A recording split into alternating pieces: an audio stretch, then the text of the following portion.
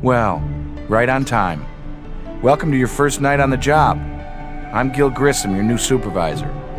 Of all the new crime scene investigators I interviewed for this position, you were the most promising. Your excellent grades, data analysis, and computer skills put you over the top. Now you have to prove yourself in the field. Working night shift in Vegas is a little like waking up inside a Fellini movie, but you'll get used to it. You'll also work with some of the best CSIs anywhere. Warrick Brown grew up here. He knows this town, and he knows his job. Nick Stokes is here by way of Texas A&M, but don't be fooled by his sunny disposition. He means business. Sara was a student of mine from San Francisco, and I invited her aboard when one of our CSIs was killed a few years ago. Our key lab tech, Greg Sanders, is first rate. Don't tell him I said that. It'll go to his head. Dr. Al Robbins is our secret weapon. Not only is he sharp, he's also willing to work nights. We don't do anything independently. We work with Captain Jim Brass. Anything you need legally, including warrants for suspects and locations, he can help you with. Oh, and Catherine Willows. She's who you'll be working with on your first call. That reality series they're shooting in town, World's Wildest Stunts, got a little too real tonight. The show's star stuntman was nearly killed. Check out if it was an accident, negligence, or more. You can either start at the Mediterranean Casino where the stunt was being filmed, or head to St. Anthony's Hospital to interview the stuntman. It's your call. Remember, listen to the evidence, listen to the suspects. Hey, welcome to CSI. Catherine Willows. You believe this insanity? We're not usually dealing with a victim whose business is almost getting himself killed nightly. Lot to do. Let's keep our eyes and minds open. To quit the game or change the options, including gameplay difficulty, hit the Escape key on your keyboard at any time. The Location tab at the bottom of the screen allows you to access various locations. Click on a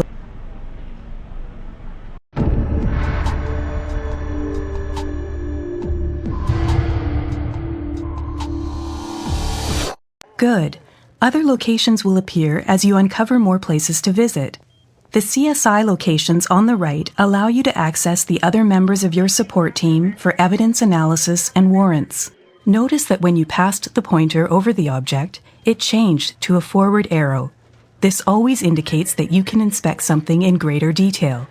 To back out of any close-up view, simply click on either far edge of the screen. To back out of any close-up view, simply click on either far edge of the screen. To back out of any close-up, questions will often be available for you to ask suspects and victims. The questions will vary depending on the evidence and information you've collected.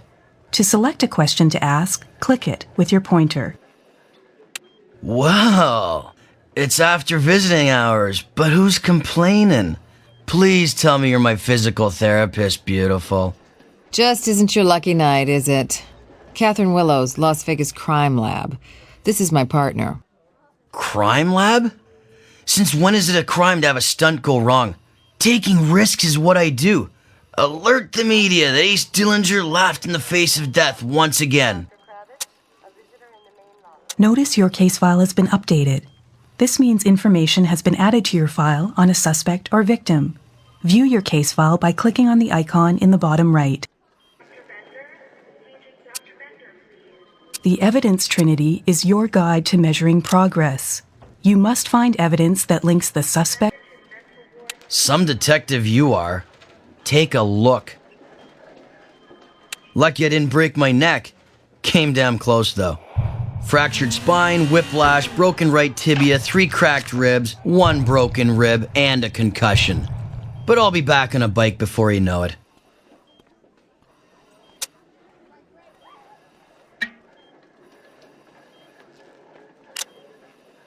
Well, I gotta admit, that's a stumper. It seemed like it was going smooth as a baby's backside.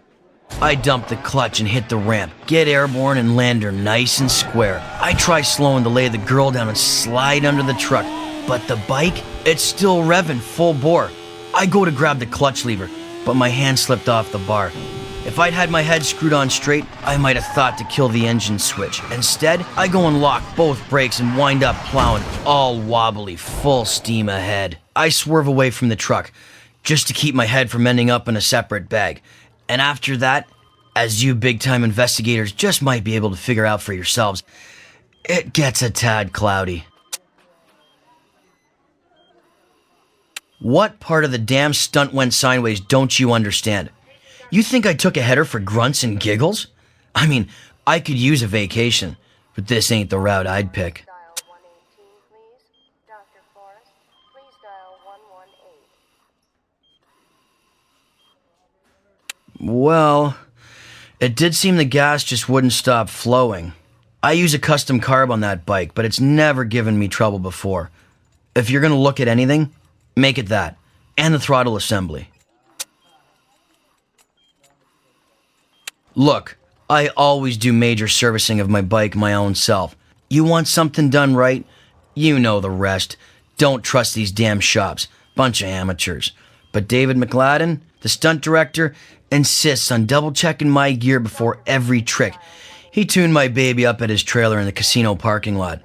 Come to think of it, he gave my bike more attention than anybody else's. I kinda got after him about it.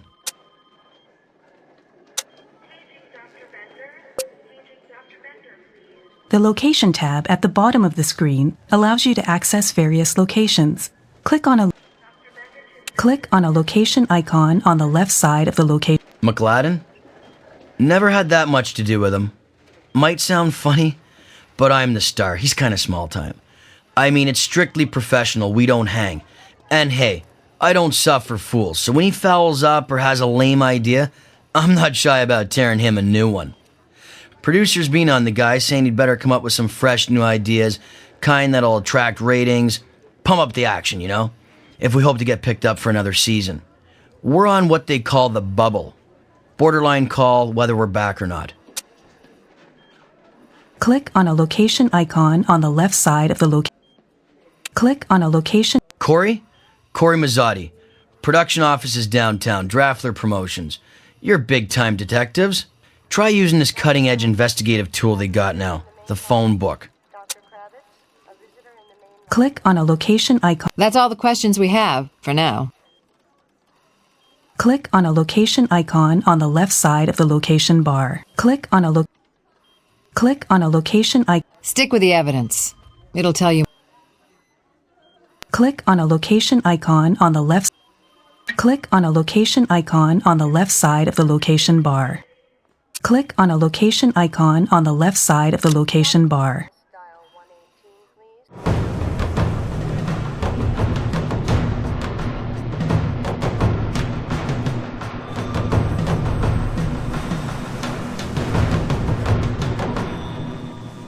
please. Okay. We have to carefully check this whole area to reconstruct how this accident happened. We're looking for inconsistencies. You take the lead. Good. Other locations will appear as you uncover more places to visit. The CSI locations on the right, your pointer can be used. What's this? Greasy kid stuff? When you are close enough to use a tool, the Tools tab at the bottom of the screen will automatically be selected. Tools are categorized in Nice and slippery. Lubricant, maybe. evidence you collect is added to your evidence folder and categorized as either trace, documents, or items. Double-click on an evidence icon to review what you know about it. Notice the pointer changed to a side-pointing arrow to indicate that you can return. Okay, let's take a closer look at what made that bike tick. Or stop ticking. Notice that when you passed, tools are categorized into either We got a thin yellowish liquid with a pungent smell. I'm gonna pass on a taste test. How about you? We'll let Greg confirm it's urine, though. Evidence is categorized within your evidence folder. Double-click on an evidence icon to review what you know about it.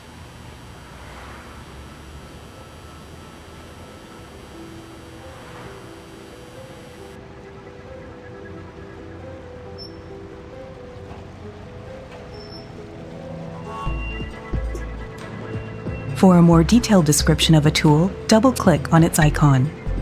Good find. Sticker of some kind, maybe for a service shop. Can't quite make it out. Evidence is categorized within your evidence folder. Double-click on an evidence icon to review what you know about it.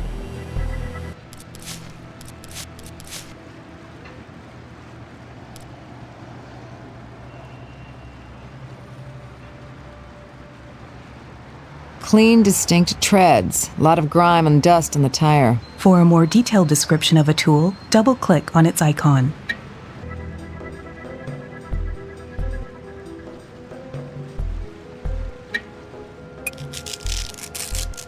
Evidence is categorized within your evidence folder. Double-click on an evidence icon to review what you know about it.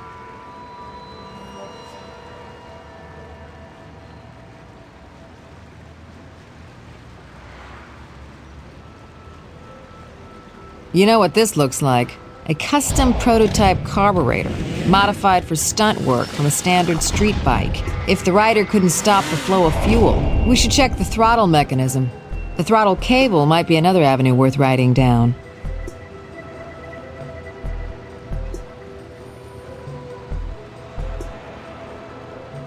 This should be a lubricant designed to help the cable glide through the casing, but if somebody wanted to send the bike and its rider to the scrap heap, they might have tried to contaminate it, jam the throttle, making it stick in the open position, which is not recommended. For a more detailed description of a tool, double-click on its icon.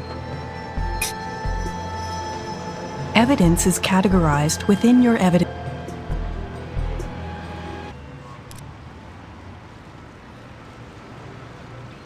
For a more detailed description of a tool, double-click on its icon. Nicks in the metal indicate tampering, courtesy of a cutting or clamping tool.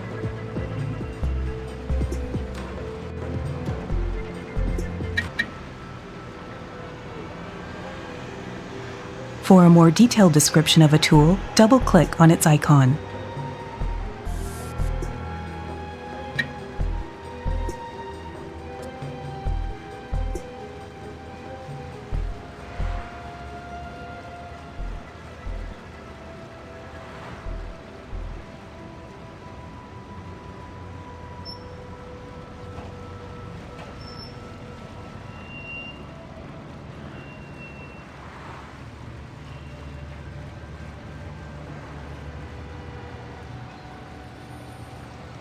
David McLadden, I'm the stunt director around here. Hey, stunts are organized chaos, best laid plans and all that garbage. Ace was supposed to hit the ramp, land the jump, lay the bike down, and slide under the truck. But instead, he just veered off, did a washout, and then binned it into the barricades. In English. He skidded across the pavement and crashed. I coordinate and help design all the gags on World's Wildest Stunts. And now by gags, I don't mean ha ha ha. That's what we call the stunts themselves, gags. I make sure they're exciting, go off without a hitch. Usually. Well, we've been working on the show all season. I met guys with better personalities, sure, but Ace is not paid to be a sweetheart. He's good at what he does.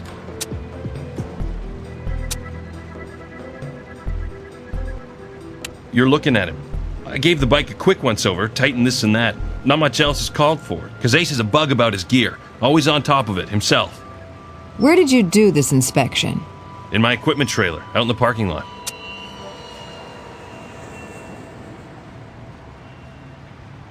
Did I? Just a routine inspection. Did a once-over of it at my equipment trailer, finished my coffee, then was called away for a quick chat with Mazzotti, the producer. After that, I sent it on back to Ace. Nothing more. He's not my favorite, all right? Try to steer clear of him most of the time. I won't lie to you, he's made noises about replacing me, including tonight. But chances are we'll be in Video Valhalla before you know it anyway. Our ratings are in the cellar, and we're this small-time show up against network series with 2-3 times the budget.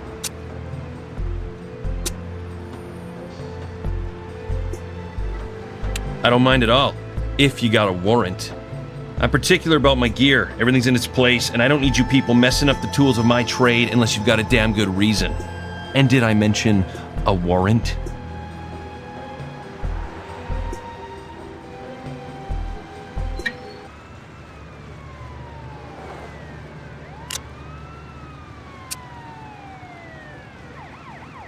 Can't go in without the owner's permission, unless a judge has given us the go-ahead. For a more detailed description of a tool, double-click on its icon.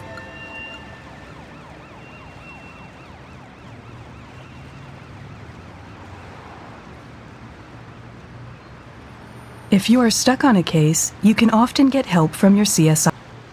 For a more detailed description of a tool, double-click on its icon.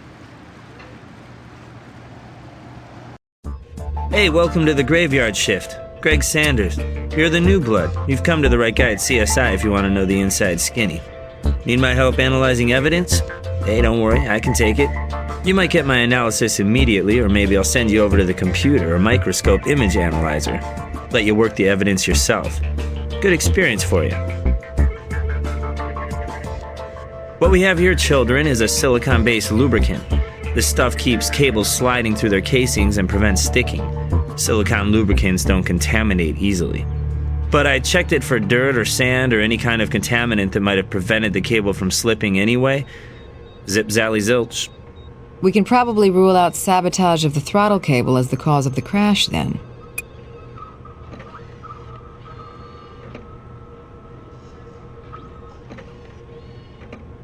And on the menu today is salts, uric acid, ketones, potassium, calcium, urine. Looks like our hero gets scared like us mere mortals. When he came to rest and his muscles relaxed, he voided his bladder.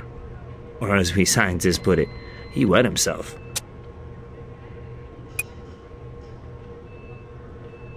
Automatic transmission fluid, slippery stuff, but no traces of metallic particles, meaning it's never been used in a vehicle.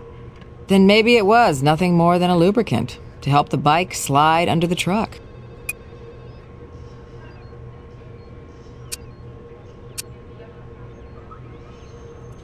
That tire tread is now in the computer for you.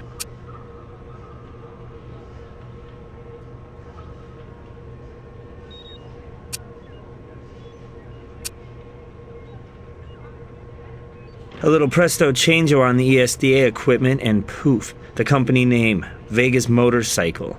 Don't know all the shops around here, so you'll have to dig the address up from someone else.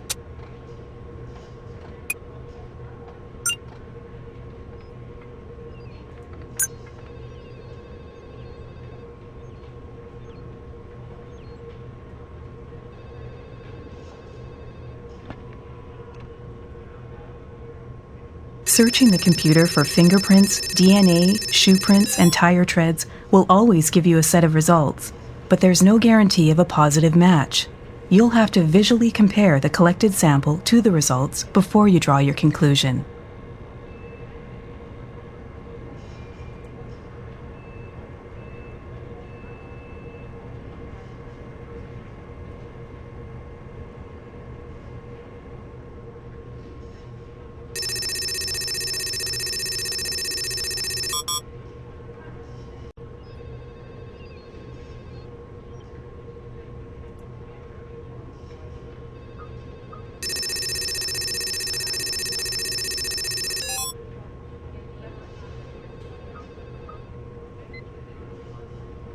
Tread looks fairly new. Some distinctive wear patterns and irregularities on it, though.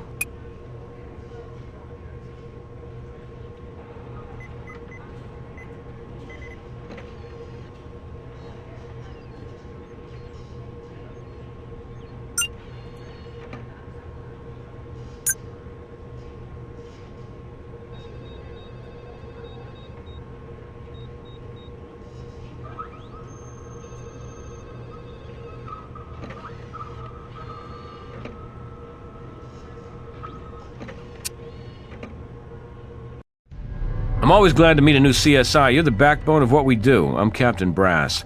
I can help you by facilitating warrants and digging up additional information about suspects and victims. My door's always open. How can I help you on this one?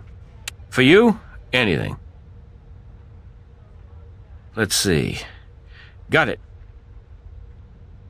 493 Briarway, bit outside of town.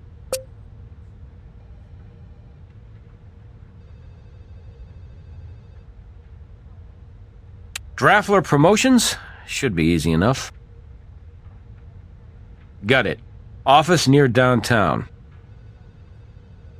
See what these show folks have to say for themselves.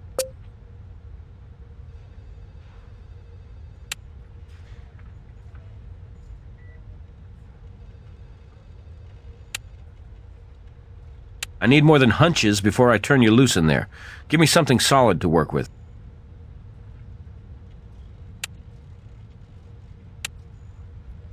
A stronger link between the suspect and the crime scene might get you closer to that warrant.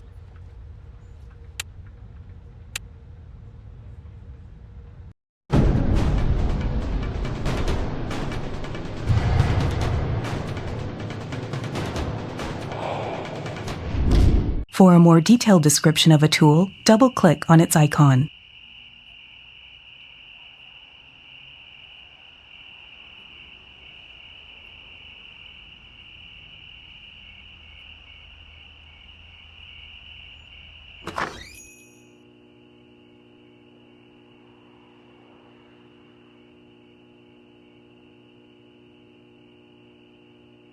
The handle's Handelman, Leslie Handelman. And it's my shop. I'm a girl who doesn't mind getting her hands dirty. What can I do for you?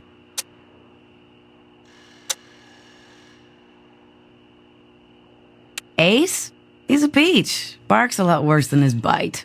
Gets his bike serviced here, time to time. Let me think. Don't believe so. Mostly he likes to do his own upkeep on the bike. Sure, Ace has talked about it. I saw it a couple times, but I've never been over to the set or anything. They got their own staff. And anyway, I'm plenty busy here. I got bills to pay. Lots of them. Hey, I always cooperate with the law. Mi casa is su casa. Only I gotta ask you to stay on that side of the counter. My business materials are private.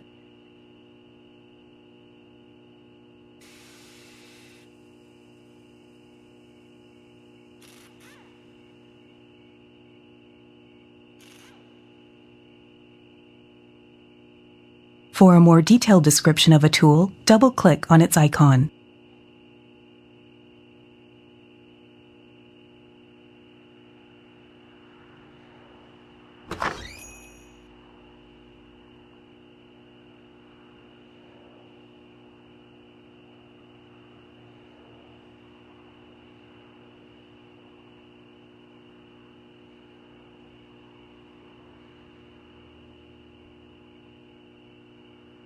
For a more detailed description of a tool, double-click on its icon.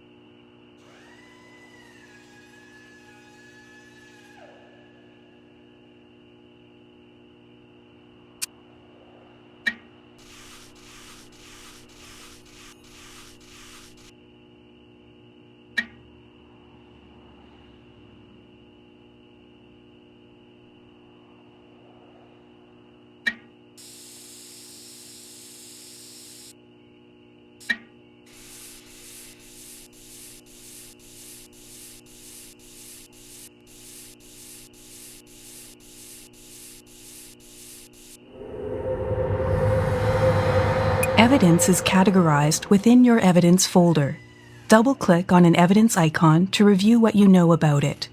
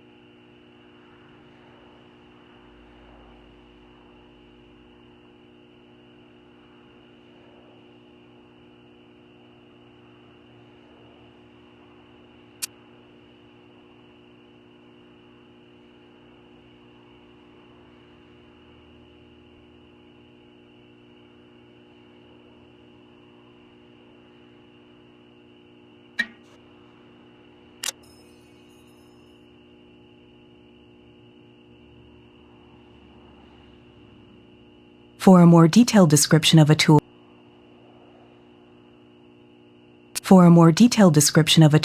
double-click on its icon. Color. These treads and the dust look recent. Evidence is categorized within your evidence folder. Double-click on an evidence icon to review what you know about it.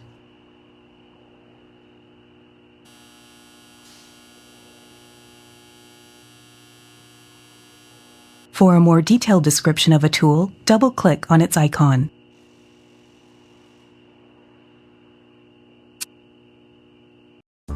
Hey.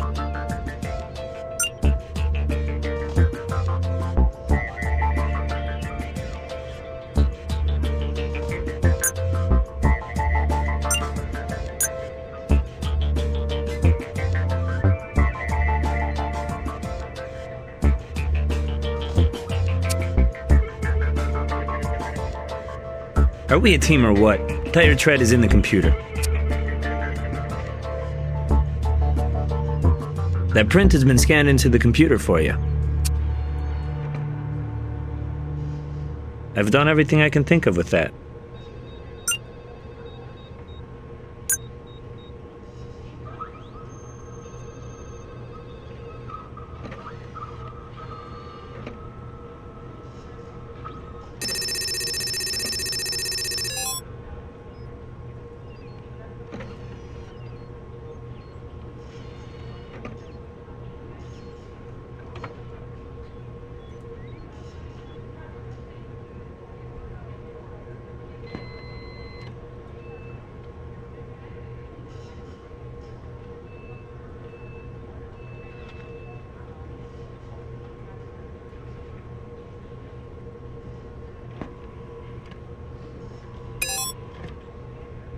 Fraud, blackmail. Well, the producer of the world's wildest stunts is a little wild himself. Draffler Promotions.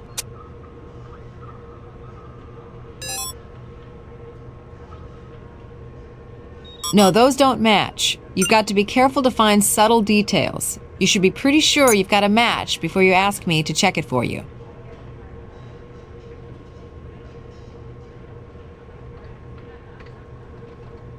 Those two match up quite nicely. So, Ace's bike was at the Vegas motorcycle shop recently.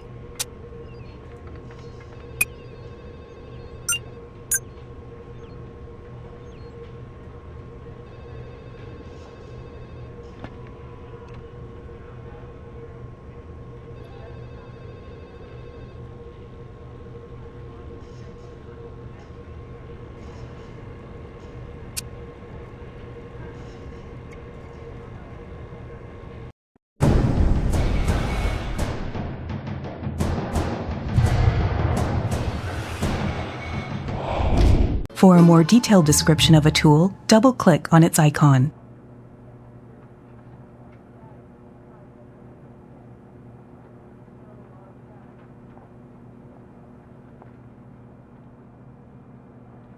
World's Wildest Stunts, Corey Mazzotti.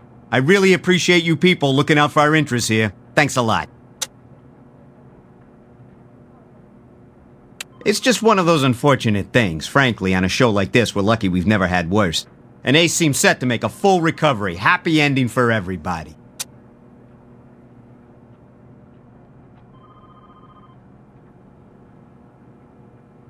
Well, sure. Behind you all the way, 190%. Oh, except my desk? That's off limits. A lot of industrial espionage in the old TV world. Have to maintain my privacy, you understand. Where did you hear that? The crazy rumors that get around in this business. Look, our show's doing fine in the ratings, and we're going to do better. Ain't broke, ain't gonna fix it. Anything else?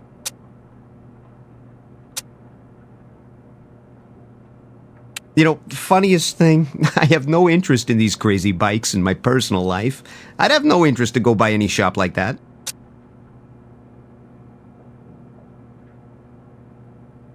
Really? Well, isn't that the strangest thing? Are you sure? Oh, wait. Right. You know, I was there, briefly, just the other day. My daughter's been after me to buy her a cycle. How can the producer of World's Wildest Stunts say no to a request like that? It was just a quick visit. Slipped my mind. That's all the questions we have, for now. For a more detailed description of a tool, double-click on its icon. Clicking on a question will ask your partner for a hint. For a more detailed description of a tool, double-click on its icon. Something splattered here recently. Looks like some force behind it. For a more detailed description of a tool, double-click on its icon. Evidence is categorized within your evidence folder. Double-click on an evidence icon to review what you know about it. For a more detailed description of a tool, double-click on its icon. For a more detailed description of a tool, double-click on its icon.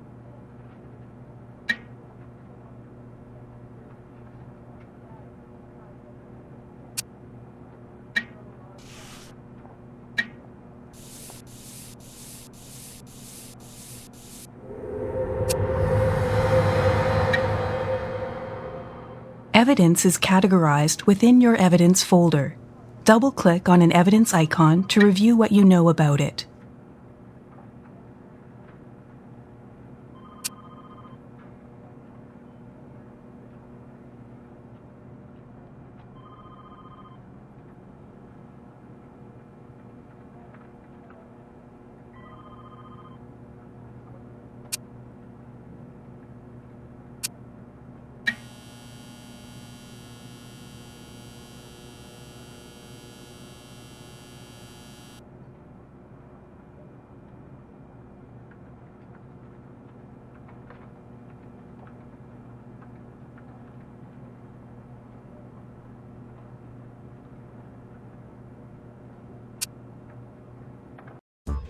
Yes?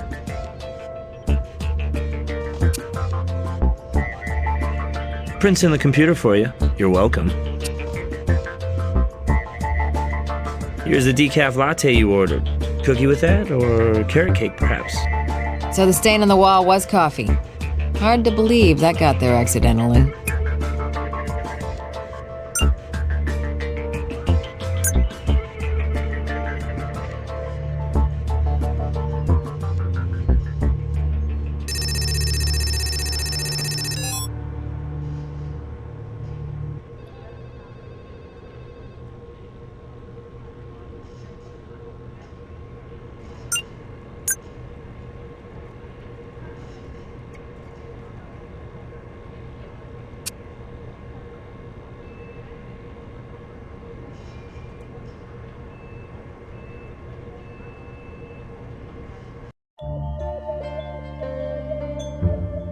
Vegas Cycle?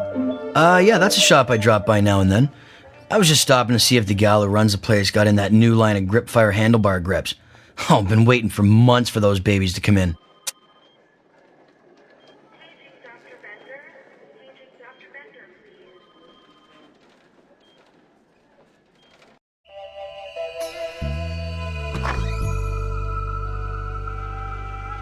Maybe he'd come around when I was out to lunch or something. Can't help you. Wish I could.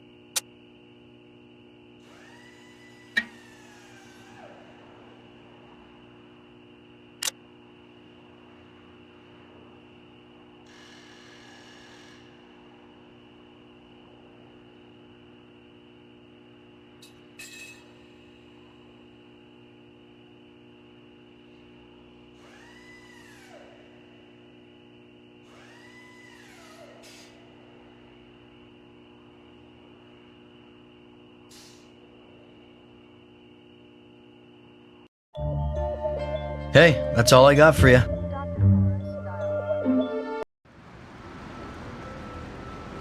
Motorcycle repair shop, not too far from here. Nice little shop. Gal runs it. She's young and, well, frankly, you know, kinda hot. But she knows her stuff, all right.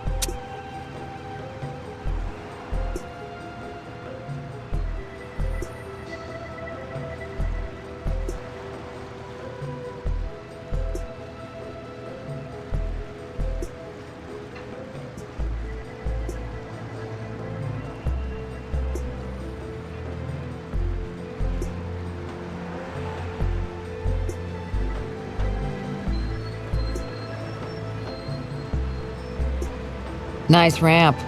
So, report says our stuntman weighs in the neighborhood of 180. Bike's about another 300 pounds. Hits the ramp at 80 miles per hour on a 30-degree incline. Speed generally decreases by roughly 1 mile per uphill degree. Leaves the ramp at around 50 miles per hour with a slight tailwind.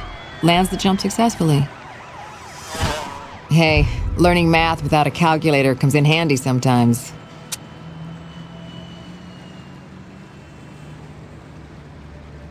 Here's where the rubber met the road.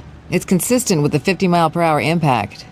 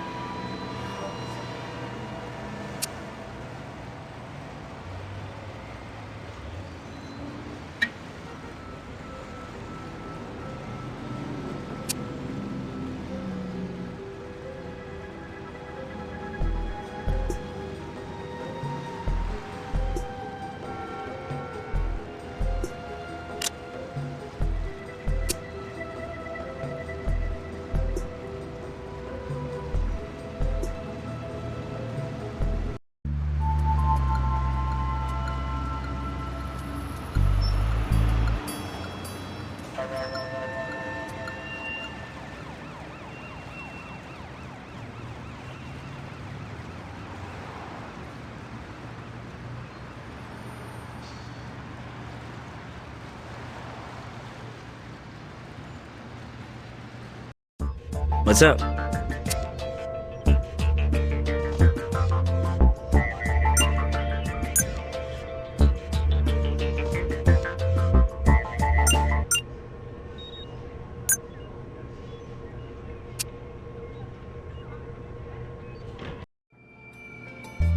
I really wish I could be more helpful.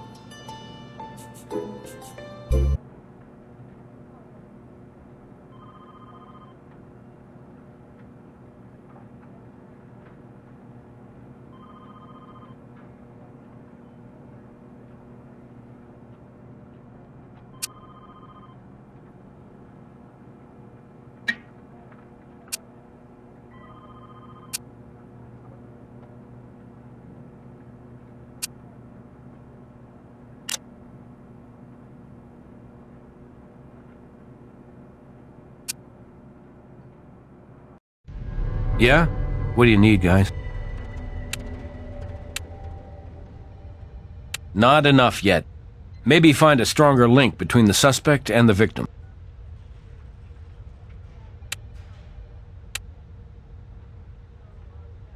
Denied visiting Vegas motorcycle. Downplayed his confrontation with McLadden. You know, this guy's nose is growing, and you're about to harvest a search warrant.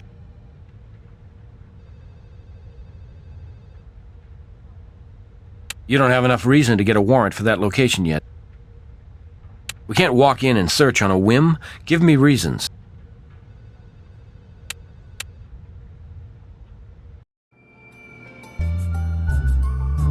Well, isn't that a kick in the teeth? You'd think there'd be a bit better protection for decent law-abiding folks like me. That's all the questions we have, for now.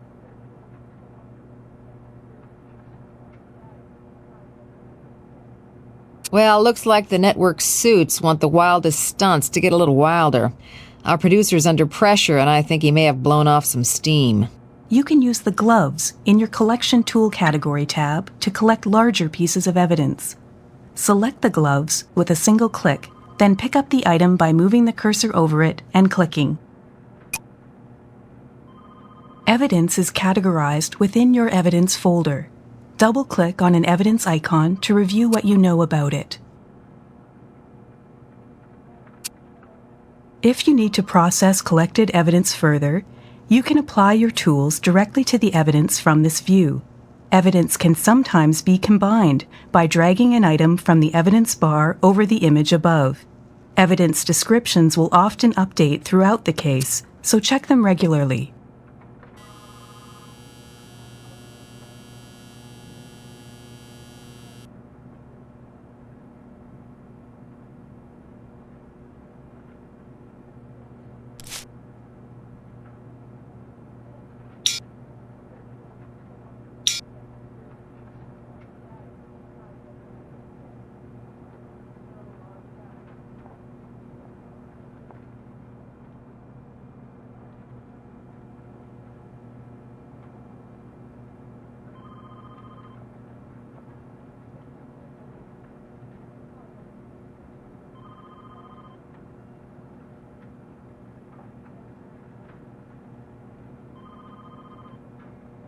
Encrypted message.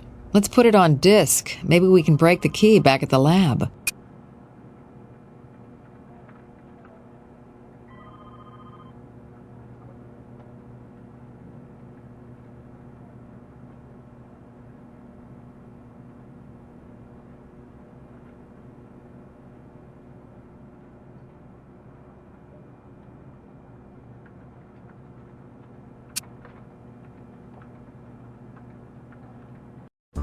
Hey.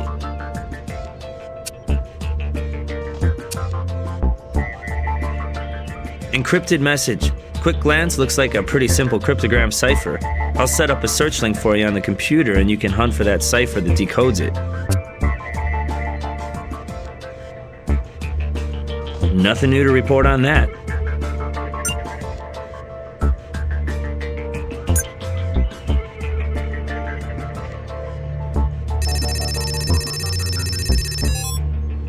I think this made more sense when it was still encrypted. What's a Kamawa? A brand of motorcycle? And why is our producer sending email to Vegas Motorcycle anyway?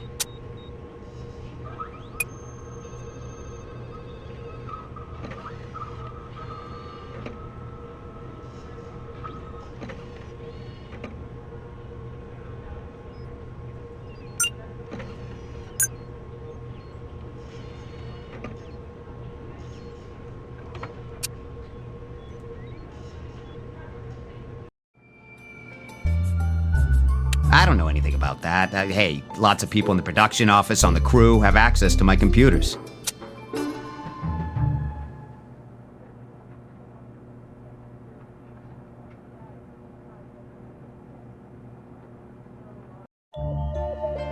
Hey, that's all I got. Dr. Forrest, dial 1.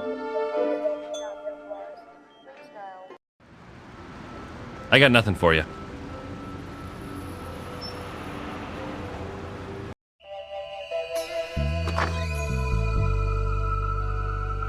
Nah, just Ace. I mean, crew members could do business without me realizing that's who they are. Mutual interest in bikes and all. But I got lots of customers, and I don't know what most of them do for a living. That's all the questions we have, for now.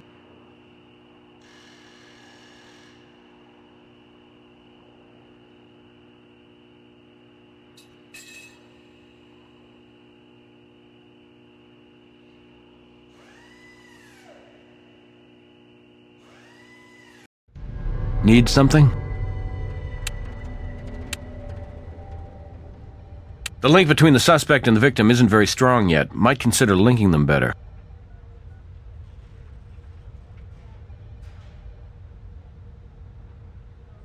Not yet. Maybe try finding more evidence linking the suspect to the crime scene.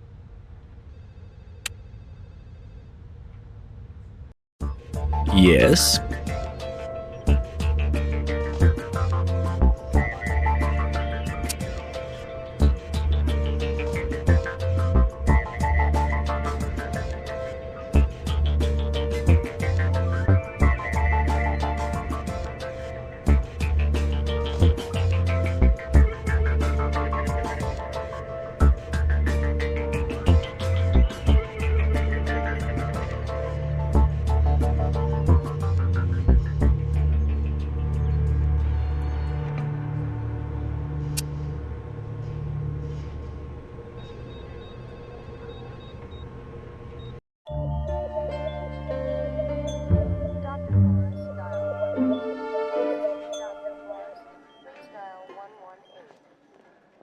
Clicking on a question will ask your partner.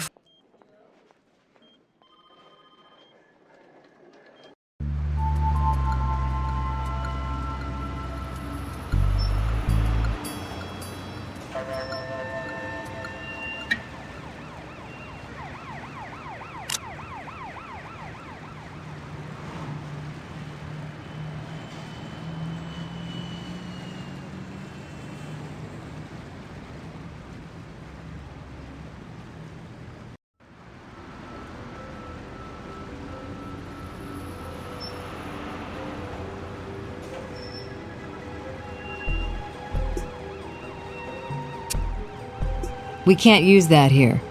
That's not what we need here. The spring is snapped, a result of the crash, or did someone arrange for it to break?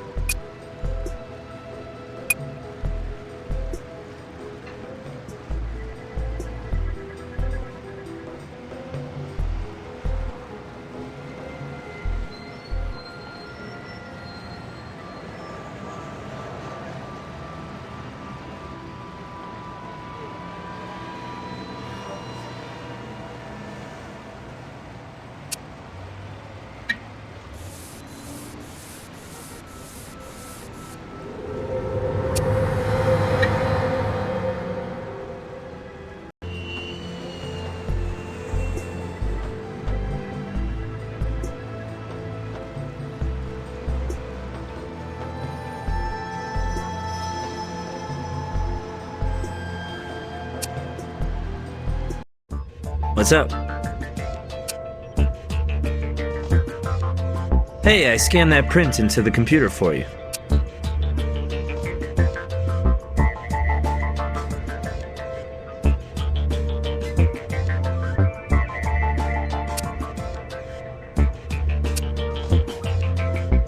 What we have here is a piece of a spring. The rest has been broken away. Little marks in the metal, tool marks possibly.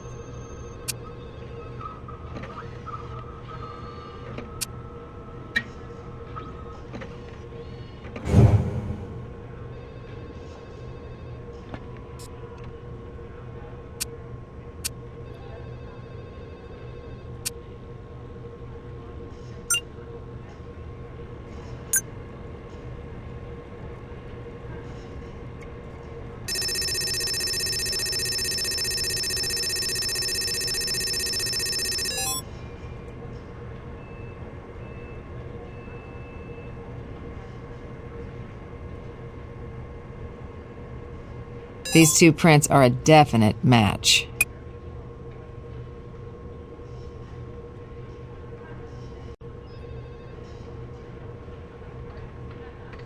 No, those don't match. You've got to be careful to find subtle details. You should be pretty sure you've got a match before you ask me to check it for you.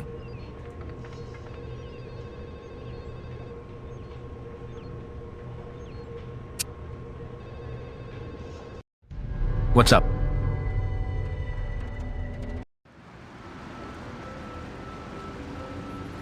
I got nothing for you.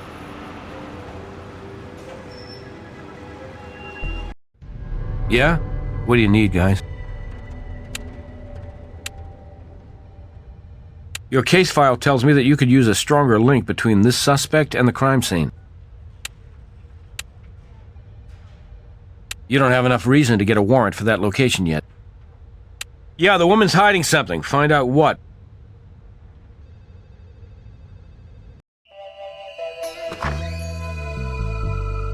If you've got a warrant, I guess I've got no choice. Go ahead.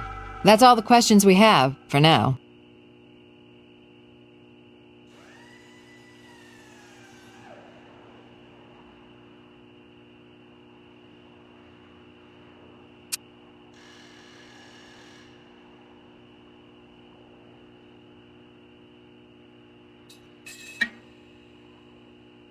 Lottery tickets. Last weekend. Somebody get lucky? Hope it's us.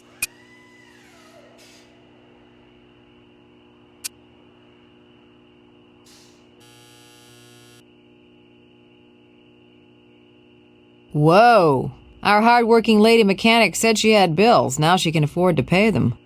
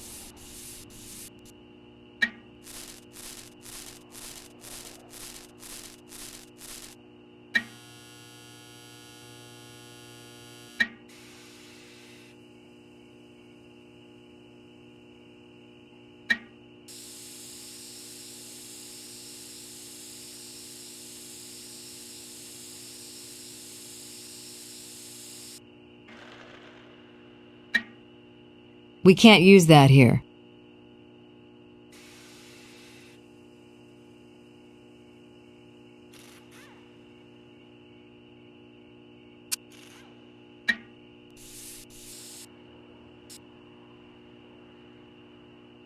Kamawa. That really decrypts the message. Nope. Nothing special there.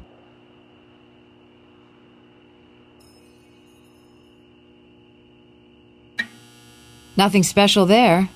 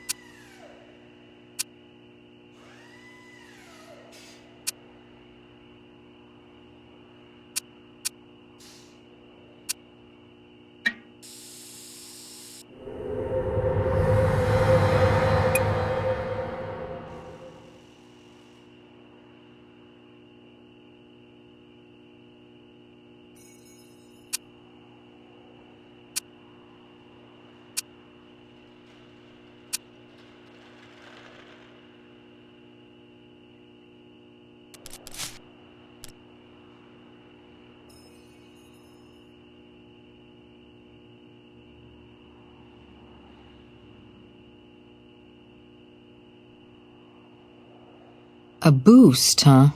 What kind, I wonder?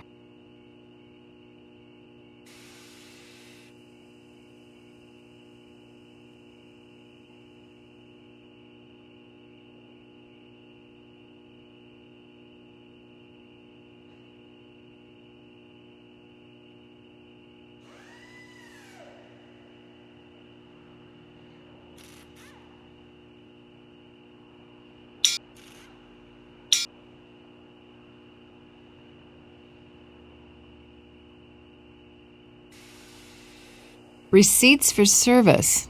All Ace Dillinger. And all for no charge. Somebody's getting free lube jobs.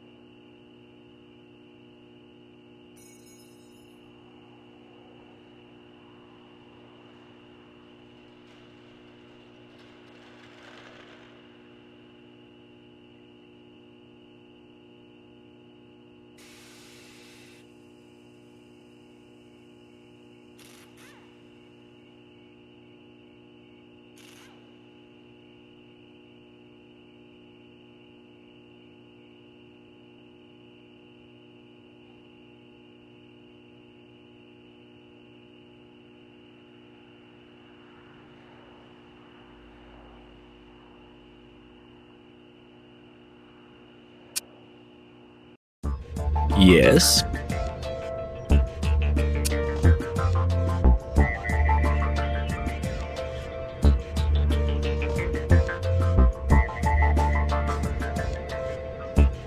That print has been scanned into the computer for you.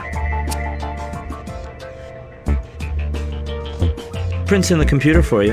You're welcome. Can't think of much more to tell you about that. I've done everything I can think of with that. Oh my god, you guys are not going to believe this. You're kidding. It's a winner? What, the ticket? Nah, it's a dud. I wanted to tell you I think I saw Elvis Presley buying a corn dog at a convenience store the other day. Anyway, anything else about the ticket? Nope.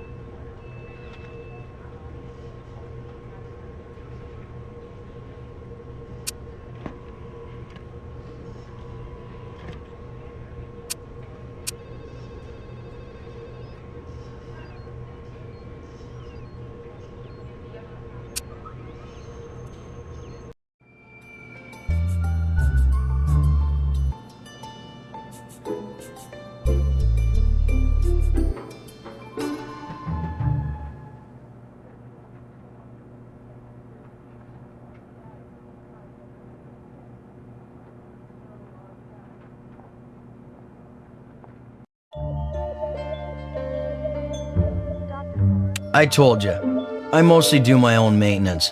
But yeah, I've been getting comped there some. See Leslie Handelman, gal that runs it? Leslie's been wanting to sponsor me, put their logo on my bike, sort of thing. So it's kind of like the barter system, off the books. Only we haven't put it in motion yet. Certain permissions I gotta wrangle. You know how showbiz is.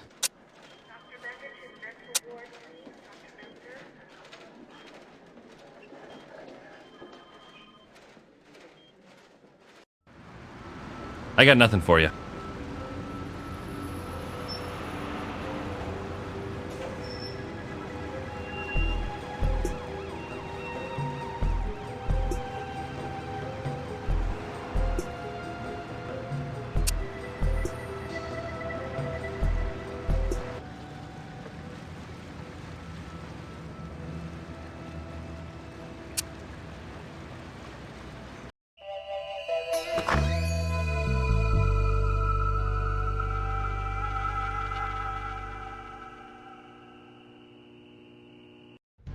Need something? Let's just see how Miss Handelman and that producer Mazzotti happen to be riding together, and who's in the saddle. Relationship? With what producer? Hey, I said I'd cooperate, but this is a bunch of bull. We know Mazzotti's been emailing you. We broke the code. This is your chance to tell your side. I don't have a side, and you're reaching.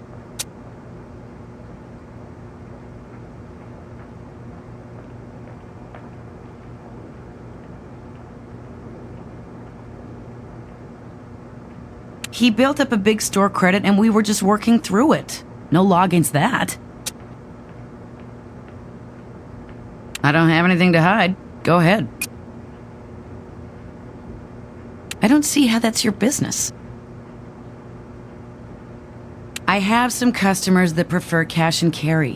What of it?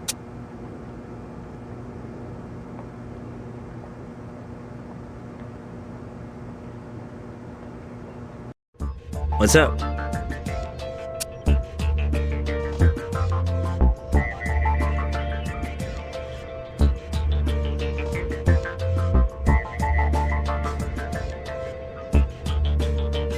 Hey, I scanned that print into the computer for you.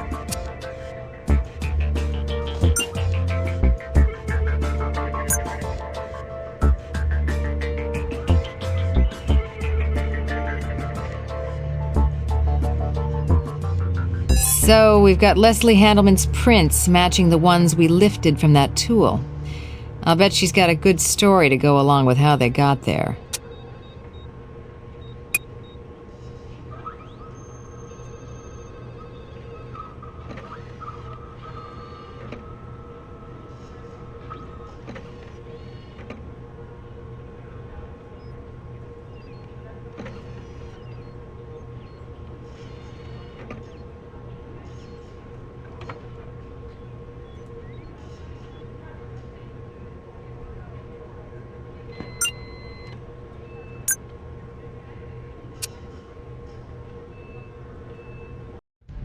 What's up? Yeah, let's see if your suspect has anything else to tell us.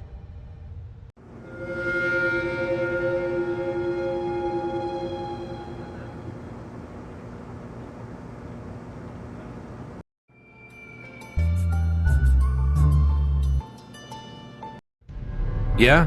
What do you need, guys? Looking at your case file, you could use more evidence that ties the suspect to the victim.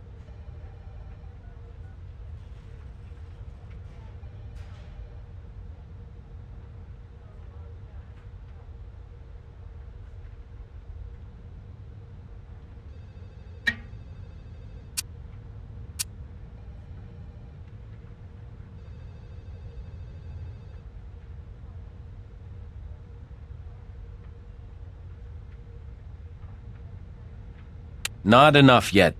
Maybe find a stronger link between the suspect and the victim.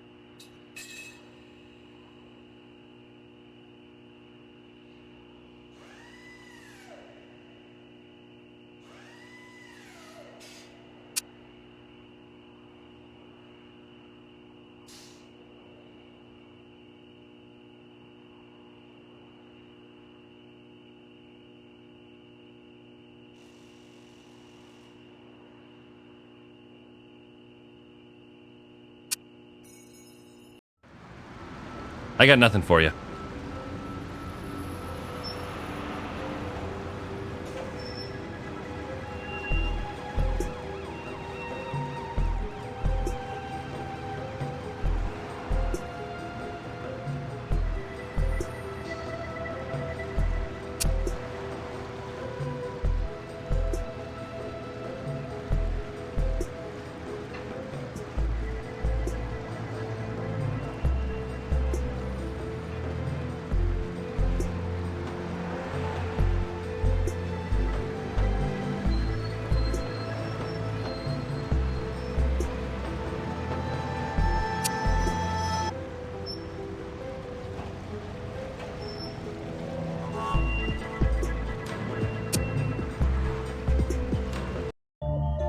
Hey, that's all I got for you. Dr. Forrest, dial 118. Dr. Forrest, please dial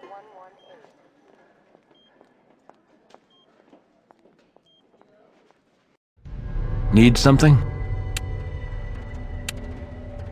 Sure, let's get your suspect back in here.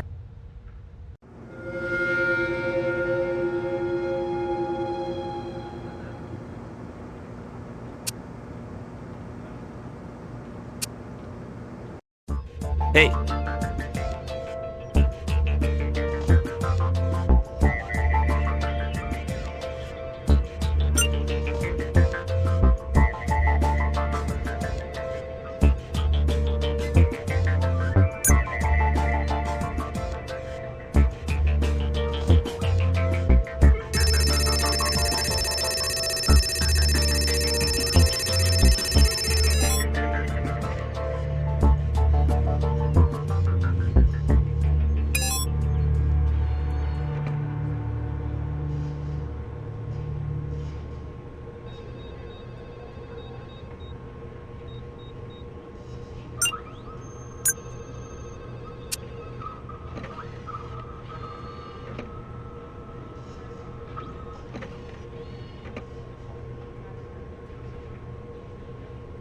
Nothing new to report on that.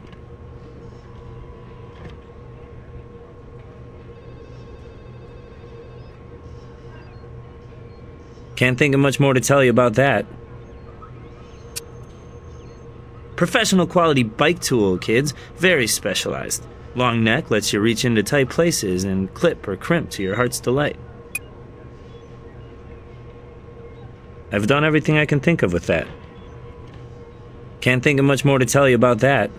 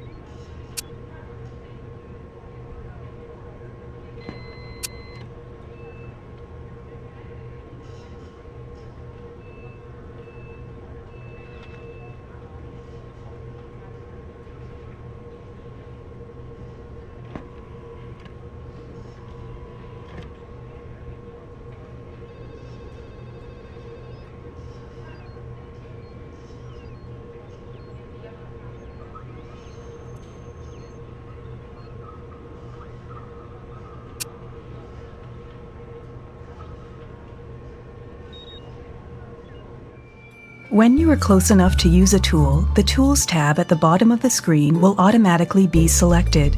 Tools are categorized into... To back out of any close-up view, simply click on either far edge of the screen. To back out of any close...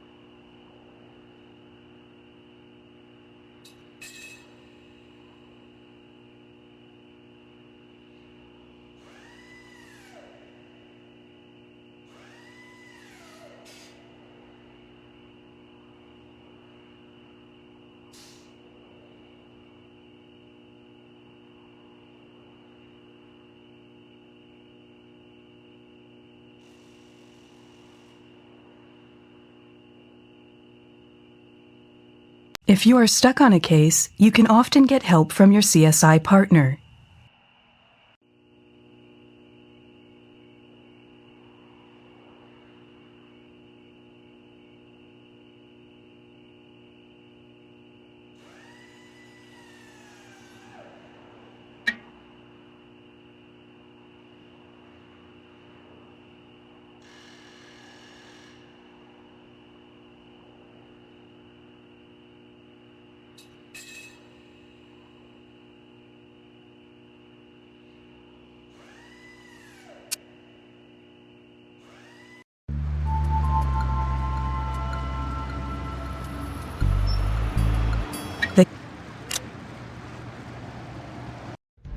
What's up? Yeah, let's see if your suspect has anything else to tell us.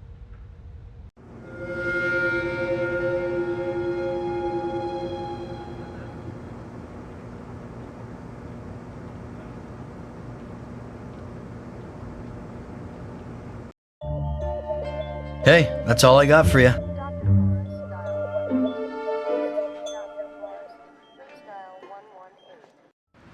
Your pointer can be used to navigate around a panoramic location.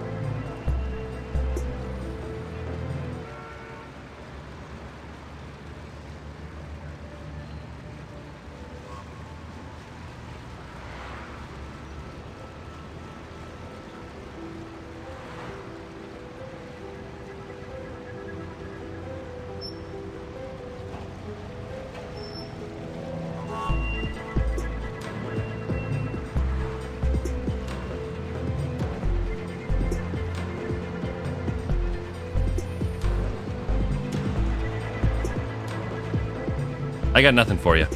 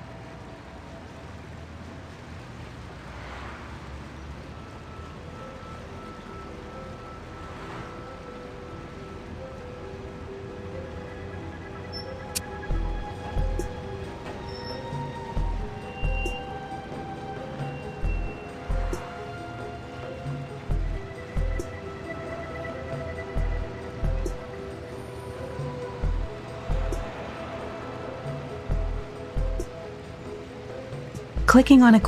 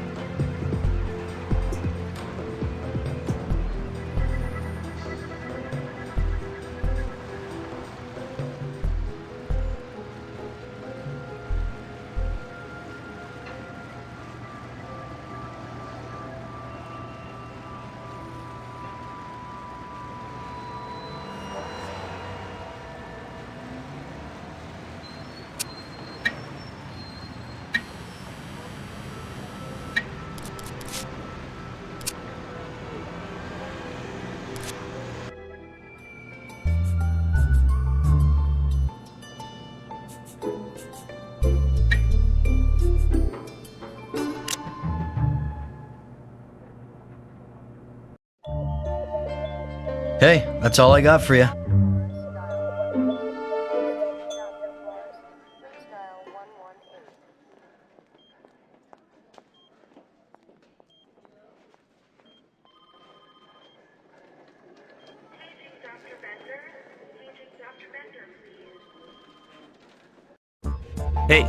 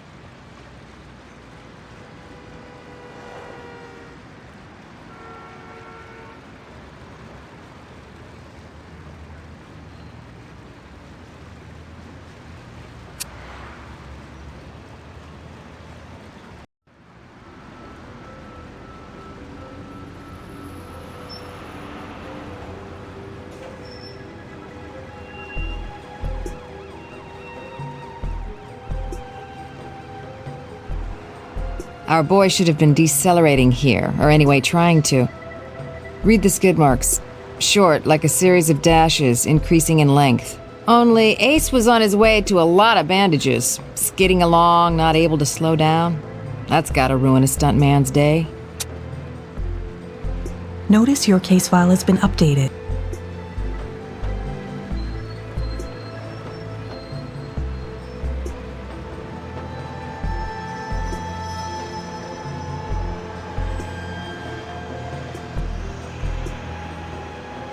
Isn't that sweet? Some helpful soul tried to clean up our crime scene by sweeping up. Innocent cleanup or crime scene tampering. Either way, I don't love it.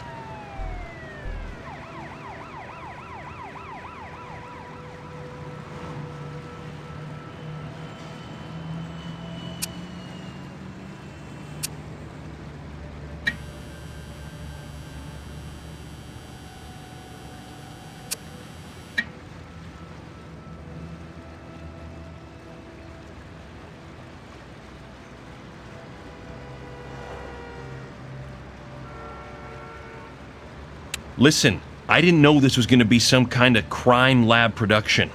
I mean, it's a stunt show. We had an accident, there was a mess, and part of my rarefied executive position is I reach for a broom when necessary. What are you going to do? Small production, small budget. When the EMTs arrived, they said I should stop, and I did, right away. That's all the questions we have, for now.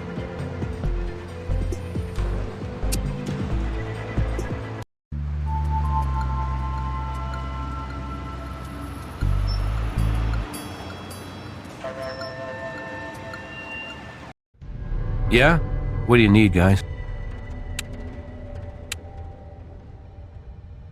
We still have a constitution in this country. Get more on that suspect.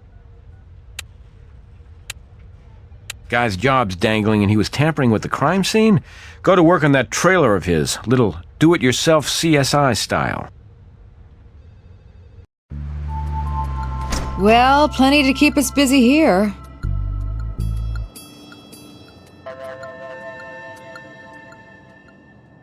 Double venti decaf latte, no whip, extra hot.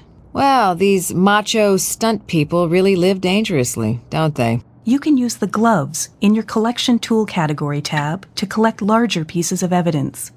Select the gloves with a single click, then pick up the item by moving the cursor over it and clicking.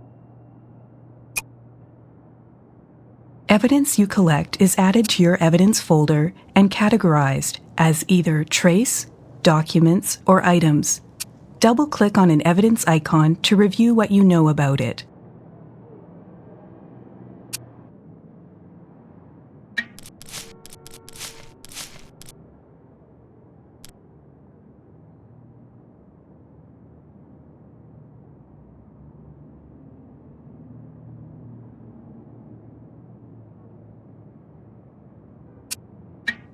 McLadden may not be the sharpest tool in the box, but this might be.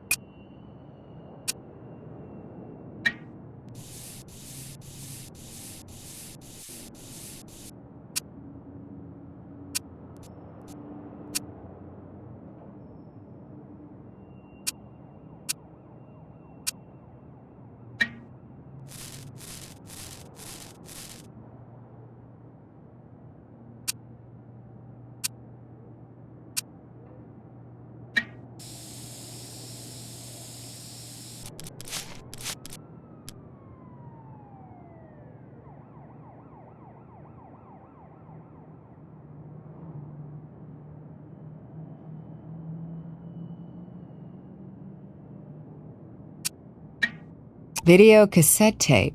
Professional. Somebody's going to pay more than a rewind fee for this.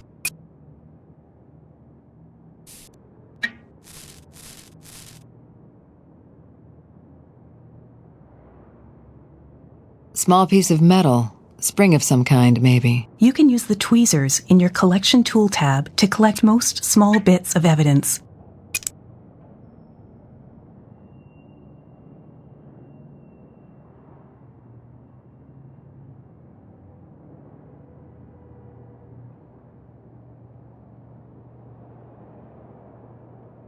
He admits sweeping up after the supposed accident, so...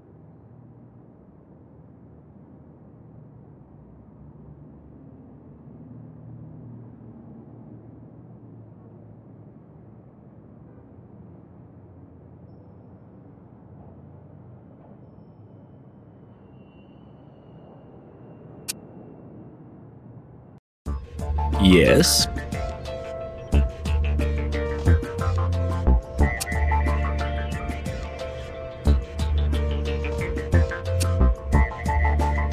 It's a spring, or anyway a part of one, broken off. You may have just crossed the threshold from evidence to junk. Not only was this baby crushed, it was demagnetized. This was not somebody's favorite home video, but the AV lab worked some minor magic. We covered a few still frames for you. Footage from the stunt looks like. Images are kind of distorted like an old 60s LSD flick. Use the image enhancement equipment on the table.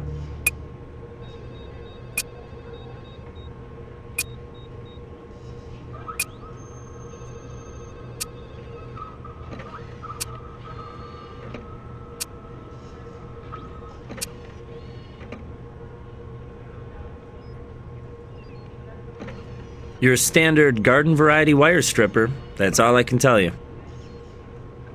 No thanks, makes me jumpy. Just analyze it, will you, Greg? Hey, it's just regular coffee. Whatever that means these days. But more importantly, the lab analysis of the stain matches McLadden's favorite brew. He may have spent some time in the producer's office recently.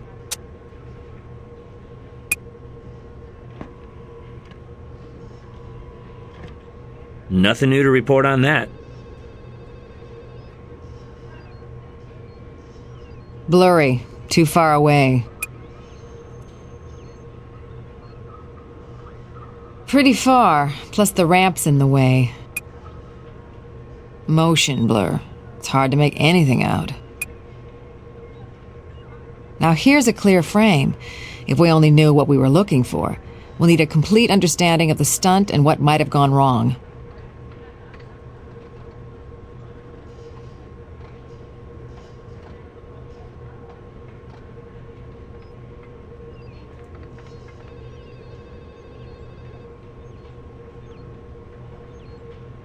No, not a match. Kind of obvious to me. Be really sure before you ask me to check it for you.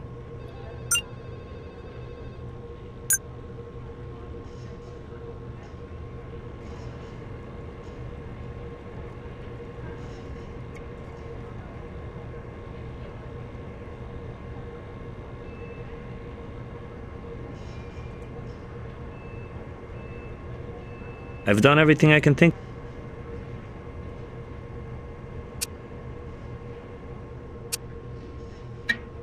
Tiny marks on the edge, perhaps the work of a cutting tool.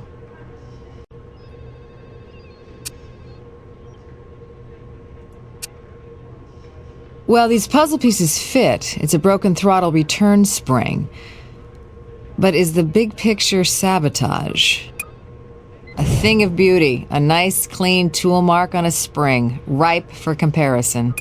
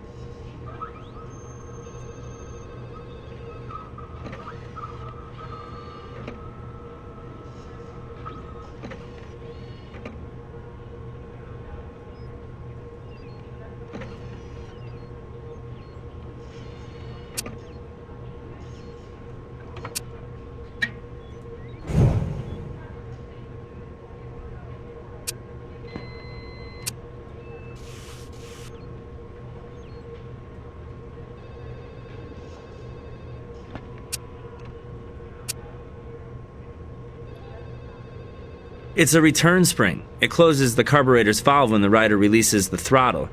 The tool marks appear to have been made with a handheld clamping tool or something sharper like wire cutters or nippers. Would have been a delicate job even in the hands of a pro. You know, I could match up these unique imperfections to the right tool.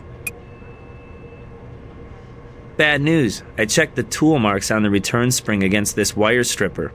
Not a match. We've got ourselves a specialized professional quality bike tool, and some even more special tool marks that match our return spring perfectly. I'd say your wild spring break started here.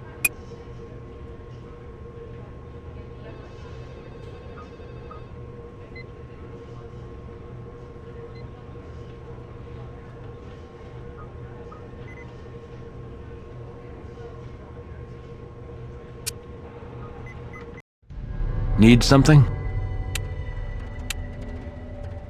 We're not there yet. Remember Grissom's trinity of evidence.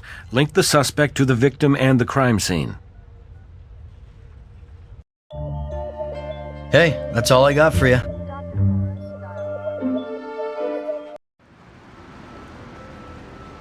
I don't think I'm obligated to discuss that with you.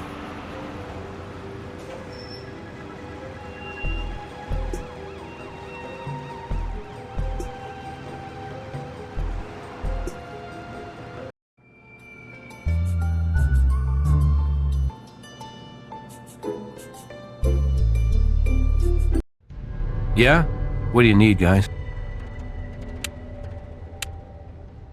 Looking at your case file, you could use more evidence that ties the suspect to the victim. Sure, let's get your suspect back in here.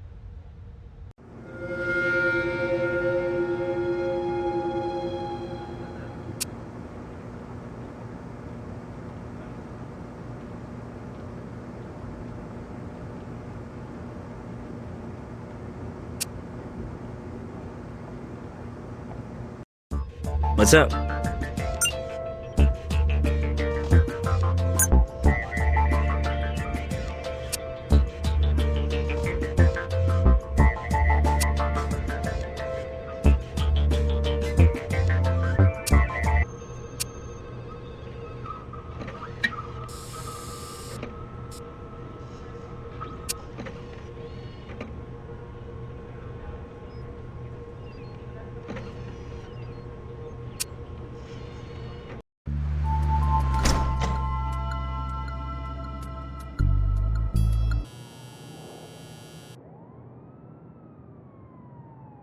Porous surfaces, like this one, can be dusted for fingerprints using magnetic powder. Select the magnetic powder under your detection tools by single-clicking on it. Then apply the powder to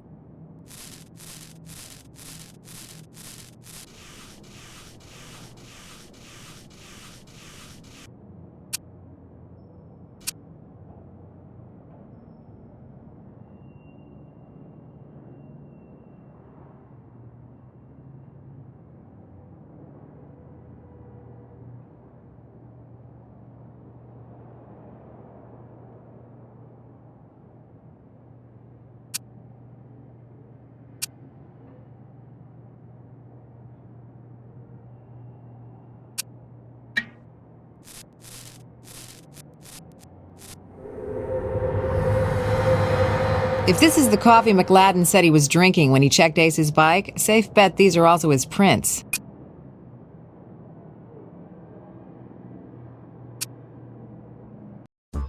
Yes.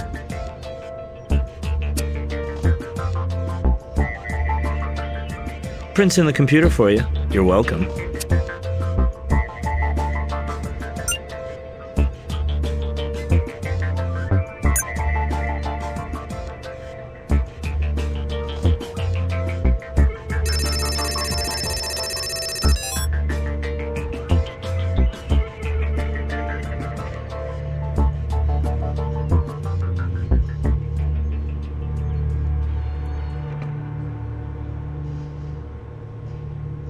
These two prints are a definite match. Seems our gag man, David McLadden, dropped by his producer's office recently. Don't think it went well.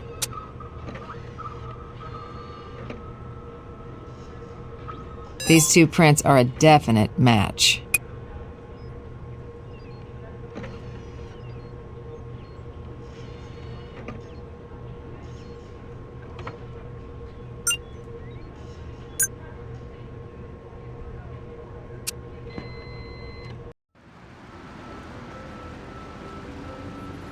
I don't think I'm obligated to discuss that with you. What's up?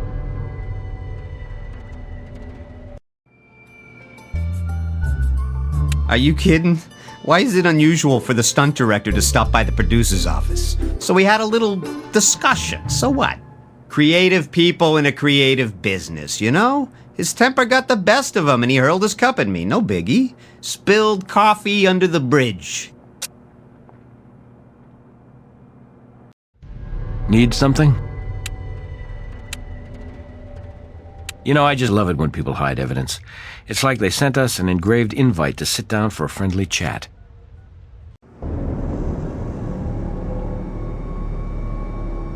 We're a small production here. Everybody pitches in and does their part. I saw it on set, so I just grabbed it to give to the producer later. Not for a while. I told you already, I usually steer clear of that guy. Then you've either got a poor sense of direction or a bad memory. We've got evidence that you were there tonight, and arguing with him. Well, I wouldn't call it an argument, exactly. It was a discussion, that's all. A private discussion.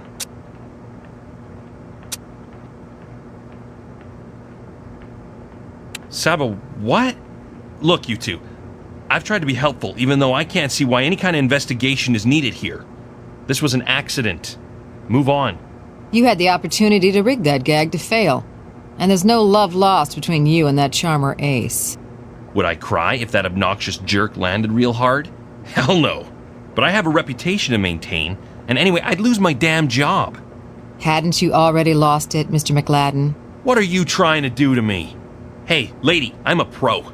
I'm good at what I do. I take pride in it, and I don't screw around with people's damn lives. So our star stuntman is a horse's ace. So what? That's the showbiz breaks. People's tempers sometimes flare in showbiz, though, right? Between you and Corey Mazzotti, for instance? So it's not been wine and roses with me and Corey. What's the biggie? He's a producer with a stunt show that's in trouble, and I'm the logical whipping boy down his food chain to take the fall for falling ratings. And you went to his office to sort things out. Yeah, told him where to stick it. It's a high-stress job. But we came to terms, Corey and me. He called me in right after the gag went south and said if I cleaned up the mess quick, he'd make room for me next season.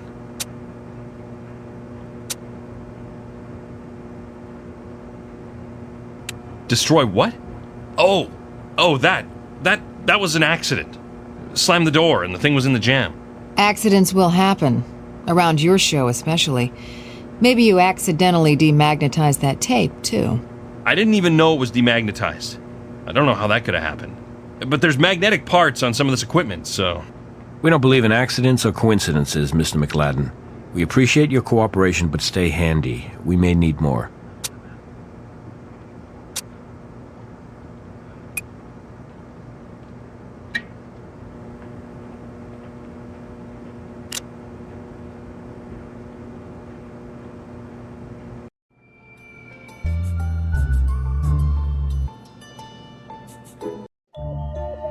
Hey, that's all I got for you.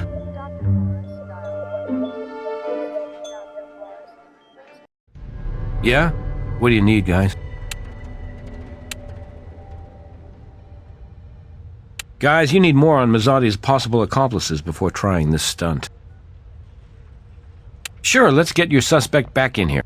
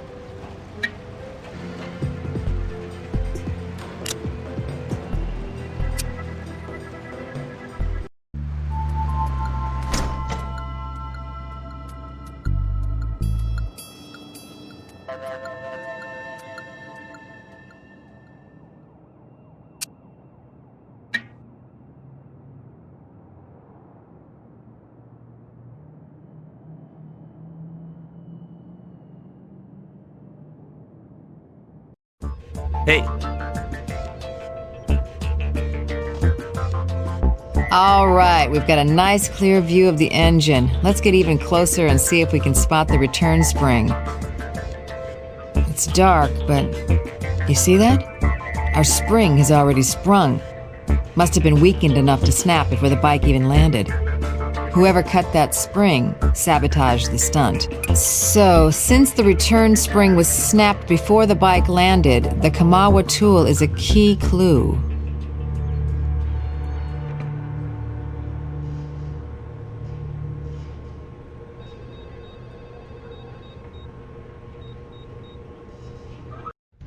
Need something? Yeah, let's see if your suspect has anything else to tell us. What? That's a crock. A crock full of evidence, from your email to that Kamawa tool of yours. Look, I'm no criminal. I just got in over my head. I borrowed some money on the street and put it into my shop, because Ace told me he'd promote my place on his show. But he never came through. Just kept bilking me for more free service in return for more empty promises. Finally, that producer, Corey, came by and said that he'd give me a service contract with the show next year if I helped. Even agreed to promote my place on the air, like Ace promised. Plus, he waved all that cash at me. All I had to do was rig Ace's bike. Why would a producer sabotage his own show? Ratings. The accident would stir up all kinds of media interest and viewers. And Corey had Ace heavily insured if he got really hurt to where he couldn't perform or died or... Honestly, I can't believe I went along with it. But I did. Walk us through it. Corey called Ace away to discuss the stunt, as a distraction. Using that tool, I worked quickly on Ace's bike, weakening the throttle return spring. Later, I went to the casino, trying to get the nerve to warn Ace. But all I did was watch the stunt, hoping it'd turn out okay. When I saw Ace hit the barricade, I burst into tears. Thank God he wasn't hurt bad. See? You did have your side of this. For what good'll do me? Corey has his side too, you know, and he'll deny all of this.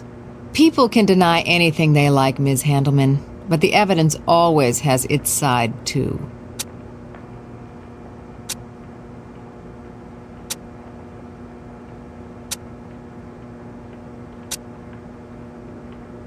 Can't think of anything to tell you.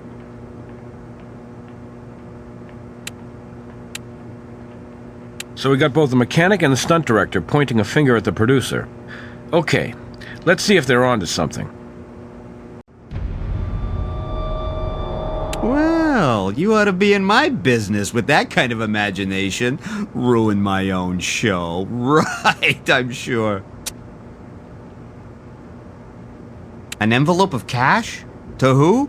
I don't think so. My accountant insists on a paper trail for everything. Maybe not everything. You see, Leslie Handelman got herself in money trouble, thanks to your ace stuntman leading her on about exposure on your show. So she had a grudge against him. Plus, she needed money to keep her business going. And this has to do with me how? Oh! Funny. McLadden insists you did. He's covering his own backside. If anybody rigged this, it's McLadden. He and Ace are oil and water. You don't have a damn thing on me. Let's see. Your show's in trouble, needs a rating boost bad. We have your prints on that cash envelope. There's the email you sent Ms. Handelman, and the tool that was used to snap the return spring on Ace's bike. Your accomplice has already made you, and McLadden says you traded him job security for tampering with a crime scene. I guess we don't have much at that. Look, what's the harm? It was just an angle, you know, make it play better with all those 18-year-old males with ADD in our audience. Ace gets paid to take risks, right? No harm, no foul. So I told the Handelman broad I'd help her out of the financial jam Ace himself put her in. Sent the tool, and she made one little snip. Next thing you know, things are much more exciting. After the crash, I called McLadden. He'd gone postal before, worried about getting fired. So I made amends. Promised to renew his contract next season if he helped clean up the mess. Now, can't we make some kind of arrangement? I didn't really do anything wrong. It was just, you know, television. Oh, you're going to be on TV, Mr. Mazzotti. And this is the kind of wild stunt where you don't walk away unharmed. I really wish I could be more helpful. You're off to a good start. You learned that things are not always as they appear. but the evidence cannot lie. Observational challenges test your memory of the case you just played. Correct answers allow you to improve your evaluation score. Good luck!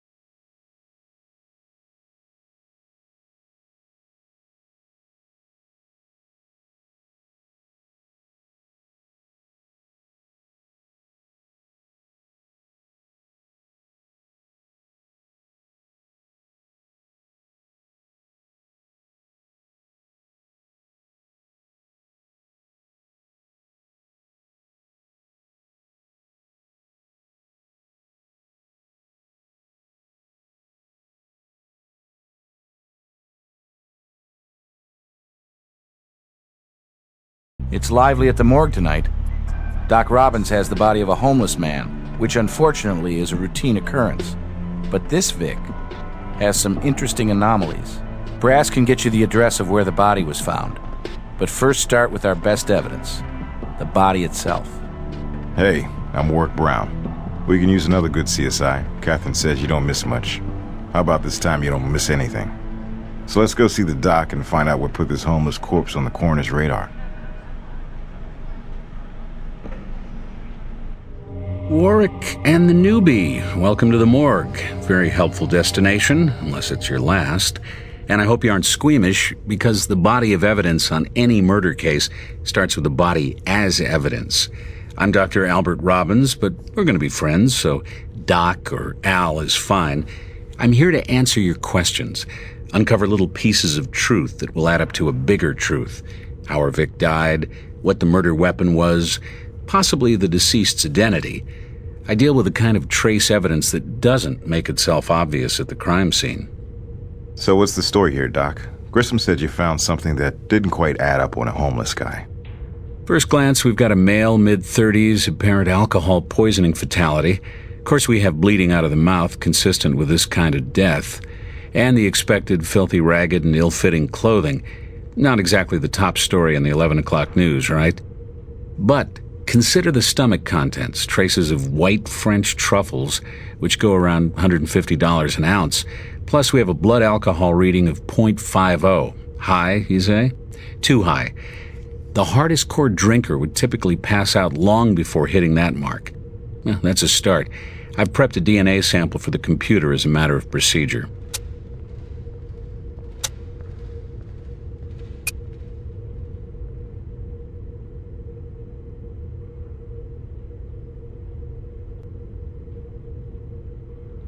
Normally pretty straightforward, but not in this case. The entire body should be rigid from rigor mortis. That's muscle losing its adenosine triphosphate and hardening. But the stiffness was inconsistent, absent in several joints, indicating that the Vic was moved. And without knowing the environmental conditions at the real site of the death, determining time of death becomes quite difficult.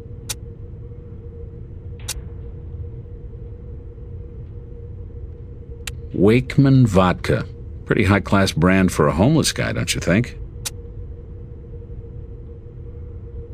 Sure, but here's another surprise for you. I found indications our fragrant vagrant may have been dressed posthumously. You'll also note that we have an oddly well-groomed corpse beneath the rags. Well-groomed, but you've still got the malnutrition and poorly healed wounds, consistent with the life on the streets. Some post-mortem bruising on the face, too.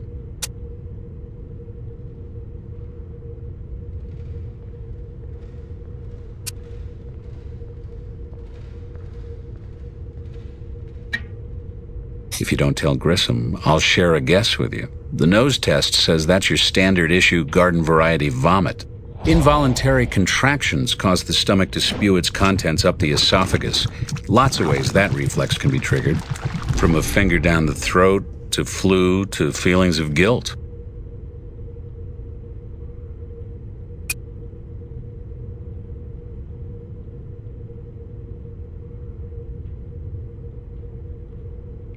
Bruises indicate he may have been forcefully held down, not a post-mortem injury.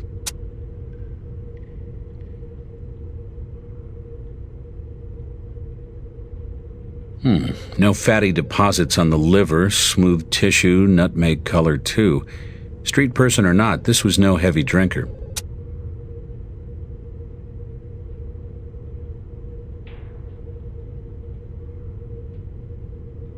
He had a heart transplant, probably as an adolescent, so this is not a man who always lived his life on the streets. No evidence of any anti-rejection drugs in his system, though off his meds he may have been living on borrowed time anyway.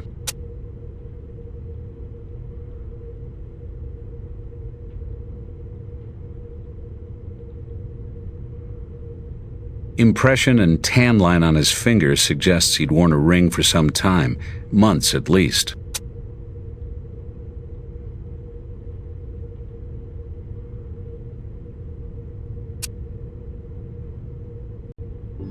Yes? Not the most fun I've had today. That was vomit, thank you very much, delicately laced with asparagus and scrambled egg. Asparagus omelet, maybe? Traces of DNA from the lining of the digestive tract, faint but not something Greg Sanders is likely to miss, which I've amplified into full profile. Oh, and sometimes DNA traces like that in food could indicate a stomach ulcer.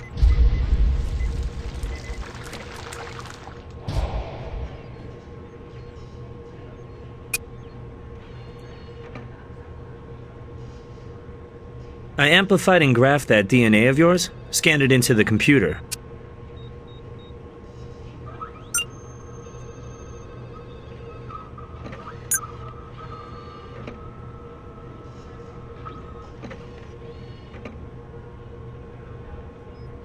It's not a match.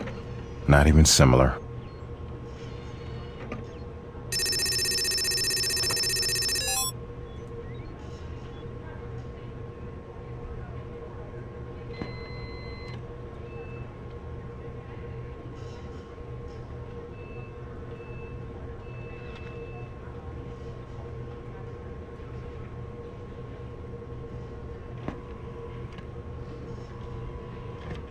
I don't know. Not sure any of these are similar enough.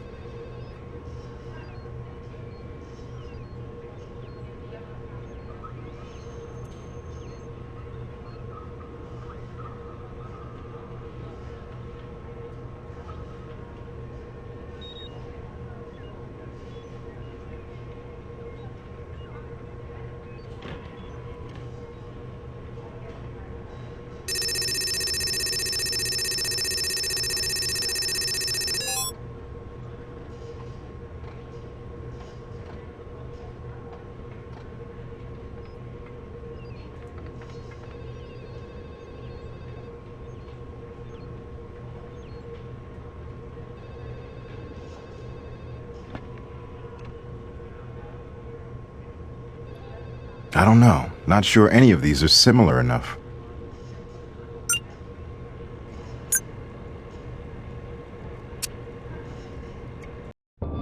Need something? Hey, you're gonna love this. How about a condemned building that was once an insane asylum near the edge of town? Real eyesore. Drives us crazy. All the disturbance reports we get, kids causing trouble out there. I'll secure it for you.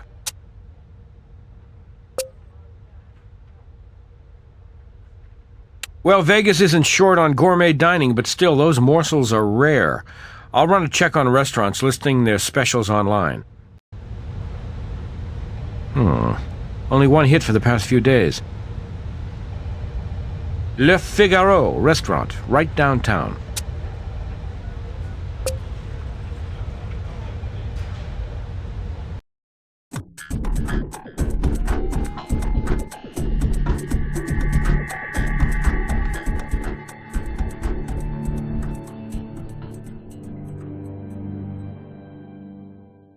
This pad's perfect for nightmares. Musty and damp.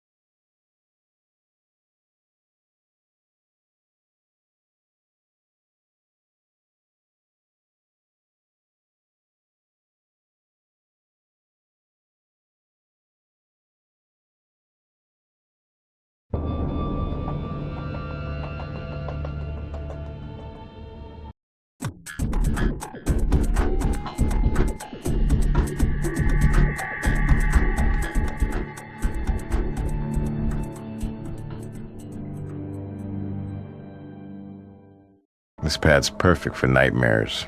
Musty and damp.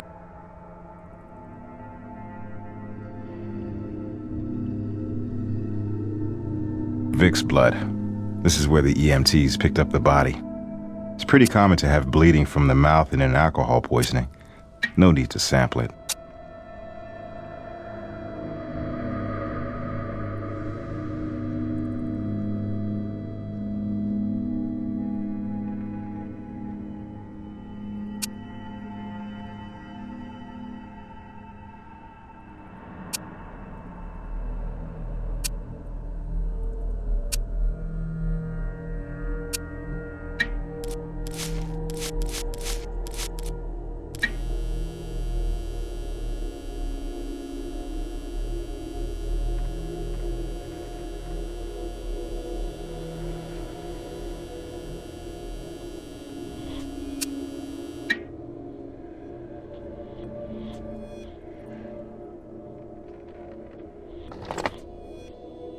Yeah, in this town it's better to be lucky than smart, and we just got lucky. A fly must have dropped her eggs on the Vic's blood. We're getting closer to the time of death.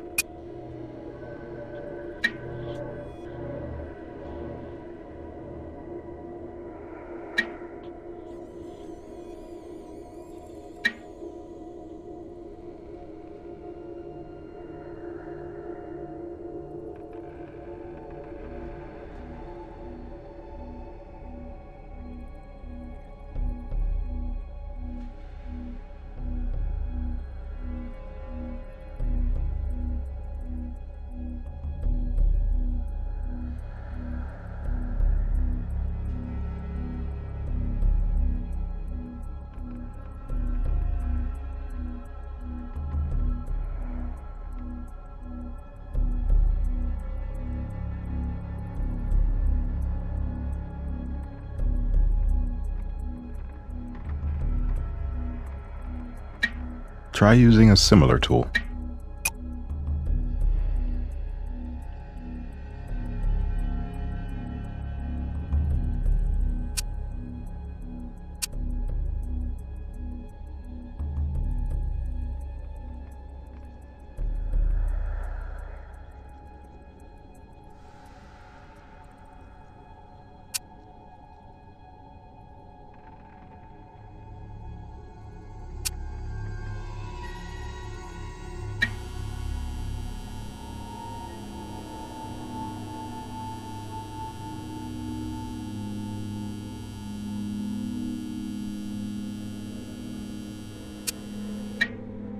You catch that pungent smell? Alcohol, maybe?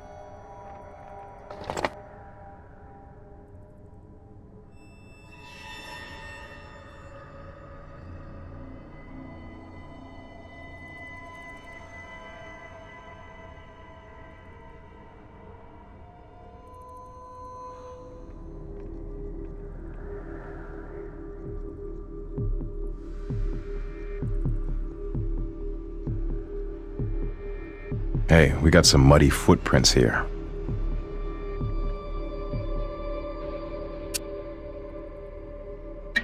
We can't use that here. That's not right for this. Something else. Similar. You're close. Something similar. Try using a similar tool. Warrick Brown's first rule. It all comes down to shoe prints.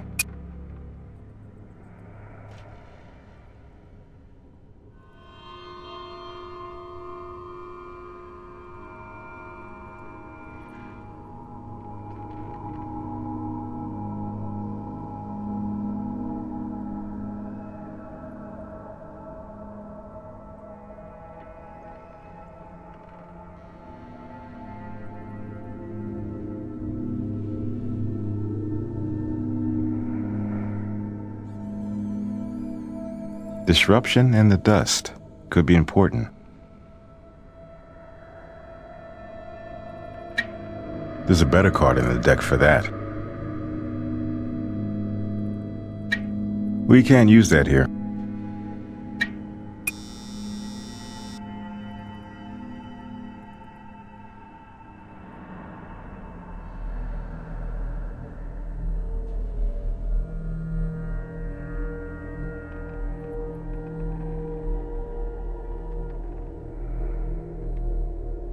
This is kind of out of place, you think? Not as dusty as everything else. The blood, the wheelchair. Our Vic was wheeled over here and dumped. Damn, that's cold.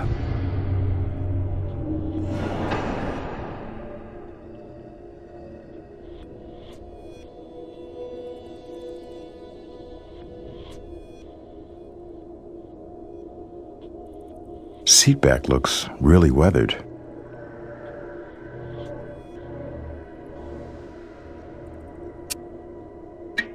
There's nothing special there. Nothing for us there.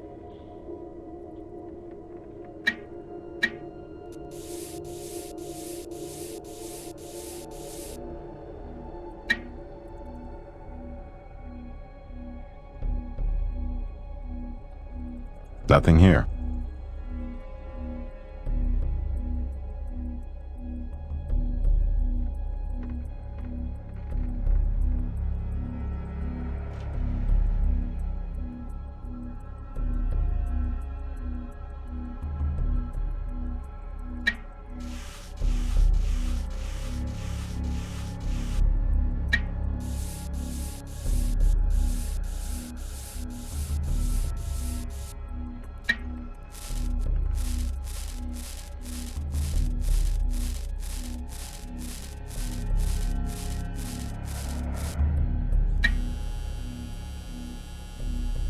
Well, this little number rolled a long way.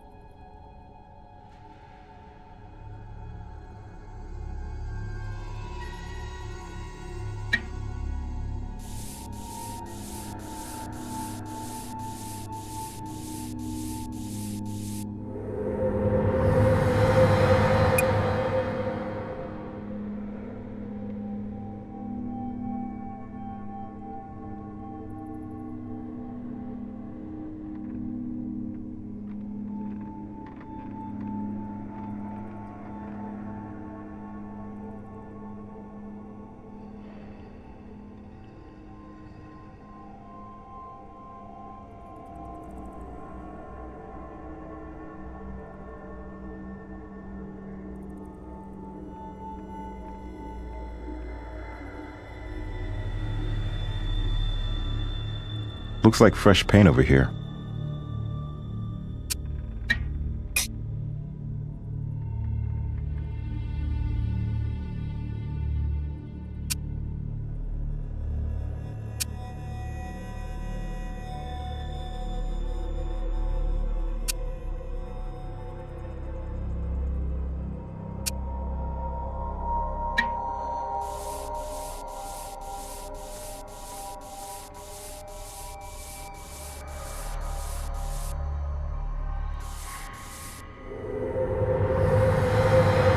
Prints cut off at the break.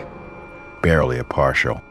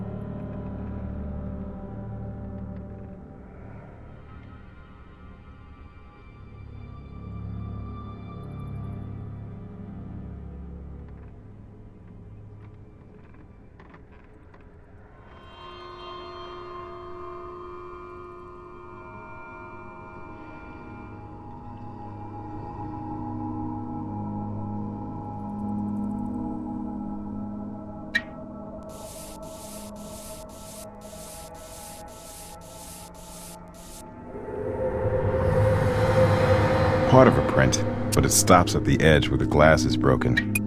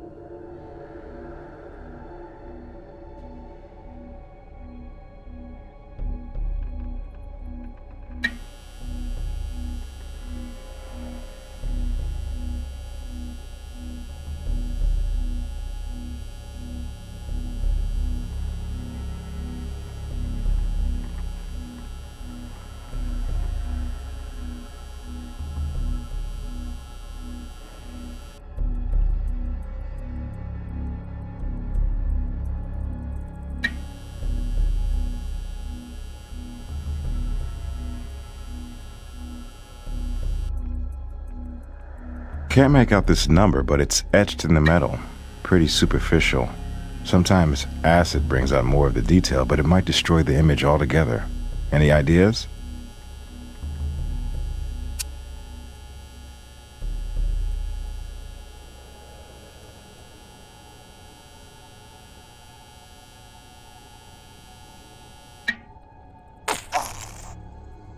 Great idea.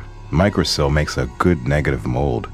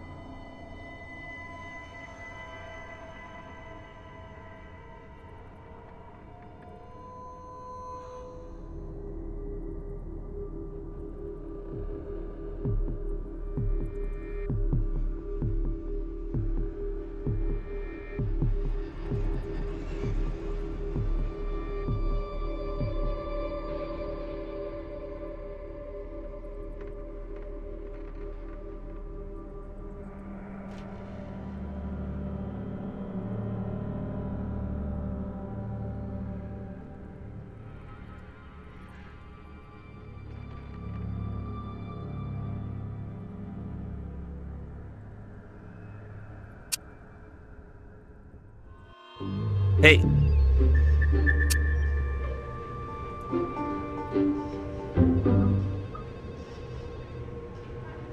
Can't think of much more to tell you about that.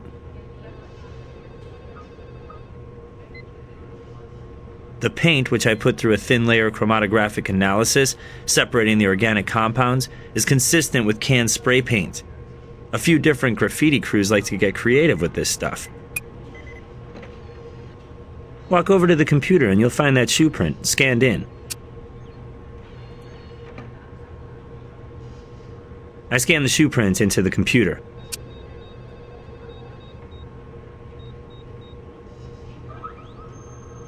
Mostly water, but also alcohol, vodka, distinctive formulation, so we've got a brand, Leroy Banks Premium.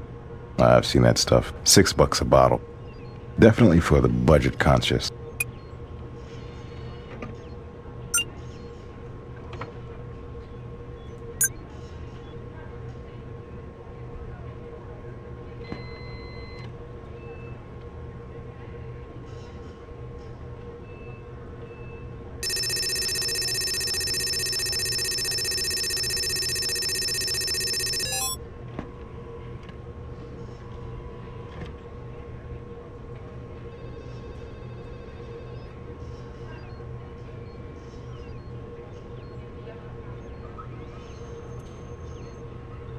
I don't know. Not sure any of these are similar enough.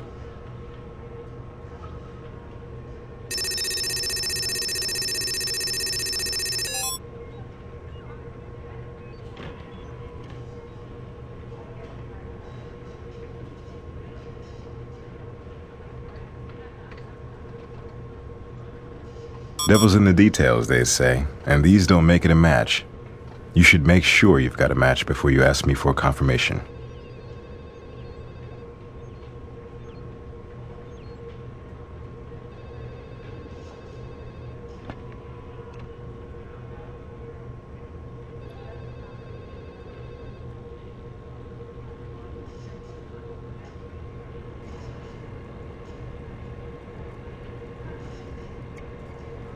Looks like you got a match.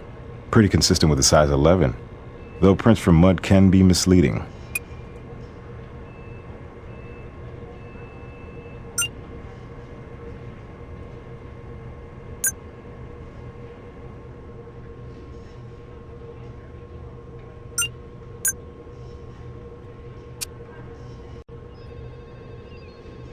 I've done everything I can think of with that. Microsil mold of an impression? Clever. Ran a few processes, enhanced it further, reversed it, and voila! Serial number SN21003. That's ready for image enhancement microscopy.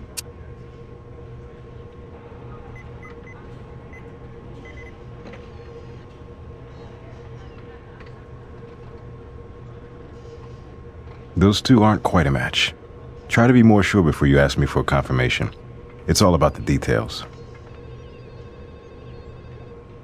Time of death? 28 hours prior, give or take a few hours. Yesterday, around dinner time.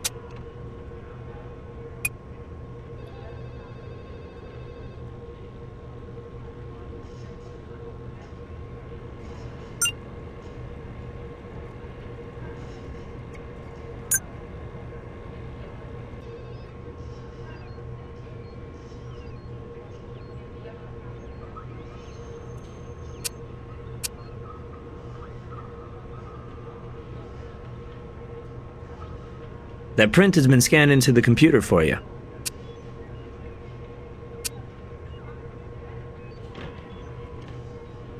Even when you add up 1 + 1, we still come up a partial.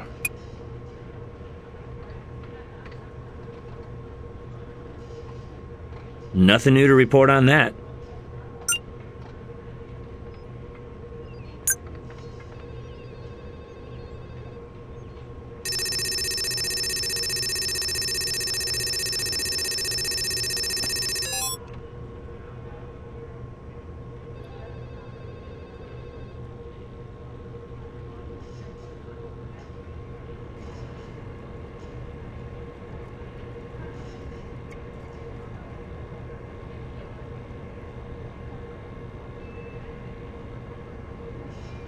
I don't know. Not sure any of these are similar enough.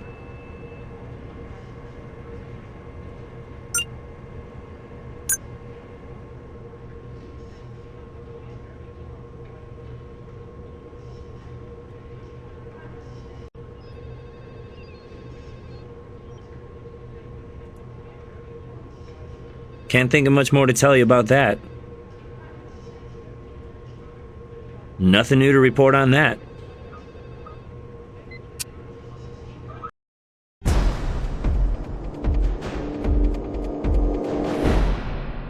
We're with the crime lab and we need to speak with the manager.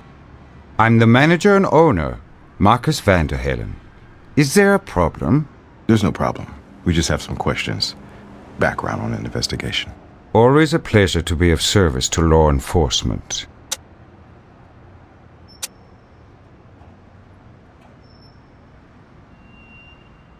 Oh my, numerous people. It's a house specialty. Not always on the menu, you understand. But patrons flock here for it, when it's available. You'll have to be much more specific. Would you mind keeping your voice down, officer? It's a terrible problem that I frankly can't seem to do anything about. I've called you people dozens of times, and while I know you can't be everywhere at once, these tramps, bums, this human refuse, they frequent my alley in the dumpsters like a buffet line. This kind of thing, you understand, makes my patrons most uncomfortable. I'd rid the world of that filthy rabble if I could, much less my alley.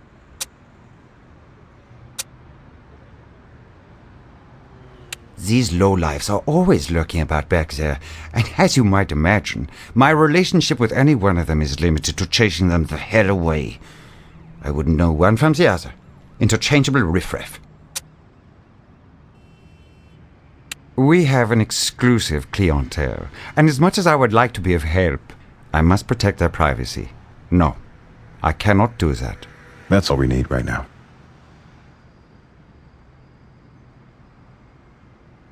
Well, it may be a fine restaurant, but this is one rank alley. It's got to be a better place for a guy down on his luck to find a meal. Truffle special and an asparagus omelet.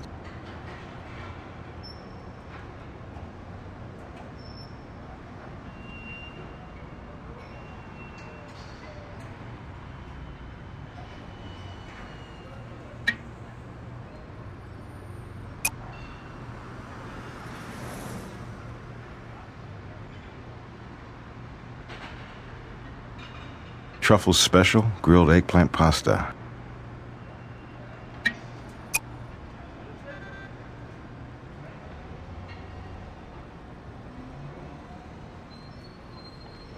Truffle special with a baked Alaska dessert.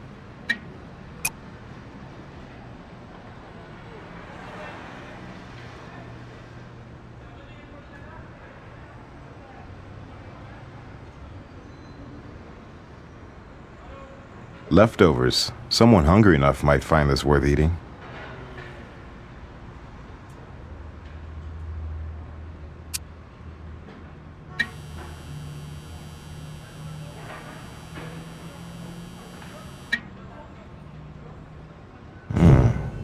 Powdery substance.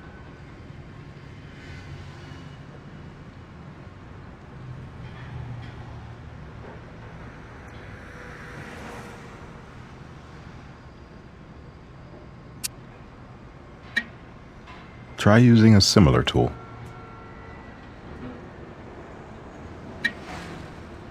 Something else. Similar. You're close. Something similar.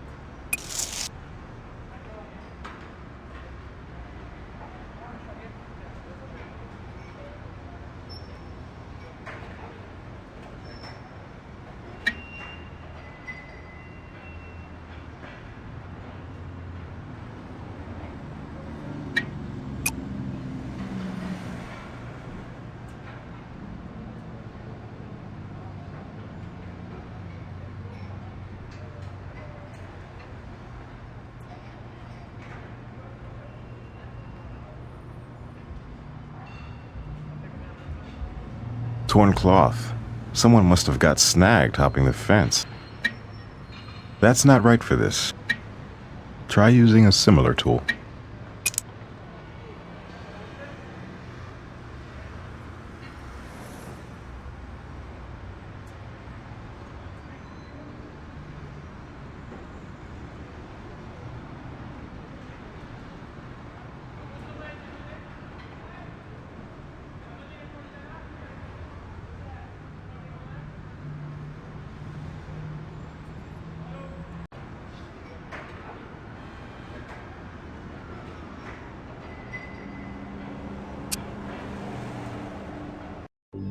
Yes.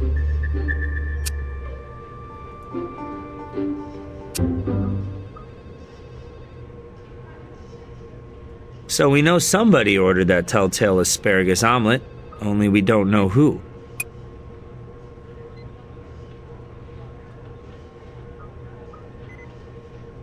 Garden variety restaurant receipt. Truffles special on it, otherwise not that special. Table scraps, but high-end ones. Kind you say you're bringing home to Poochie and then microwave for yourself.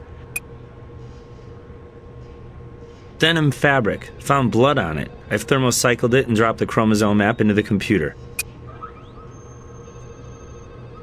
Can't think of much more to tell you about that.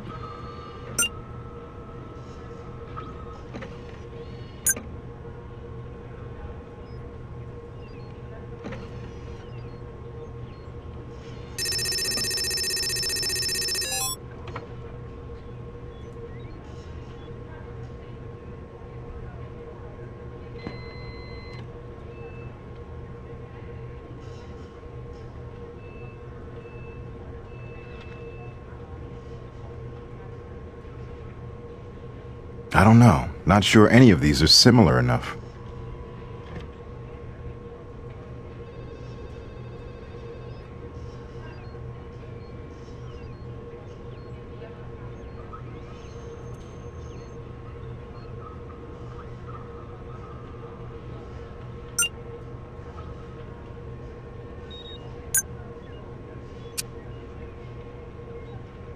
Diphacinone, a highly toxic rodenticide. Rat poison. But somebody sprinkled it on. It wasn't mixed in. You mean someone's out to get homeless people? Nice, huh? The rat here is the one sprinkling on poison like it's seasoning. Warrick, these are human beings. People in trouble, and some restaurant owner is going to just get rid of them like they're an infestation? Because they're bad for business? I hear you. This guy's starting to really rub me the wrong way.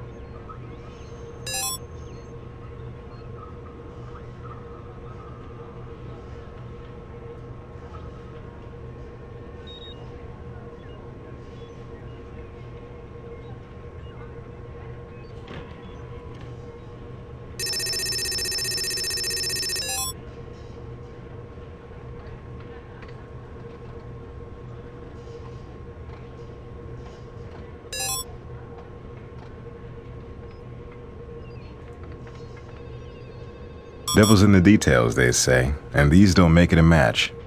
You should make sure you've got a match before you ask me for confirmation.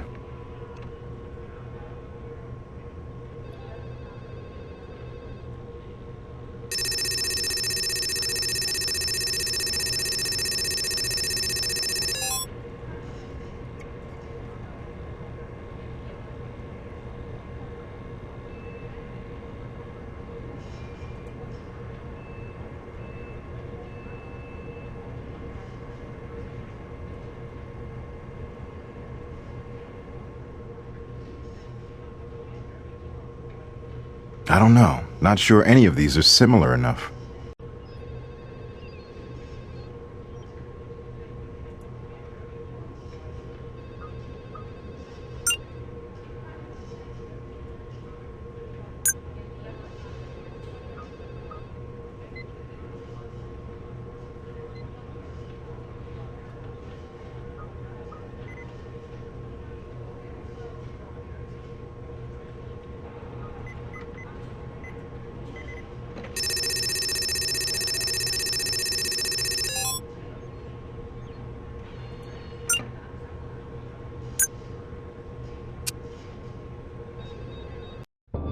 Yeah?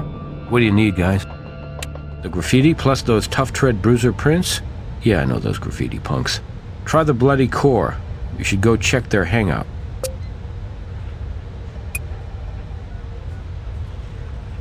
I'll check. Yeah, here it is. Gotta love the net. Sold at a public sale at a cancer clinic about a year ago. No name, though.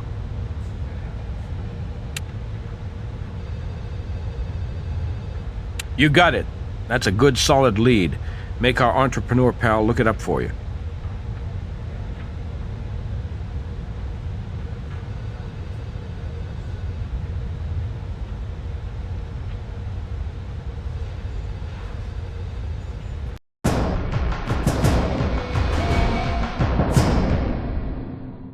Wow, and I thought Sanders' crib was a mess.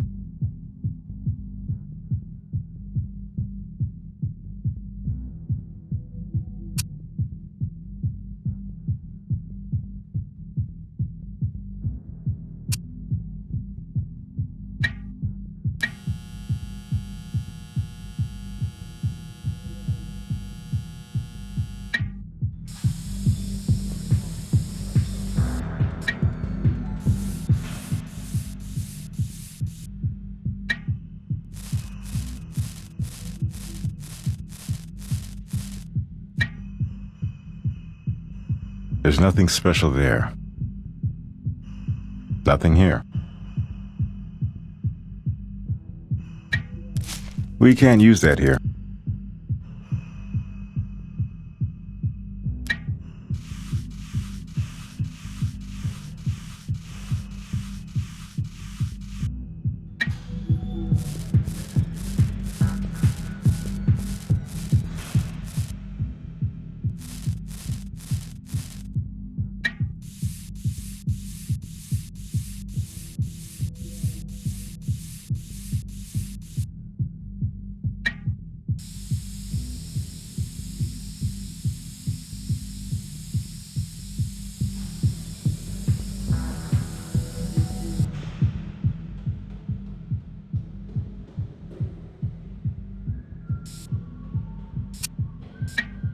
Blank. Could be useful anyway.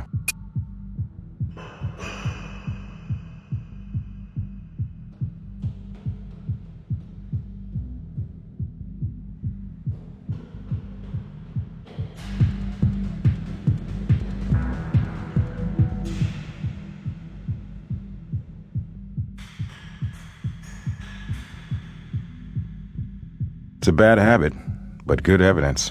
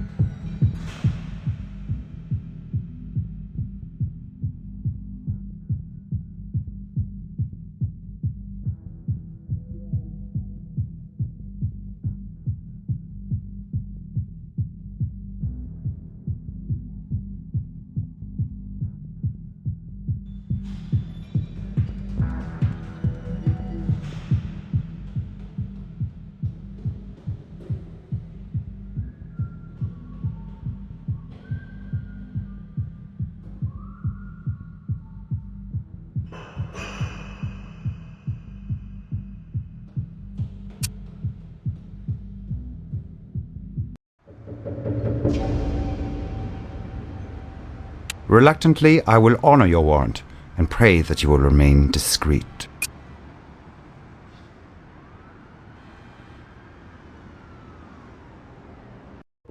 Hey.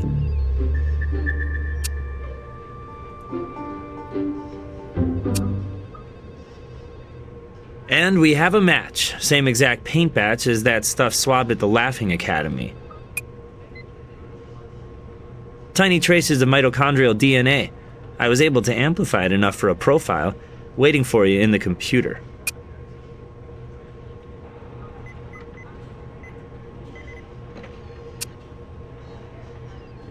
With the credit card info, you should be able to track the person's identity on the computer. I've set up a search for you.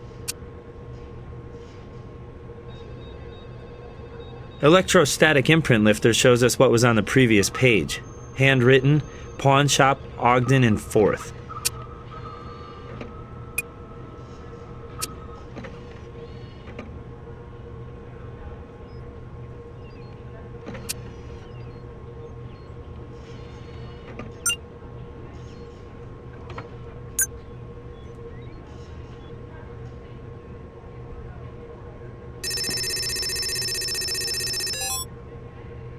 Got a hit. J.J. Thomas. Address and everything.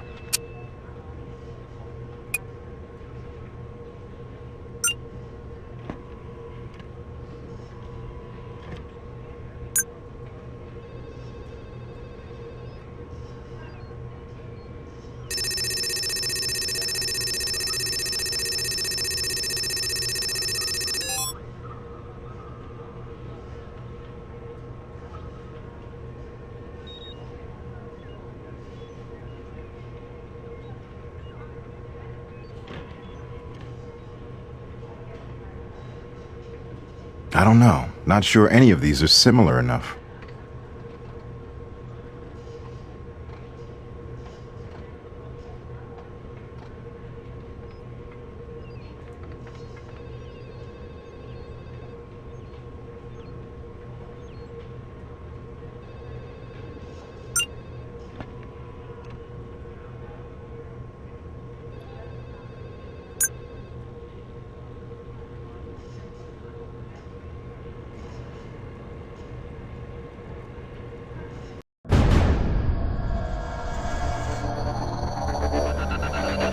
Please come in.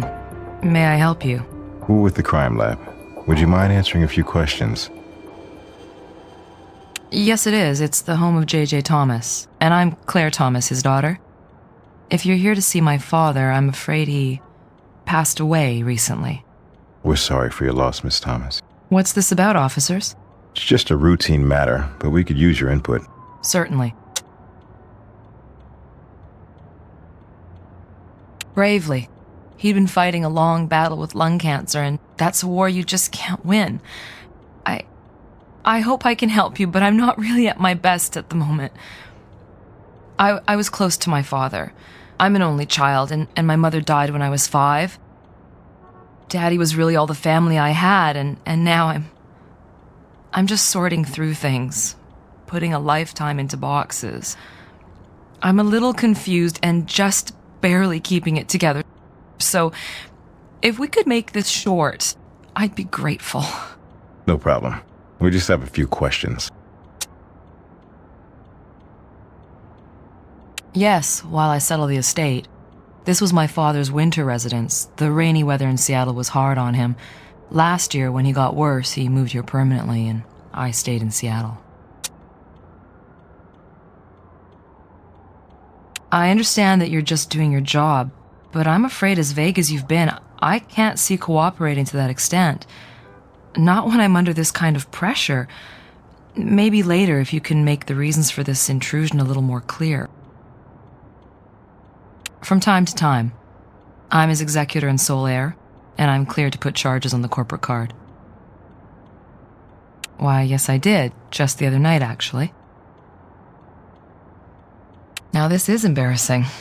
Well, I guess you won't be surprised if I say I've been an emotional train wreck since Daddy died, and frankly, I've been lonely as hell.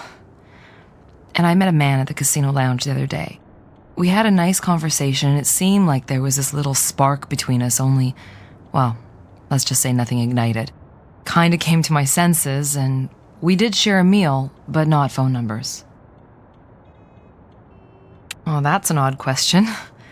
I'll have to think. I had an asparagus omelet, which is a favorite of mine. Really, I don't remember exactly what my, friend had. Frankly, he was nice enough, but awfully bland.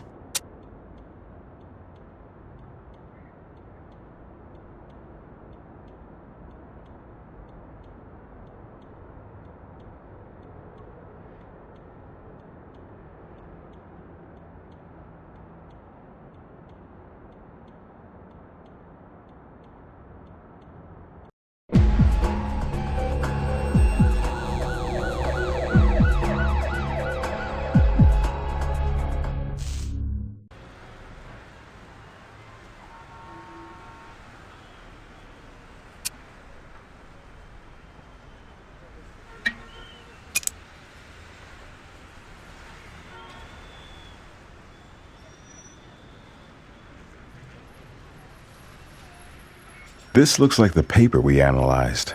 Same handwriting, same address.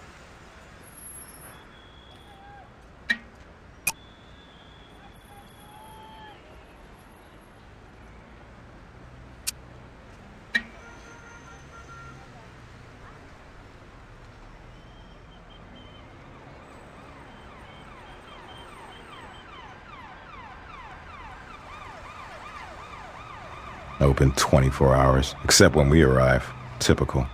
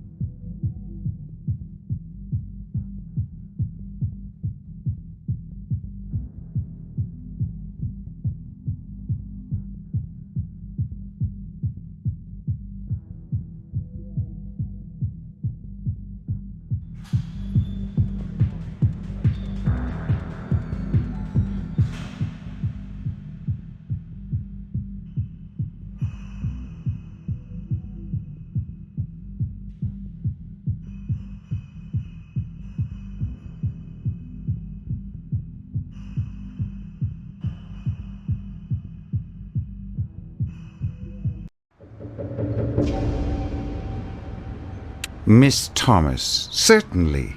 Lovely young woman. She's the daughter of the late J.J. Thomas, very distinguished industrialist. Ordered her favorite, asparagus omelette. She was dining with a slender man, about 5'10", 5'11", I'd say. Perhaps around 40, 35 years of age. He behaved himself, but he seemed out of place, frankly. Ill at ease. An odd choice for a dining companion for the likes of Miss Thomas. I was honored to know him personally. He was much more than just a regular patron to me. A generous man, with a warmth that not all wealthy people, if I might be frank, display. JJ even sometimes had me at his condo, where we spoke of the arts and politics and business over martinis into the wee hours. He was a friend. I miss him dearly.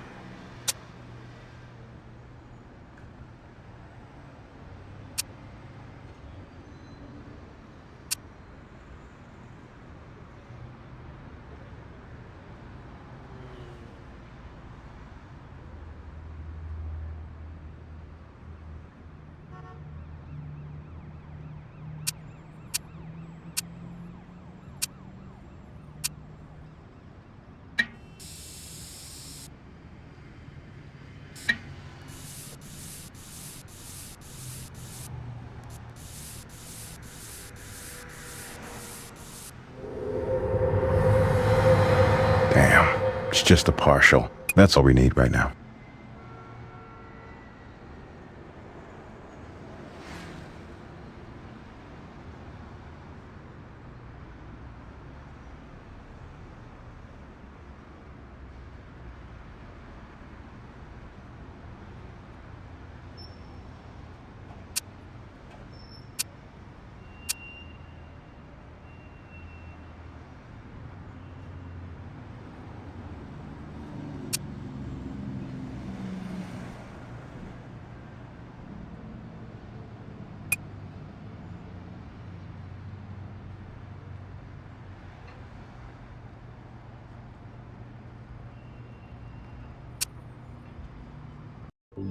What's up? That print has been scanned into the computer for you.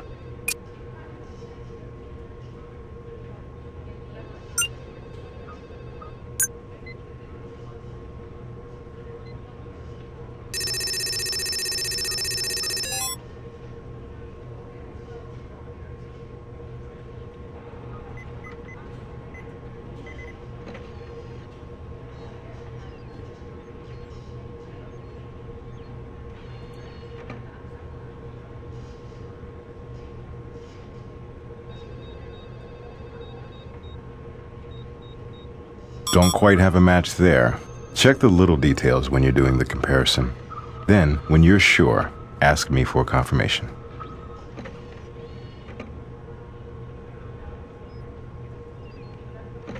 Hey, a real lead. Let's track Sid down and see how vicious he is.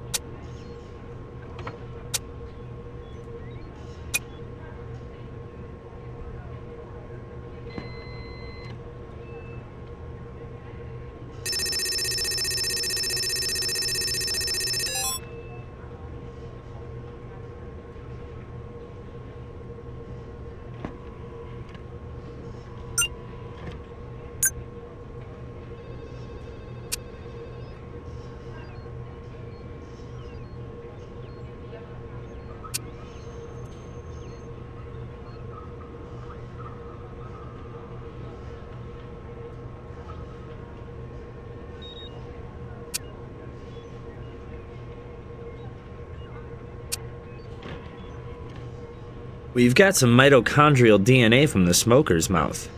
I got a feeling this bud is bad for somebody's health.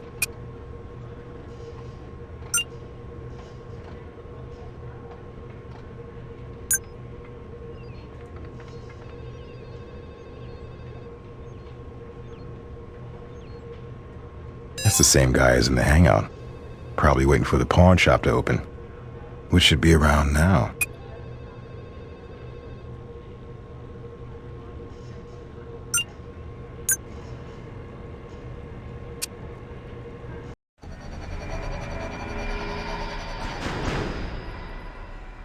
What are you looking at? Joe Nobody, what's yours? Warrick Brown, Crime Lab. You willing to answer a few questions? Not unless you got a good reason to. So what if I am? Member? Do I look like a member of anything?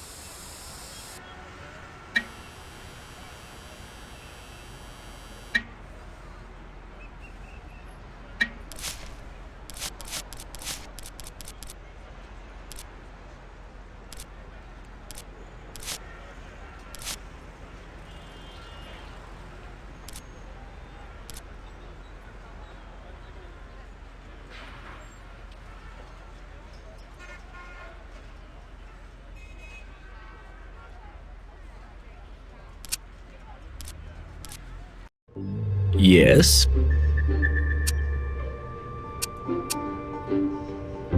Can't think of much more to tell you about that.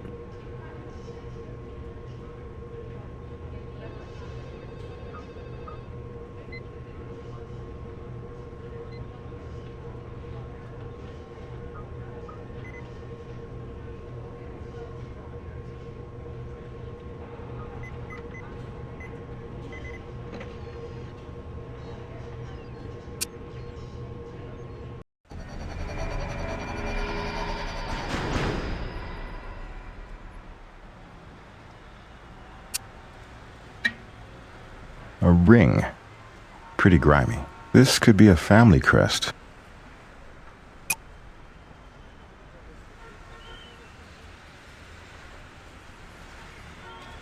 Well, this one's definitely not fresh off the rack.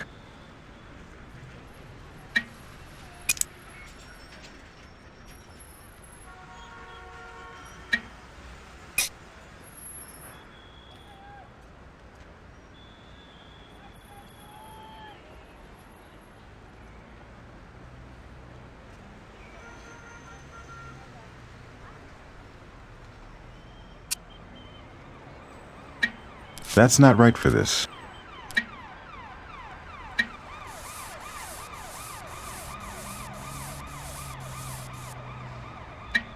Nothing for us there.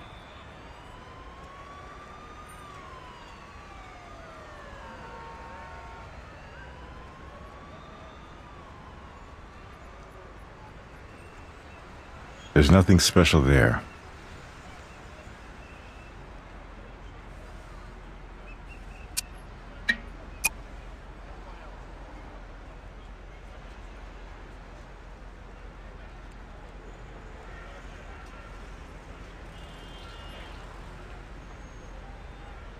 What if I did? It's junk. It's a piece of crap. I was done with it and I threw it away. Wear it yourself means so much to you.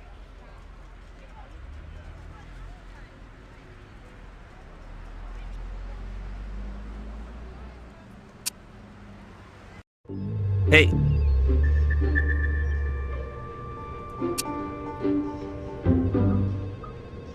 One of the things we look at on human hair is the medullary index, the ratio of the diameter of the medulla to the shaft. But the index on the one you found is quite high, suggesting a different animal. Judging by the scale pattern, I'd guess a cute little kitty. You might be able to determine the species by comparing it under the microscope to known samples. Pretty fancy meal for somebody to upchuck on such a scroungy jacket.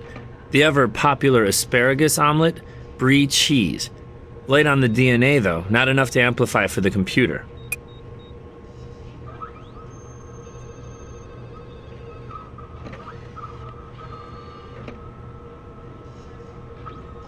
Nothing new to report on that.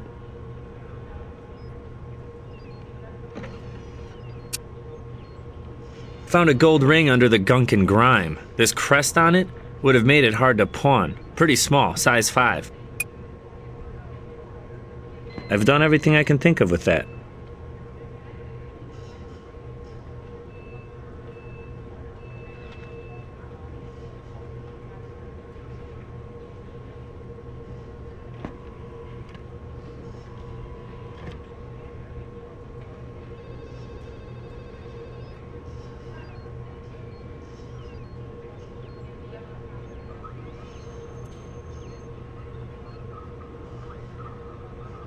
Singapura.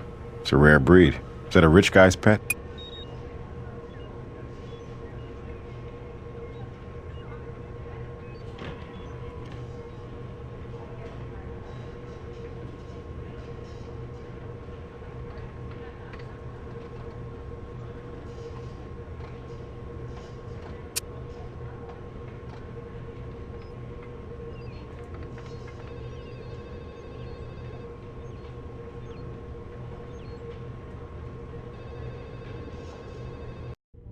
Yes?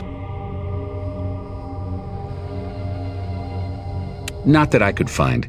Fluid was lost from the victim, though. That could attract some blowflies anywhere the body has recently been. Diphacinone? Manufacturers are required by law to incorporate an indicator dye to help identify it in the organs and bloodstream if the pesticide has been ingested. I found no traces of that or the poison itself in the body. However, there are ways to mask traces of poison, and this victim certainly shares many of the same characteristics that you'd find with a poisoning death. Based on my measurements, it looks like a size 5. This guy? Measured him at 5'9" and some change.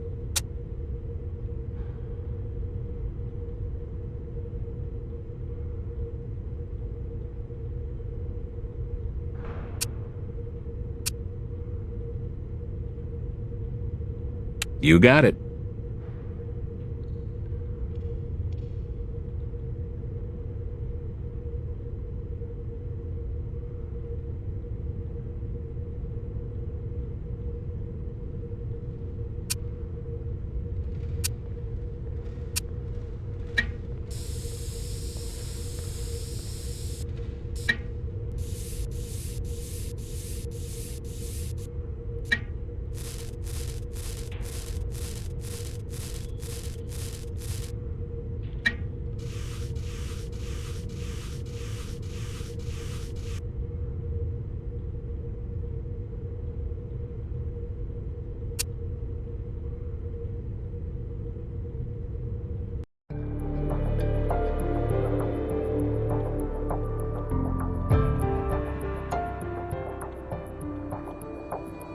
Yes, he did. You do come up with things, officers. She's around here, somewhere.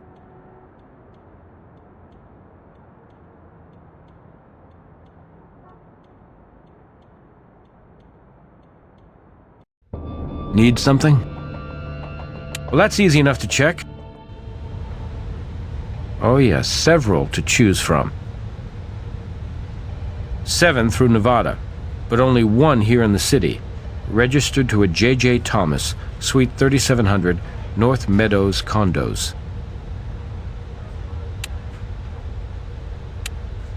She ate the omelet, and her cat's hair is on the jacket. So let's see if she's hiding anything else.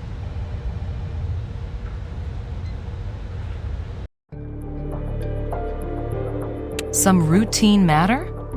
Look, I've been honest with you. All right, go on, go ahead. But make it quick. And please don't disrupt the things I'm sorting. There's so much work here with the estate. That's all we need right now.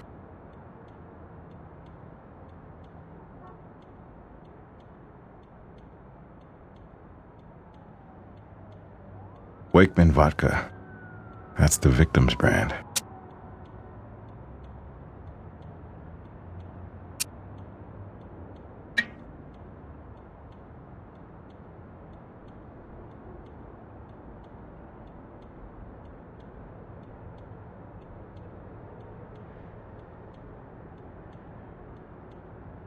Now, here's something Grissom would love. Blowfly larva. Body fluids could have been cleaned up, but not before this little guy got himself out of the way. Little fella might be our new best friend.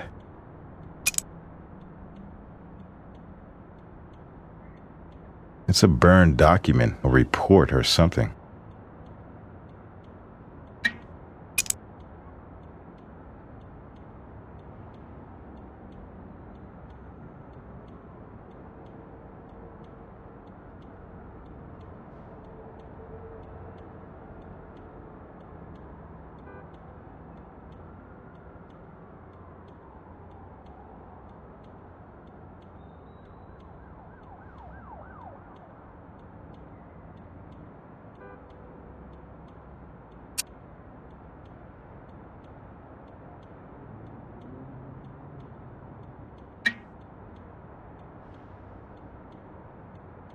Look, on his tie. Well, that's familiar.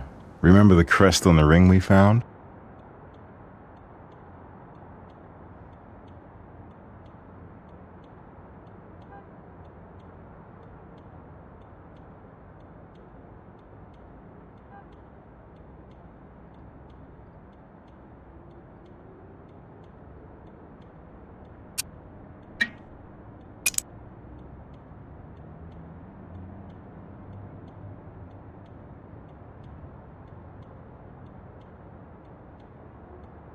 I don't have anything else to say.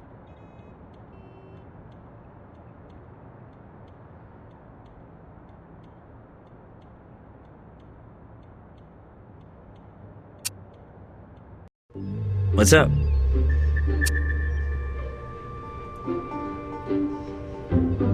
I've put that into the image enhancement and microscopy equipment for you.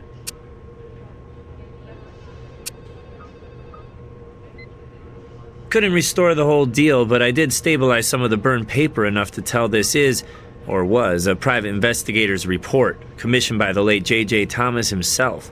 Trying to locate someone, it seems. Couldn't make out the name of the investigating firm, though. Even I'm not perfect. It's pretty mangled, so there's no point popping it under the microscope. But here's the good news. We tried a new technique for analyzing blowfly contents, and guess what we found? DNA.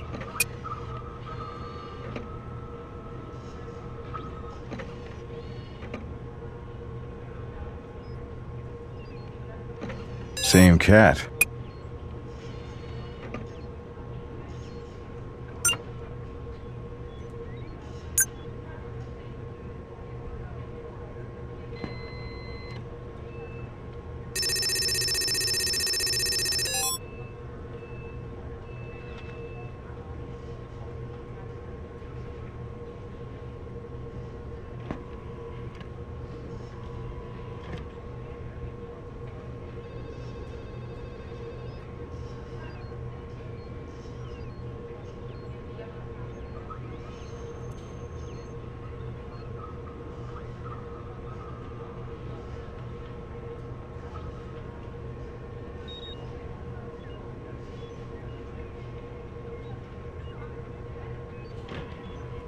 Looks like our homeless victim dropped by the Thomas condo recently. Interesting.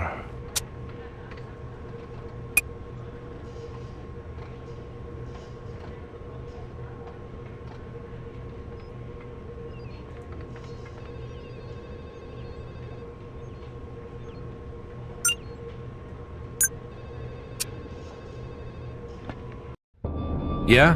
What do you need, guys?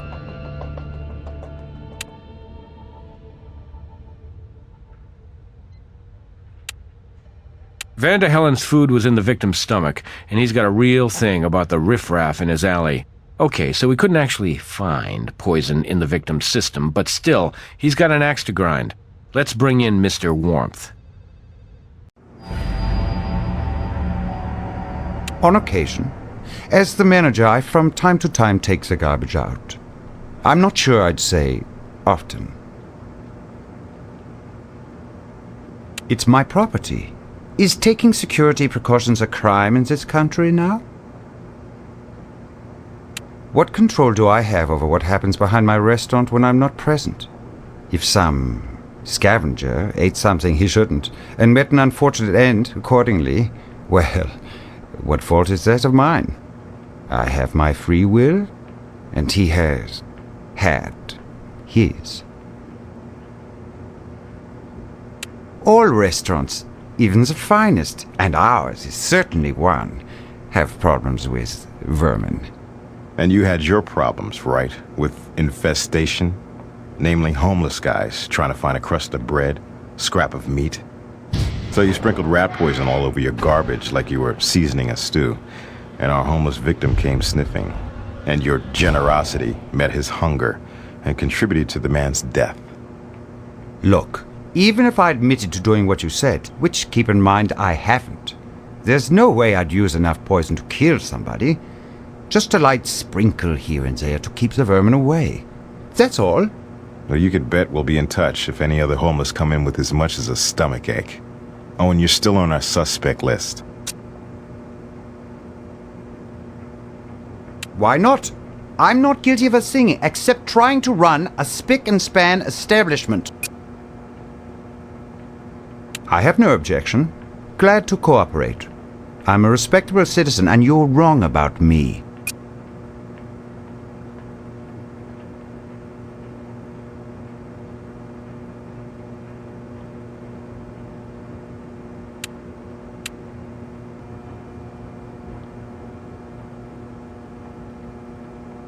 Claire Thomas spent time with our victim right around the time he was killed, and she had her dead father's wheelchair to cart a corpse around.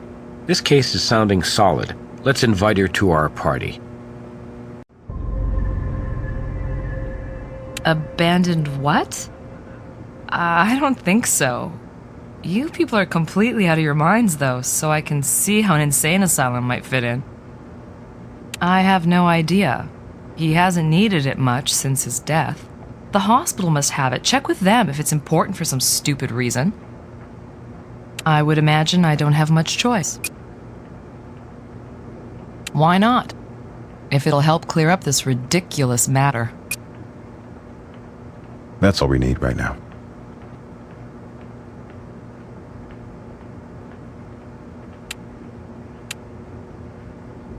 You want a warrant? Check the time of death against any alibi this guy might have.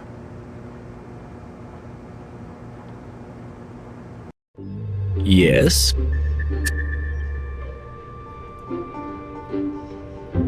Print's in the computer for you. You're welcome. That DNA is scanned and in the computer already, amplified and graphed.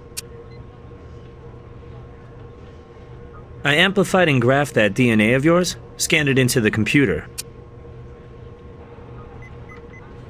Hey, I scanned that print into the computer for you.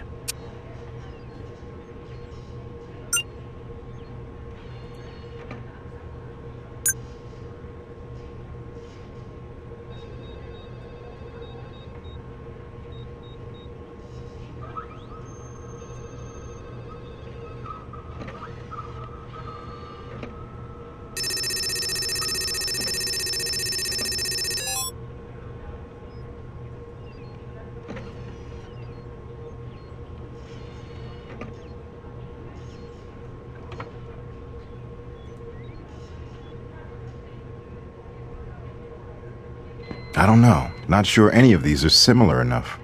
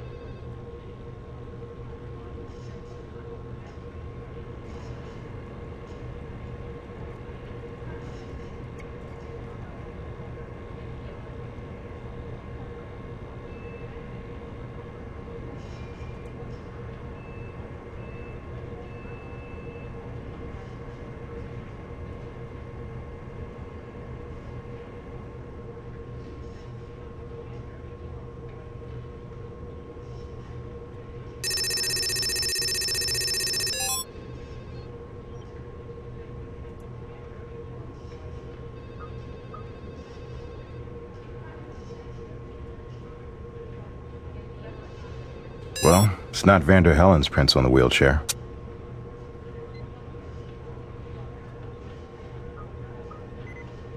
Claire handled that wheelchair all right.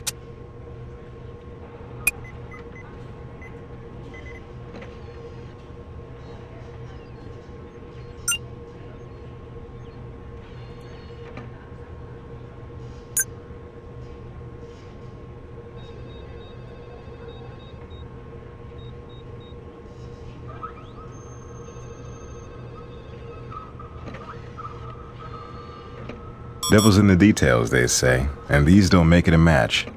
You should make sure you've got a match before you ask me for confirmation.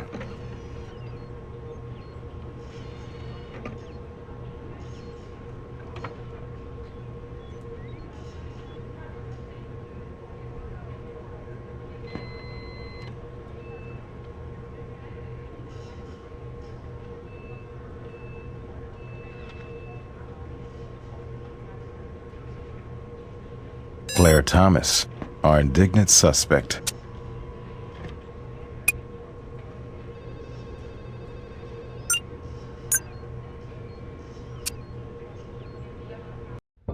What's up? Yeah, let's see if your suspect has anything else to tell us. Lying? Why would I lie to you? All I did was have dinner with a guy who turns out to have been homeless. He wasn't dressed like a homeless man when he struck up a conversation with me in that lounge. I'm sure he wasn't dressed in his street person attire when you dined together, but you made sure he was back in his rags when the time came. I already told you. Nothing happened between us. How did that asylum go out of business with customers like you waiting to get in? Hey, roll out all the attitude you want, lady. You were in that asylum. Your fingerprints are on that wheelchair. Your father's wheelchair, which you used to dump the body. What a stunning piece of evidence. My fingerprints were on my father's wheelchair? However could they have gotten there? Well then, why don't you tell me how your DNA got on the victim's clothes? He was in your father's condo, Claire, shortly after you were having dinner with him, right before his death. I don't buy your love connection. What's the real story? You're reaching. You don't have anything. You don't know a damn thing. Who is he, Claire? Or who was he? Or should I ask, why was your father so intent to find some homeless nobody? A nobody with your family crest on his ring. Why don't you come back when you've got your own theory? All right. My father? I gave my life to him, living the way he wanted me to, going to the schools he chose, taking the courses he picked, working for him, living with him, never marrying. And suddenly, when he's sick, he starts talking about a son, my half-brother, by his first wife. First I ever heard of it, and my father gets all misty-eyed and regretful. Oh, poor child ran off and quit college, disappeared after he and my father had bitter words of some kind. And my father? He wrote the boy off. Kid was dead, far as my father was concerned. That is, until my father lay dying and gets all syrupy sentimental. He wanted to find his son before he died and hired an investigator who found him right here in Vegas. Street rabble. Only by the time my brother turned up, Papa was already dead. I decided to meet him. Size him up. Maybe it wouldn't be so bad. We could run the company together and... Well, only when I saw him, he was... this vile, foul-smelling bum. Still, he was no fraud. He was family, all right. That ring with your crest? He'd held on to it, no matter how much he might have been tempted to trade it in for a meal or a bottle. He was as sentimental as my father, I guess. Anyway, I cleaned him up before we went out, bought him a nice meal. And I told him I'd even see that he was given a fair settlement, and we'd even see about a position of some kind with the company.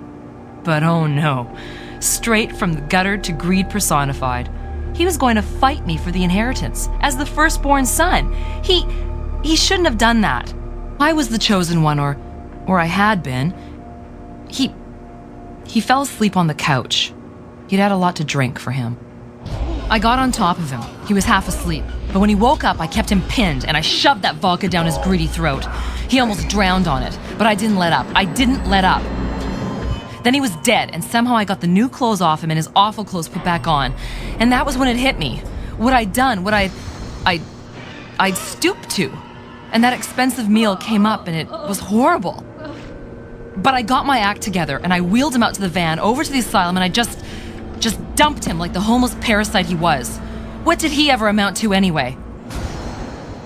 Afraid I have an unpleasant little piece of family history I need to share.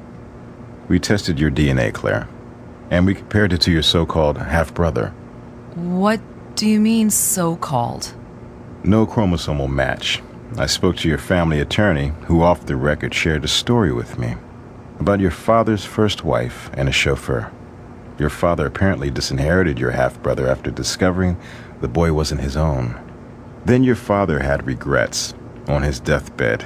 Blood or no blood, this was the son he'd raised into manhood. Still, if you hadn't killed the chauffeur's son, Claire, you would have inherited everything. And you wouldn't be going to a cement condo. You know, seems every family has a black sheep. Sometimes it's a surprise who that black sheep turns out to be.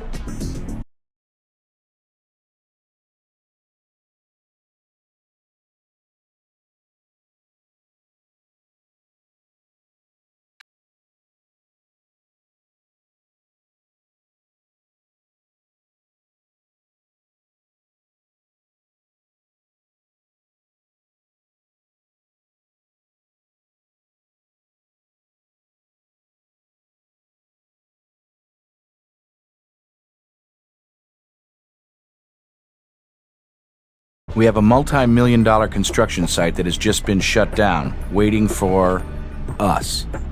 Seems the work crew out there turned over more than just dirt. Specifically, human remains. The bones may be ancient, making this a historic site. Or if not so ancient, a murder. Either way, we need to dig up the truth. Hey, Sara Seidel.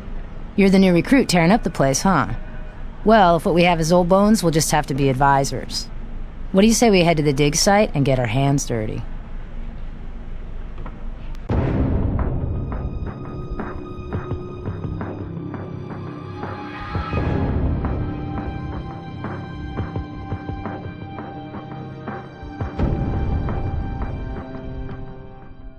I've already made a quick background check of the history. There have been a few archaeological finds west and south of the site, southern Paiute Indians. We'll have to identify this as either a potential crime scene or a possible ancient burial ground.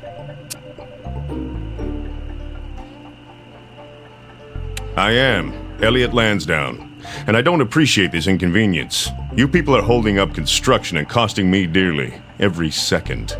As a taxpayer, in all due respect, I'm asking you to move this along quickly, so my men can get back to it. Just over 2 years, but I've been buying up land for 15. It was obvious the city would keep growing, including in this direction. In the land development business, 2 years isn't long at all, especially when you have to assemble enough parcels to build a casino this size. Anyway, putting together 250 mil of other people's money isn't an overnight affair. I put on my share of dog and pony shows to raise that kind of capital. I went through a broker to acquire most of the parcels that make up this site. The owner of this one? Never had contact. Mine is a speculative business. Informed speculation, but speculation just the same. I buy from intermediaries who link buyers with sellers. And some of the people I deal with, frankly, are flim-flam artists who've latched onto worthless land to con commissions out of greedy, stupid buyers. But someone like me can take advantage of their shady nature and pick up diamonds in the rough. Like this parcel. Only the backhoe. My crew are an experienced bunch, and knew enough not to touch a thing. Second we uncovered the bones, the operator shut down and brought me in. I knew damn well we needed to call you people in. But what bothers me? See, we got a couple of Native Americans on our crew. Good men, hard workers, but they've been spouting off about ancient burial grounds, and now I'm worried. Maybe this wasn't a diamond in the rough after all. More like a pig in a poke. Knock yourself out. Just do it fast, okay? I understand I got no choice in this. My land, but I got no say. Great. Just swell. So the sooner you people can deal with our skeletal friend, the sooner I can start putting this casino up. Remains were found over by that dig hole. That's all we need right now.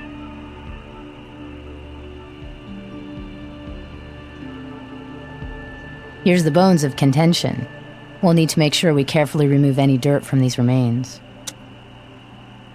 The soil looks a bit darker here, doesn't it?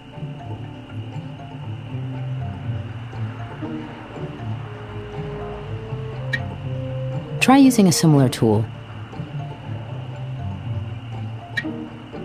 Try something similar. Something similar to that.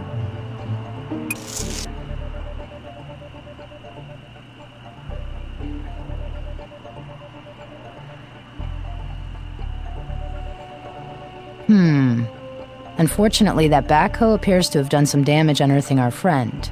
But it's clearly a skull. Note the nick around the eye socket.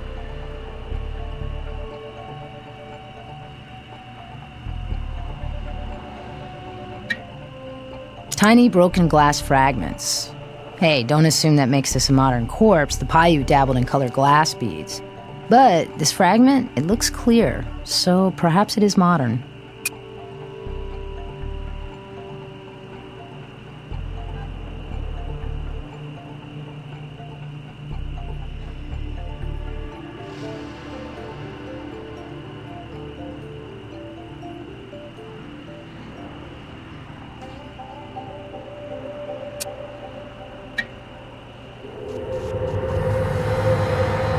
Part of an arm, right down to the hearty handshake.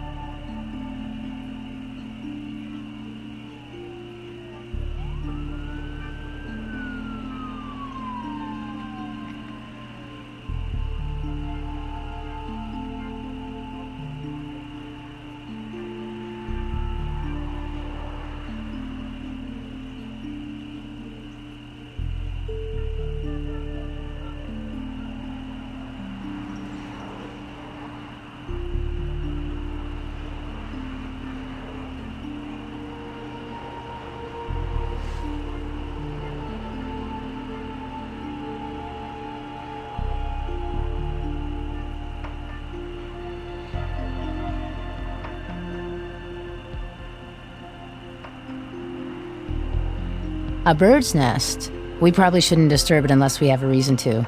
Bad karma.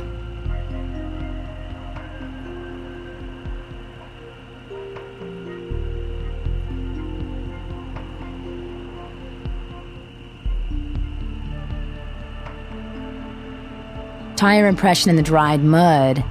I don't think the Paiute left this, though, judging by the treads around edges, it's been here a while. A couple of years, maybe.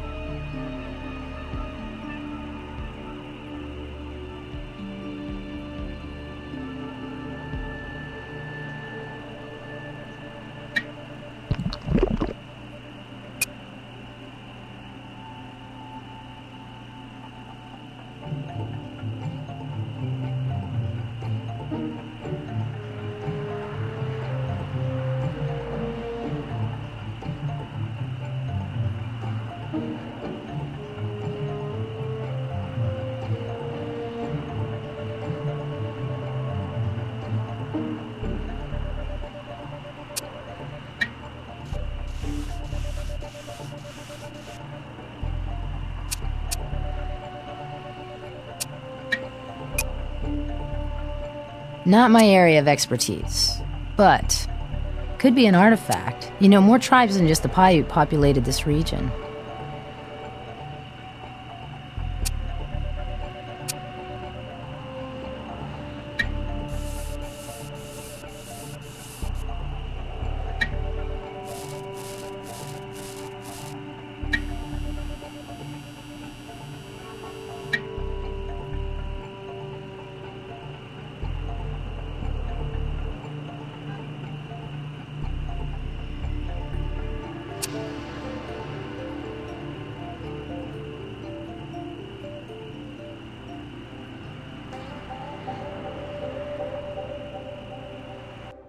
What's up? I had a comprehensive soil analysis run on the sample. The report found that based on the calcium, magnesium, and chloride levels, the soil immediately around the body was turned recently, relatively speaking. Best guess is between 1.5 and 2.3 years. At no added cost to you, I also had the electrolyte levels checked to see if our decomposing victim gave off any clues while taking the dust-to-dust trip. Came back clean, suggesting the victim was otherwise healthy at the time of death, except for the dying part. So, we've got an approximate time for when the body was buried. 2 years. Doesn't confirm the age of the victim, but it's a start. A good one. Thanks, Greg.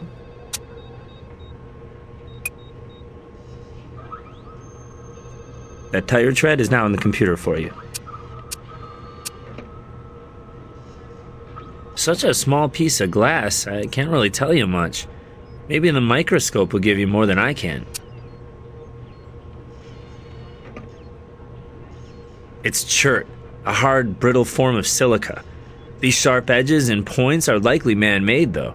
If this is an arrowhead, you're looking at a historic site, no matter what else you might find out there. Then we should bring in an archaeologist, for the site's sake, if not the Vic's. Still, learning about that patch of desert might help us reinterpret our evidence.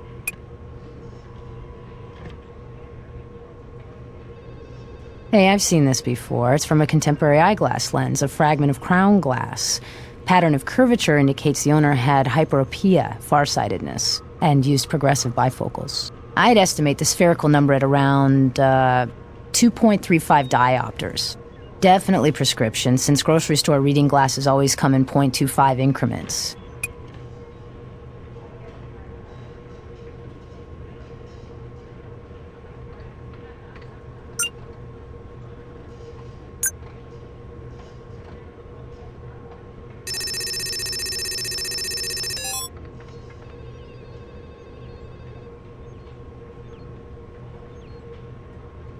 Tread's too weathered for a definitive match to anything in the database.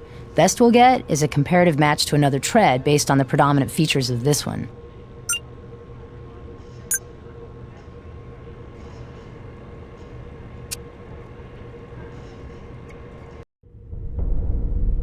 Something you want? Sure, I'll send a team out to retrieve it.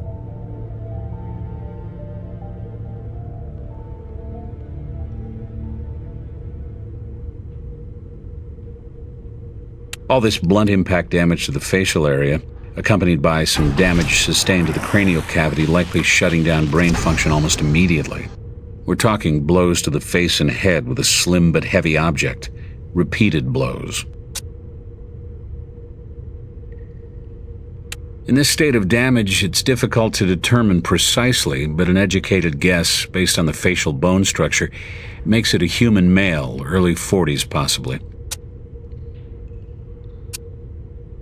From remains like these with no other evidence available, difficult to impossible. Haven't finished my entire analysis, but the Vic's in an advanced state of decomposition, ruling out most tests I could run. Puts the time well beyond a few months, but it could be longer, possibly much longer. Well, mitochondrial DNA for sure. Keeping a database of DNA records is a fairly recent practice, depending on how long ago the victim lived and whether or not there'd been a reason to have his or her DNA cataloged. It may or may not be useful to you.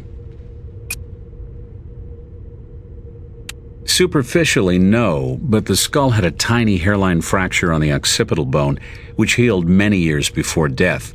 Childhood injury or accident, maybe. I took a head x-ray. Sinus cavities are as unique as fingerprints.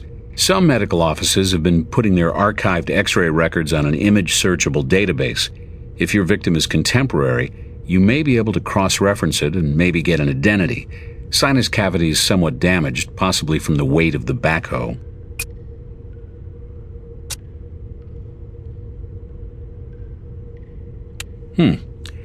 Well, it's a fairly narrow nick with a slight curvature.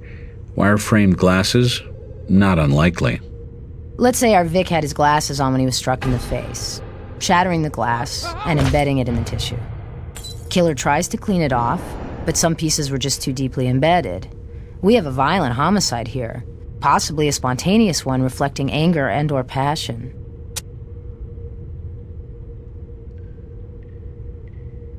You got it.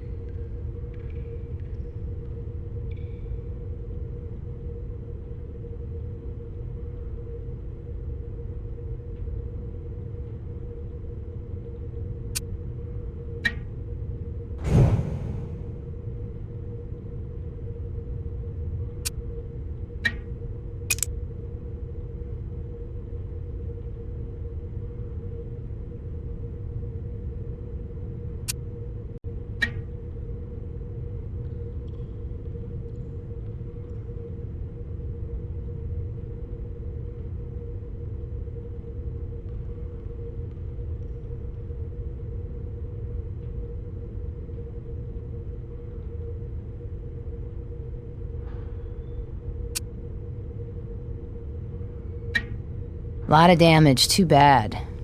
'Cause it may screw up checking dental records. I don't see any obvious dental work.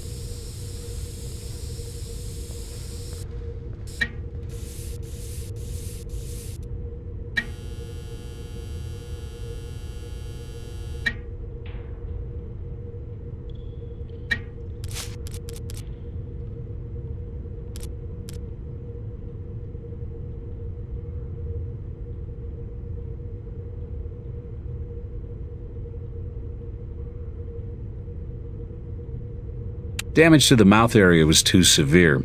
I looked for signs of dental work unsuccessfully. You know, some dentists have started embedding ID tags and chips within porcelain caps and fillings just for situations like these. Did our Vic have an ID like that? I'm afraid not, Sarah. I just mention it as a point of interest.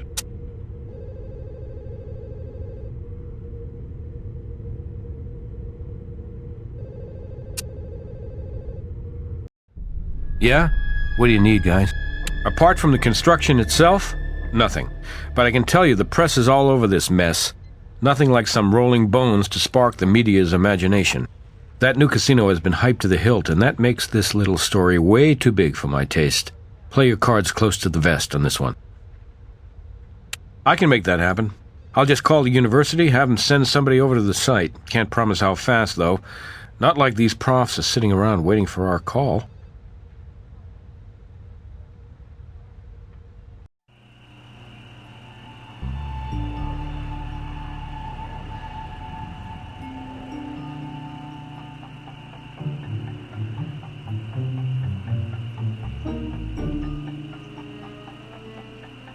Sorry, I should have introduced myself.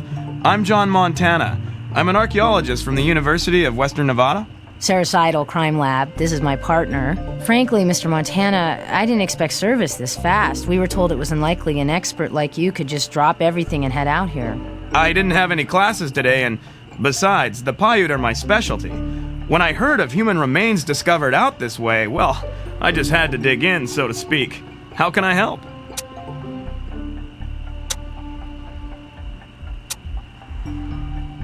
That's all we need right now.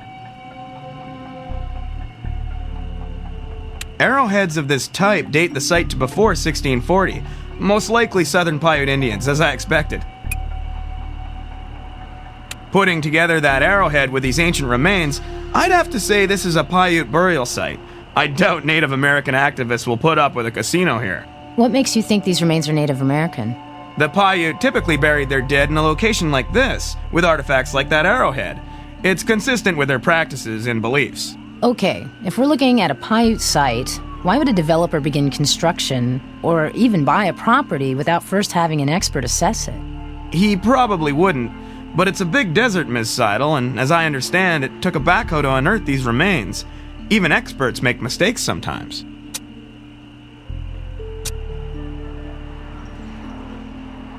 Looking around, I'd have to say no, but a qualified no.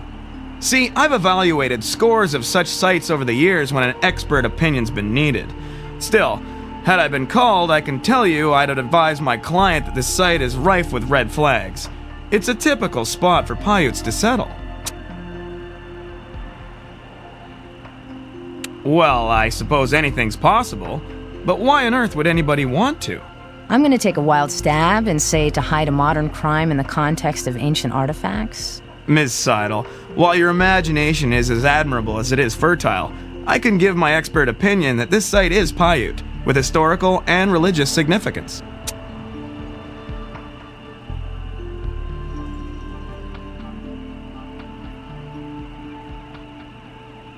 Before I bought it, it was.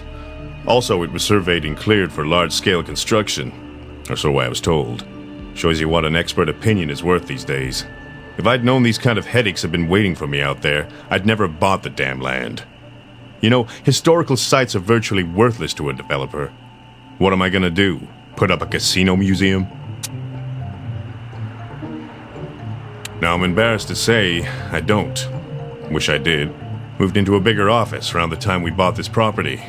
If you ever moved in your life, you know how it goes. Dump things into boxes, and it's like they fell into a black hole. Which is where the backgrounder file on this property ended up, I'm afraid. Plus which, that real estate broker went out of business a while back. Moved out of state, I think. Not really. Bunch of junk, kind of stuff you run across anytime you clear land for construction. But there was enough to put a box of it together. My guys picked through it, probably took anything that was worth anything. But you're more than welcome to the leavings. That's all we need right now.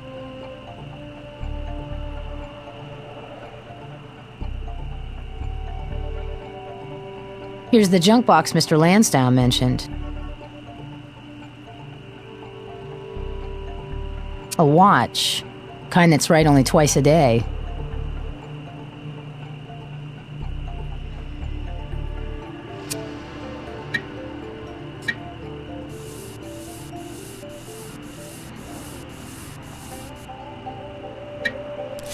We can't use that here. Nothing special there.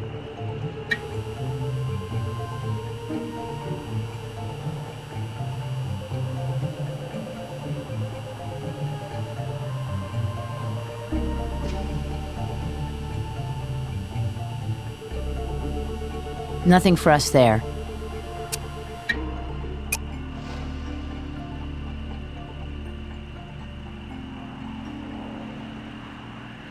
Baseball bat.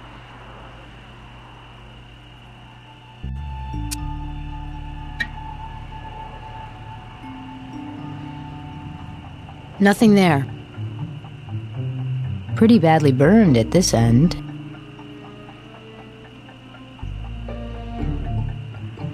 Nothing for us there. Nothing special there.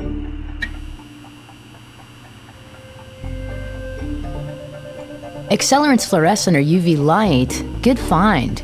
Can't be sure what kind it is yet, though.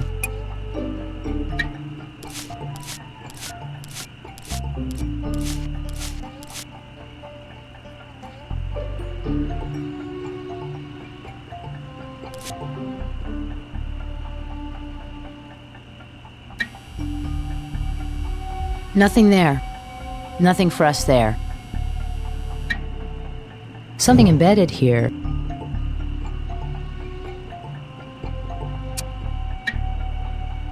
It's a tiny piece of glass.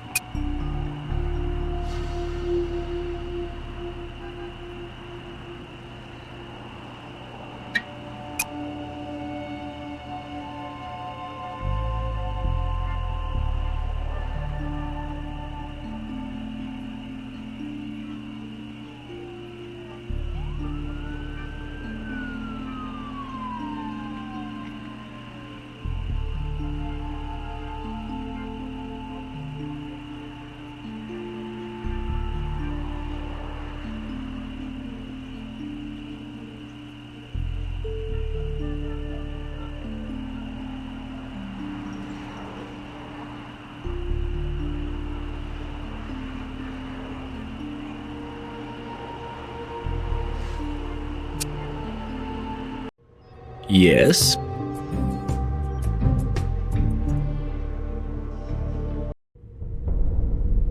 Something you want?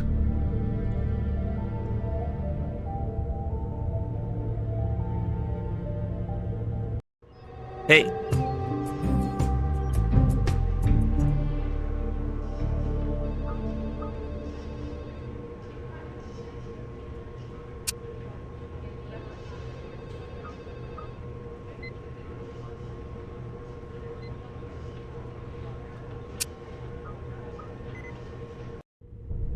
You got it.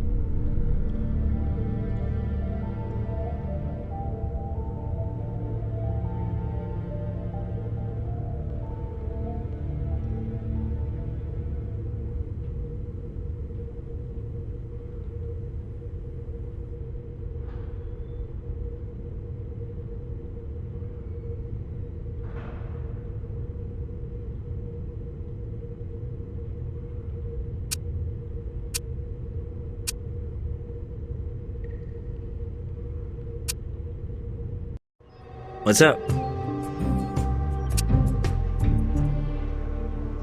It's a fiber of some sort. Definitely modern, some kind of synthetic. I'll prepare it for the microscope. That DNA's been amplified and graphed. It's in the computer.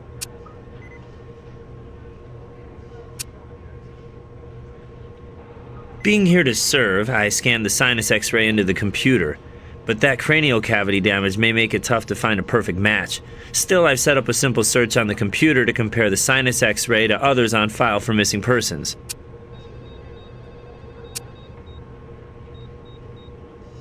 Here are your options. A, chemistry lesson, or B, detailed organic breakdown.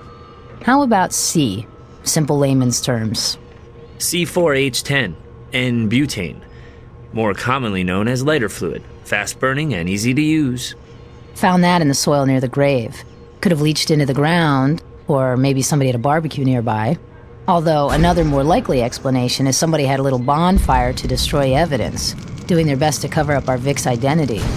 Someone who doused the victim's clothing and personal effects in lighter fluid could have easily spilled some. Clear, thin glass. Might want to do some microscopic work on it. Okay, we got a broken watch, weather damaged. Was able to look up the brand, Rolston Precision Classic. Very distinctive band on that model.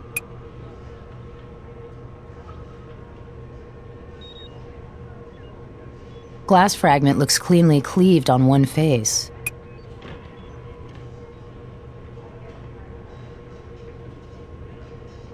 Perfect fit. I think we have a relic of a murder here. Question is, who stepped up to the plate?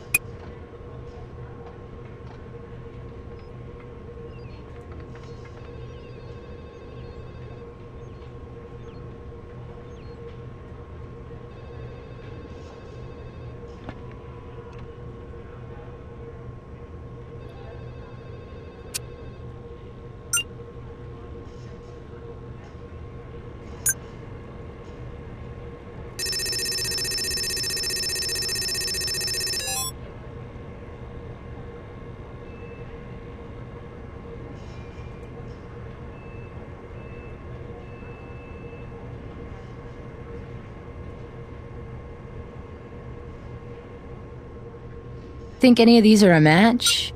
I'm not too sure.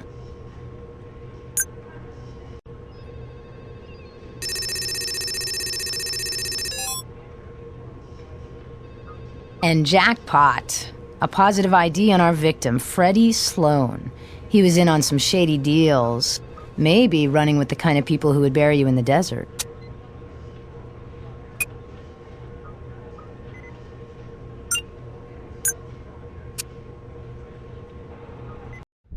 What's up? Hey, remember I told you this case was on the media's radar? Word's out, it's a modern-day Vic. Cranks are coming out of the woodwork, too. We just got a call from... Ready for this? Madame Lazora, some self-professed psychic, claims to be having visions about your pile of bones when it was still up walking around in a flesh suit. Says his name was Fast Eddie. Captain, that's really close to one of our Vic's AKAs. Fast Freddy. Maybe you want to check out this medium at large, then. If you can get onto her dance card between the local radio and TV interview she's granting, that is. Her parlor is near the southern end of the strip. Ran a background check already just to satisfy my curiosity. Came up empty.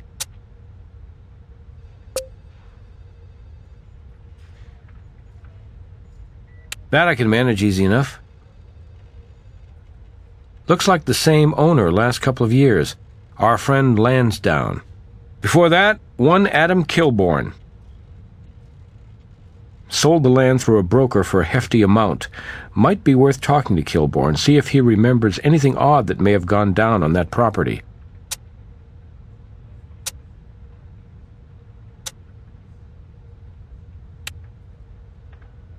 Mr. Kilborn resides in...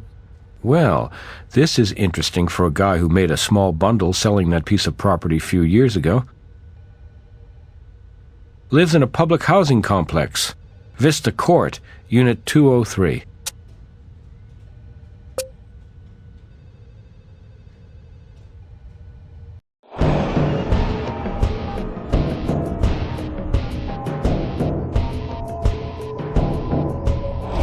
You the cops?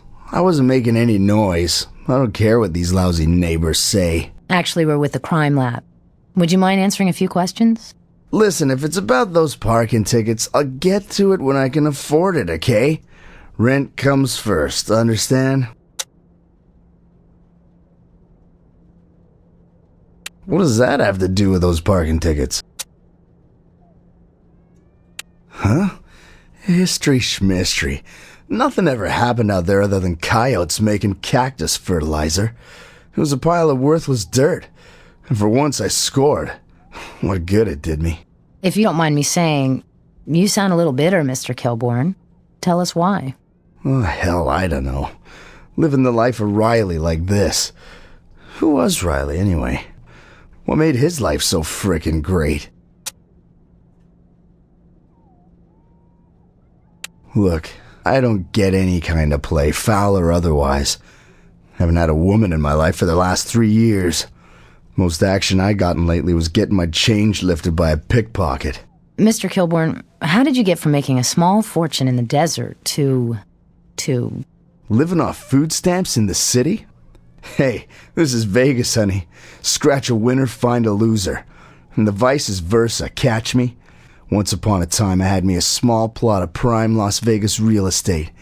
Didn't look like much, but a glittering palace will rise up out of that sand one day soon. And I'm the king who lost his whole damn kingdom.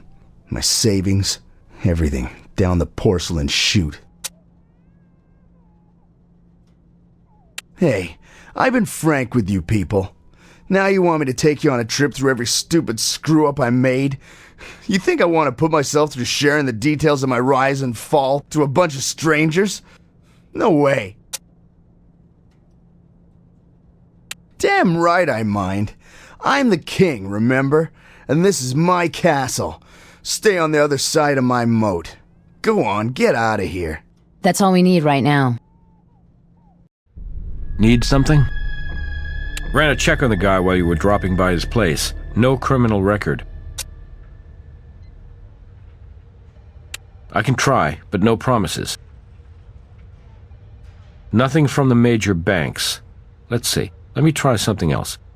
Ah, here we go. Kilbourne filed for bankruptcy protection. And one of the creditors who filed a claim? Freddie Snow.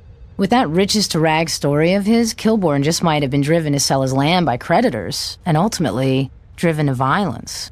That's what we call around here a theory, which is what it'll stay unless you come up with some supporting evidence.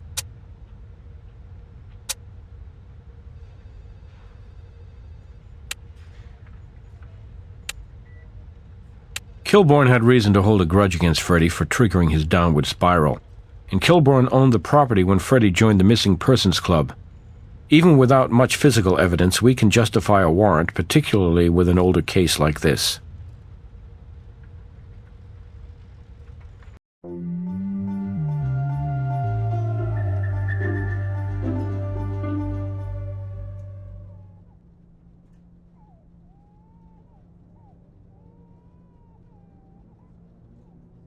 Mr. Kilbourne seems to have stepped out of his castle, but with our warrant, we can cross the moat and start looking for evidence.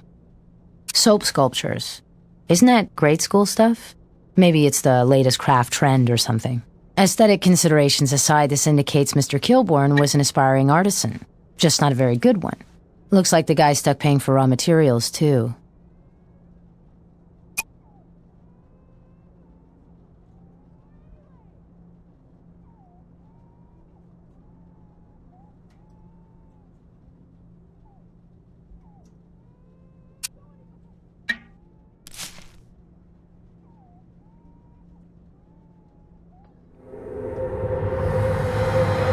Nice catch. This curio is just heavy enough to cause some real damage. That's not right for this.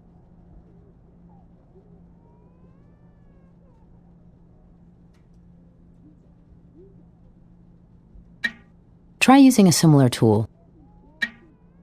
Try something similar. We can't use that here. We can't use that here. We can't use that here.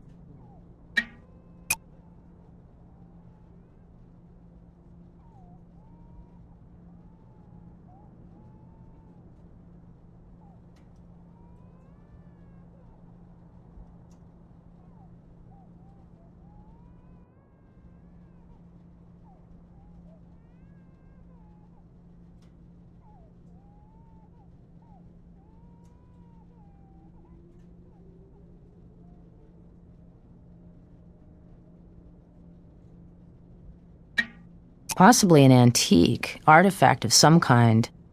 A dangerous one.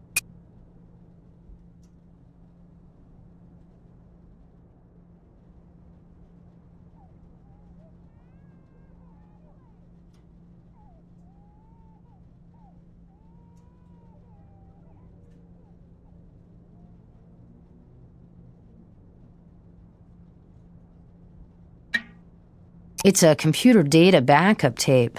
Haven't seen this format for a while.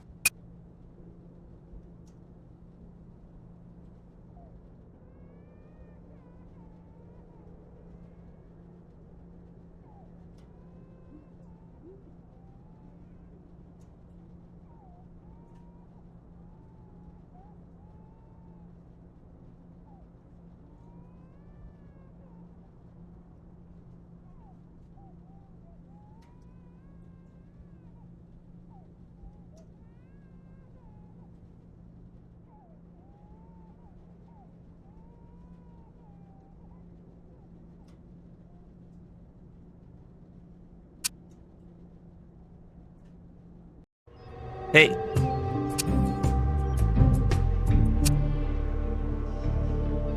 Soap Sculptures of America? You're kidding, right? Hey, I'll set up a computer link and you can track the folks behind the latest craze to never hit the country.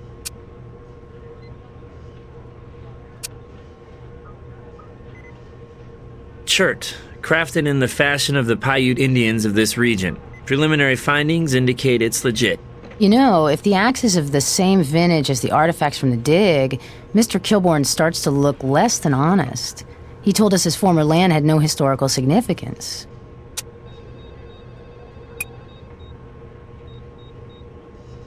Unofficial assessment of this relic, a post-Qing dynasty piece. Pretty old, huh? Best guess, around 1998.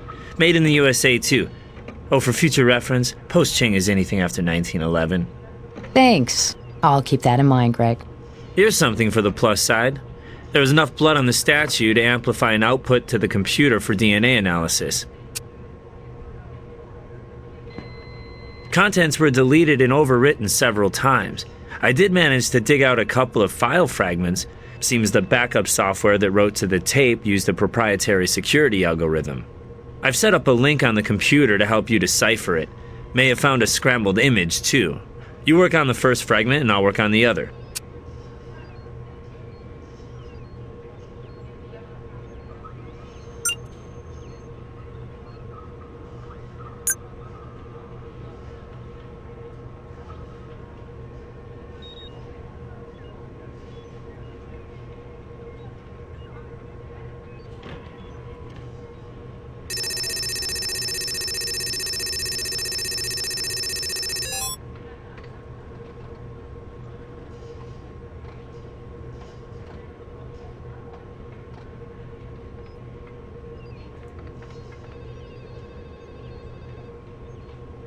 Think any of these are a match? I'm not too sure.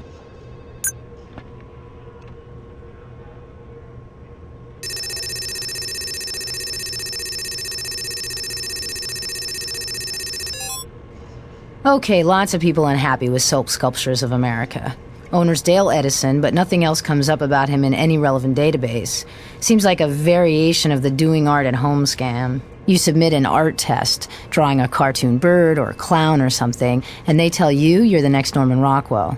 They promise to buy your work, cast it in bronze, and resell it at a big markup. All you have to do is pay big startup fees and buy overpriced supplies exclusively from them, in this case special soap, only to have them keep rejecting your work while encouraging more effort.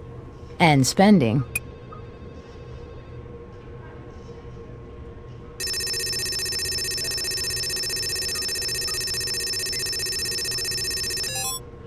The abstract of the land assessment study. Negative on the historical significance, but did Kilbourne really believe the site was clean when he peddled it? And who would have authored a report so obviously wrong? Seems like somebody was trying to slip his own past between the pages of ancient history. While you were playing around with that hex dump, I decrypted the other file. Please, no applause, only embarrasses me. I've printed it out for you to take.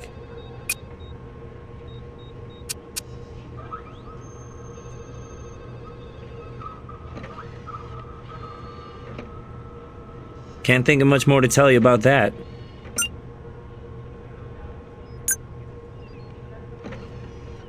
It's John Montana, looking over Mr. Lansdowne's property. Wait a minute, what's that on his arm? Let's take it in a bit closer. Look at the brand, Rolston Precision Classic, same watch we found. Could John Montana have actually been inspecting the property himself 2 years ago, or even killing the victim?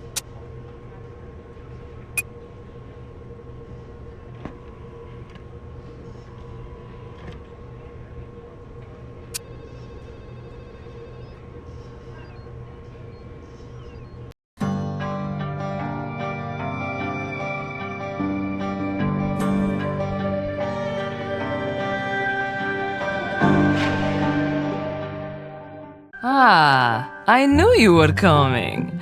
My name is Madame Stella Lazora, and you must be the investigators. We're with the police, that is the crime lab.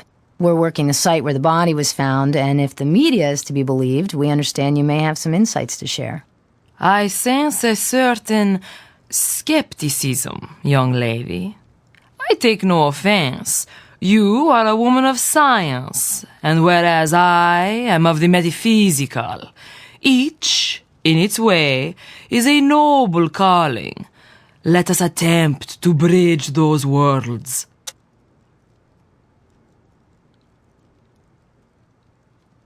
It is not so much a matter of knowing, but sensing.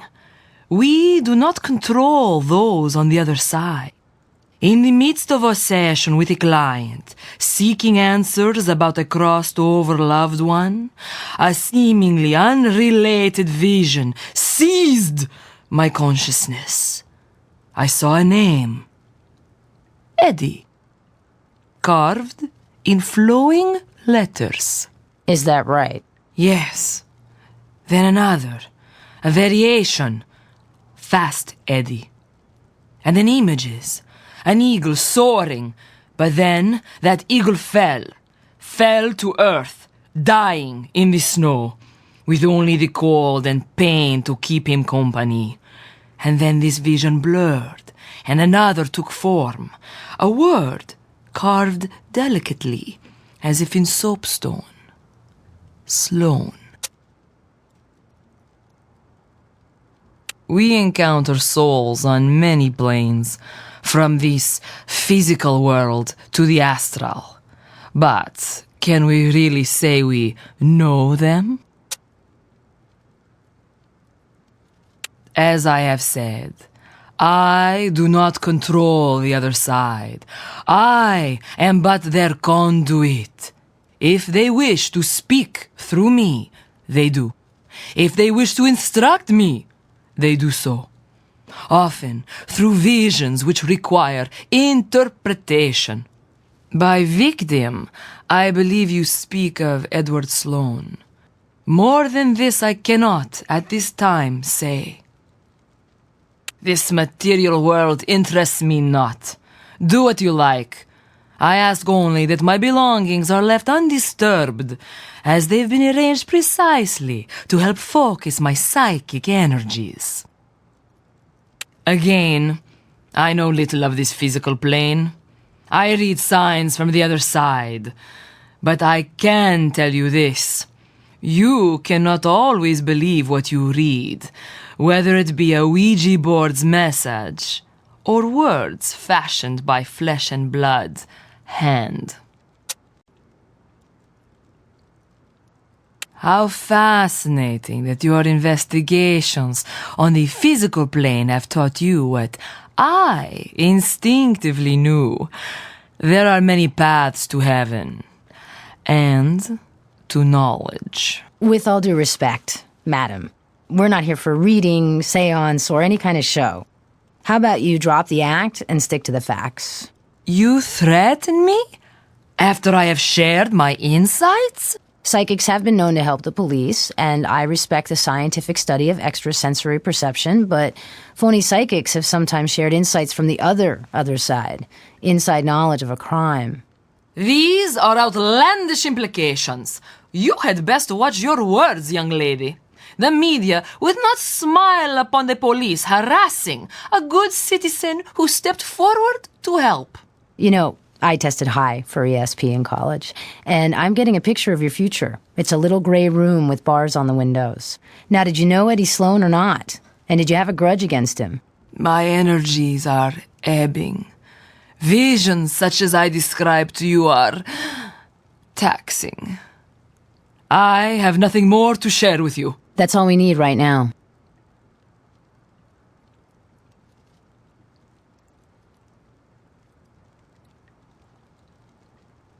Lighter fluid.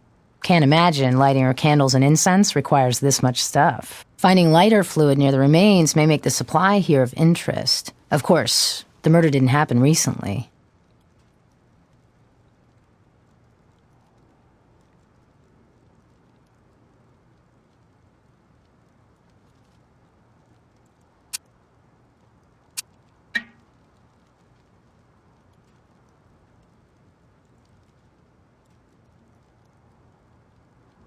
A loose thread from the carpet.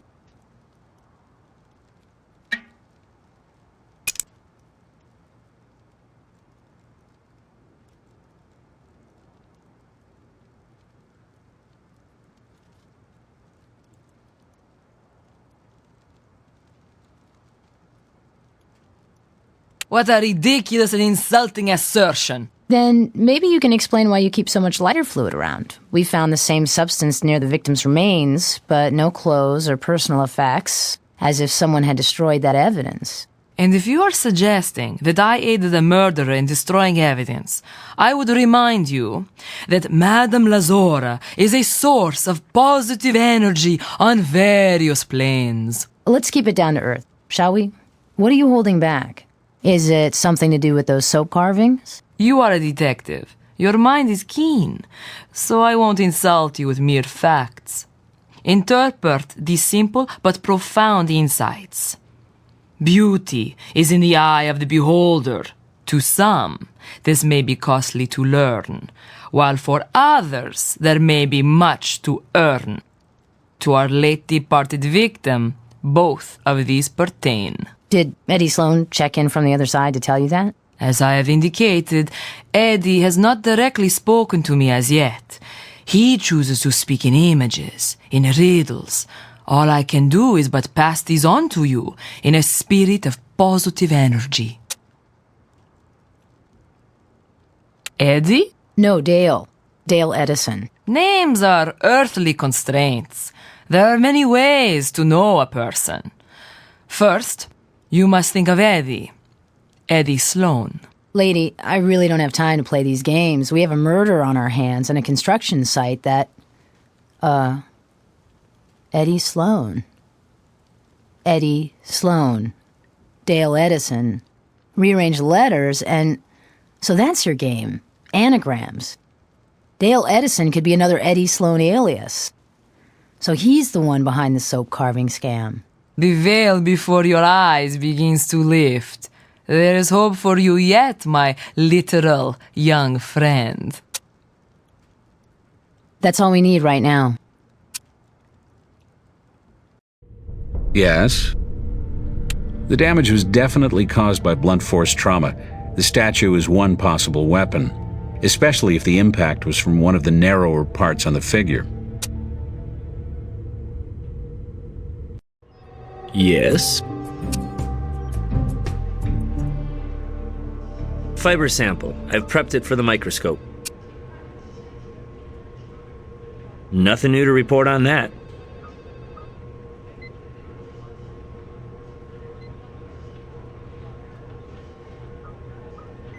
Looks as if our victim snagged a little fiber underneath his fingernail. In defense or desperation? Brown, quite thick, heavy cloth, like a covering or carpet. That's close, but not quite a match. But you knew that, right? It's the little details that you're looking for. When you're sure, then ask me.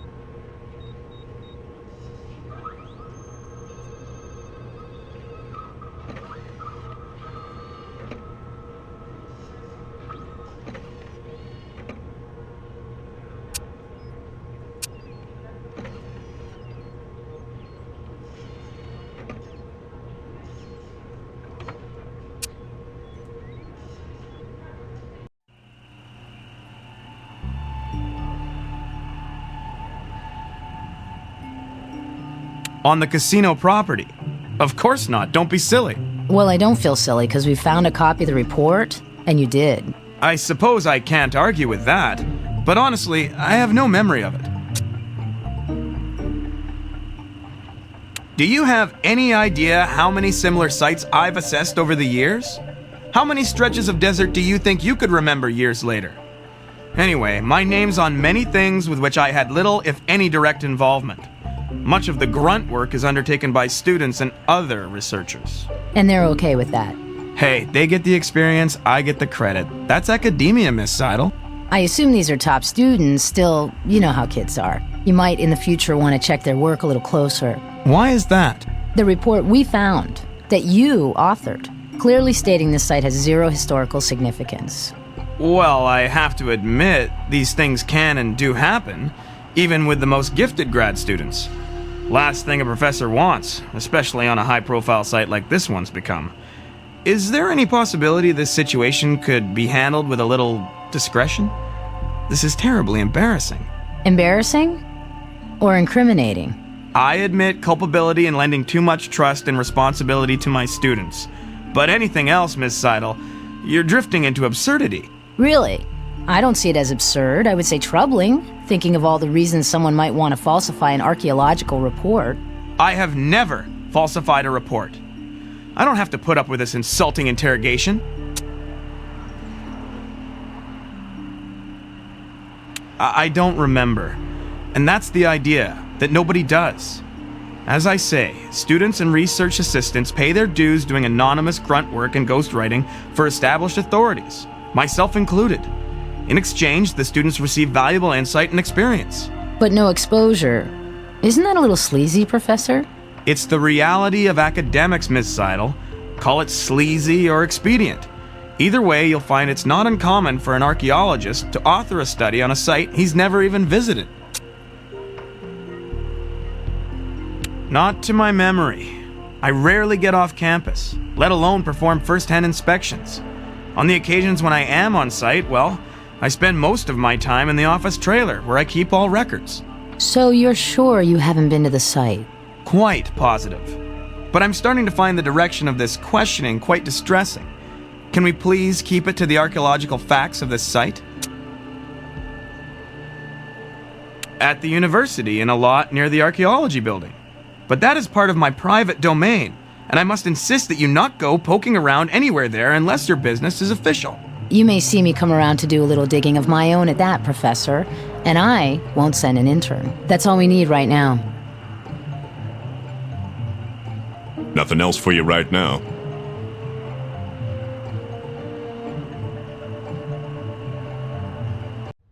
What's up?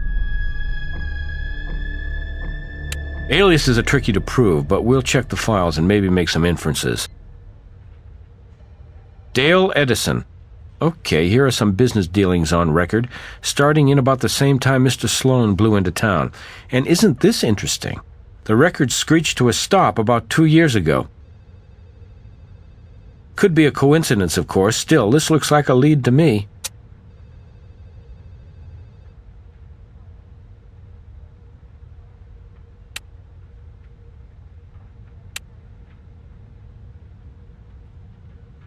I get suspicious about guys with selective memories, and the prof hiding behind nameless students doesn't make it for me. Professor Montana doesn't want to talk straight up. Maybe his trailer will be a little more forthcoming.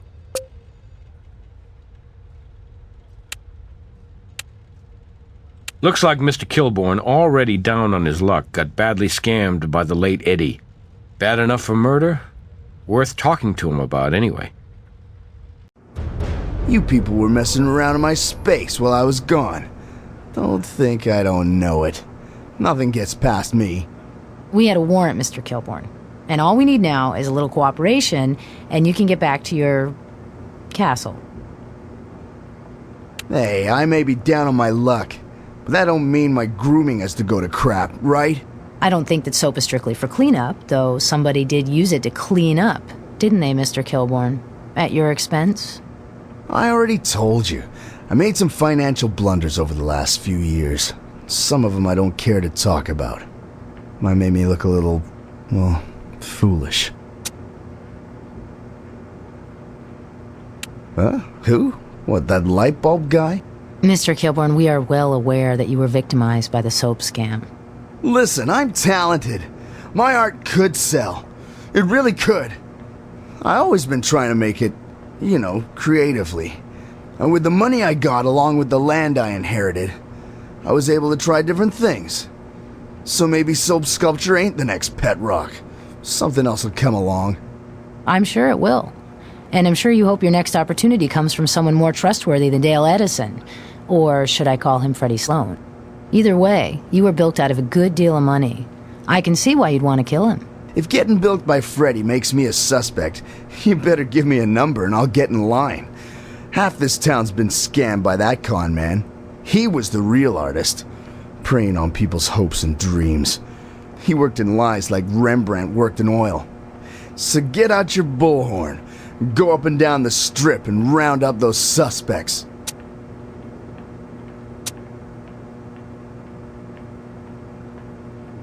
No way. I paid for a formal assessment before I sold that property. Legit all the way. End of story. Who did the assessment for you? It's true. What is? Drinking costs you brain cells. Only been 2 years, but a lot of booze under the bridge, Details like you're asking for. They went away a long, long time ago. Longer you keep the plane in the air, more luggage you gotta throw overboard. Dig? How's your memory where that hand axe is concerned? Piece of junk I found on my property. Looked kinda interesting, so I picked it up.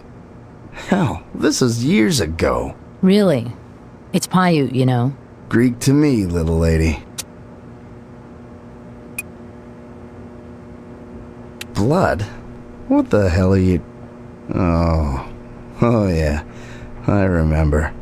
I had that statue on a high shelf and I was cleaning, reaching up with the dust rag.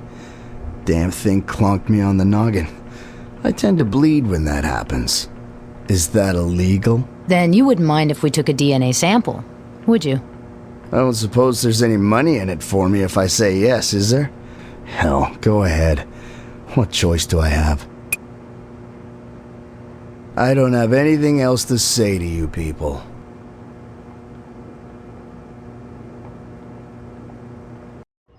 Hey. I amplified and graphed that DNA of yours, scanned it into the computer.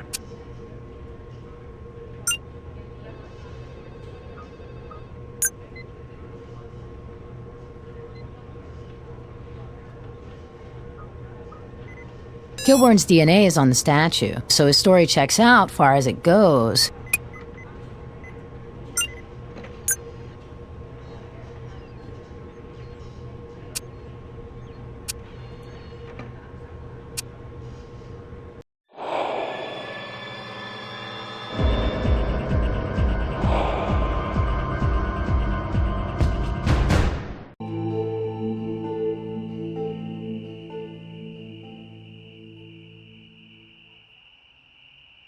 Looks like enough dirt on the tire to pull a tread.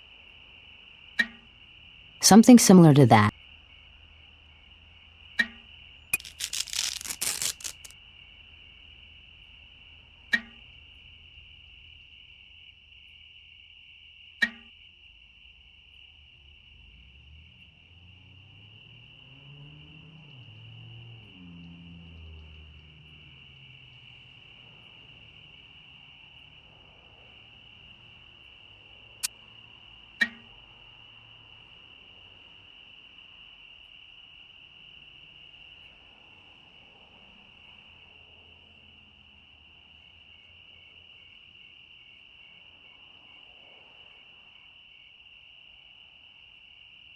Some substance up here.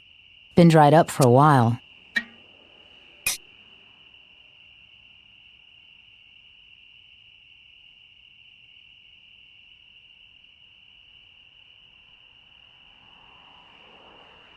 Nobody here. Hope Professor Montana hasn't left for another state.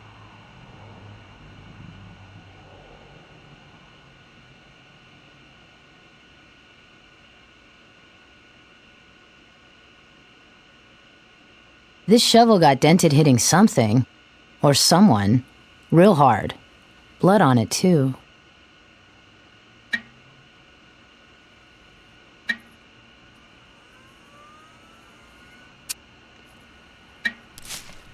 That's not right for this.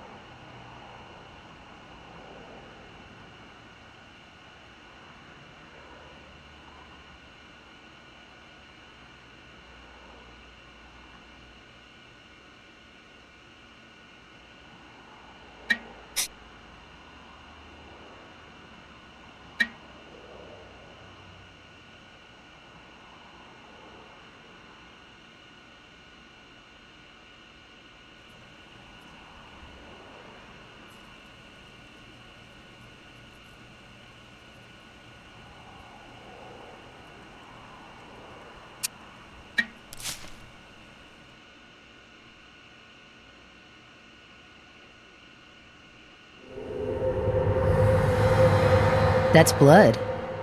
Good find.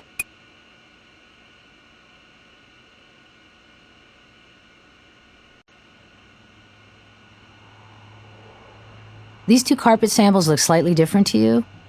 Always suspicious when somebody replaces their carpet. Hard to tell just from looking at it how long ago it was installed. We'll need to lift one good sample from both sides of this seam.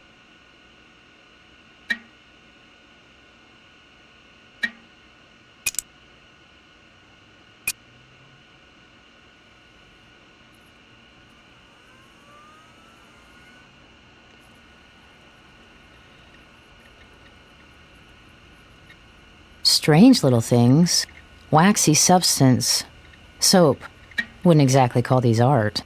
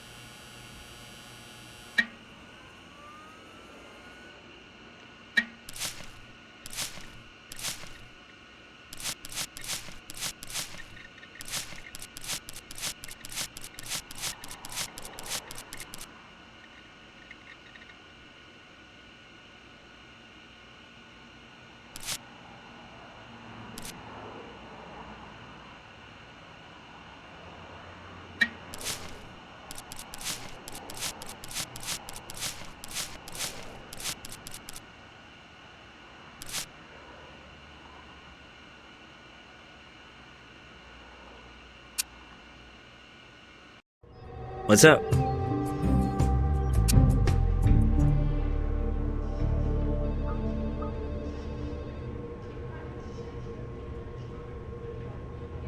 Are we a team or what? Tire tread is in the computer.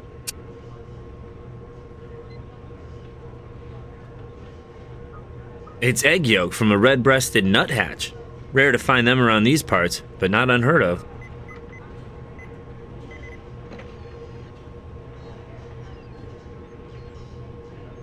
I thermocycled the DNA from the blood. Not human. Best guess? Coyote. Good blood sample, but it was pretty old. How old? Wasn't able to figure that out. Years for sure. Thermocycled and graphed the DNA for you. I've put that into the image enhancement and microscopy equipment for you. That's ready for image enhancement microscopy.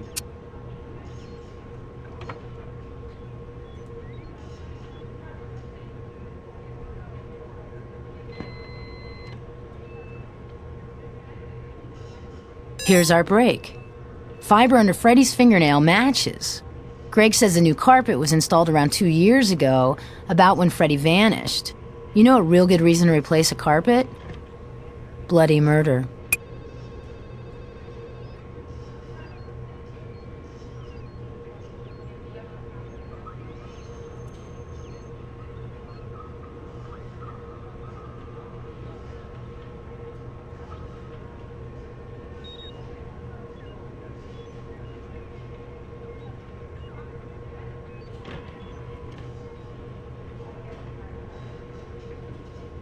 The details just don't line up, though I can see what you were getting at.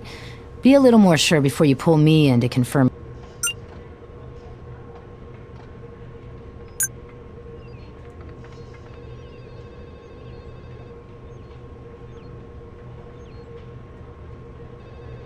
Okay, so the blood belongs to our Vic.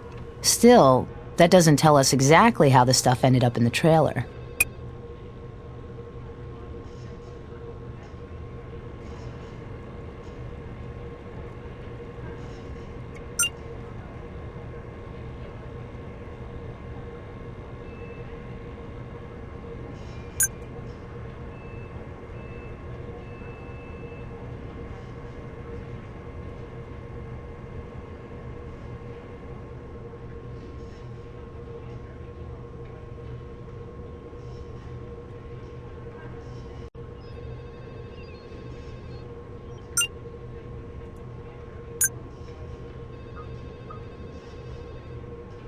Tire types matching key characteristics and dimensions. That's a nice spin.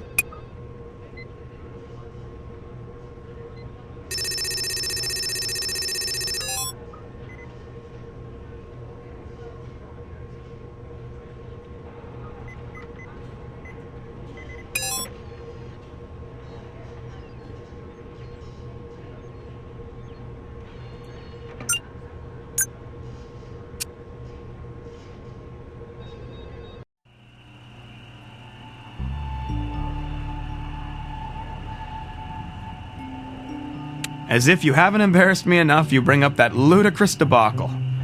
You would think an educated person like myself would see through a pitiful scam of that nature.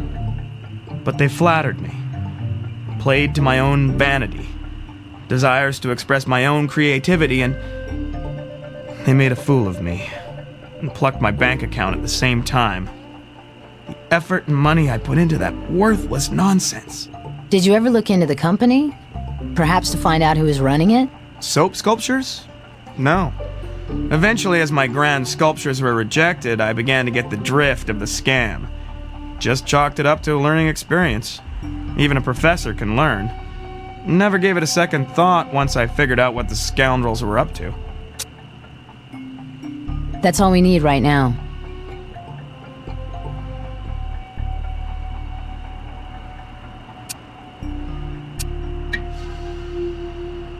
I think we found ourselves an important reason to pick this up now.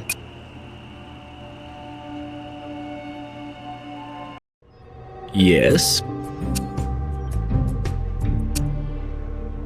It's pretty hard to tell much from a nest alone, since birds of a feather don't always flock together. But speaking of feathers, I did find some in this nest, courtesy of a red-breasted nuthatch.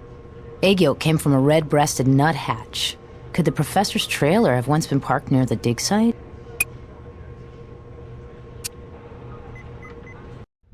Need something?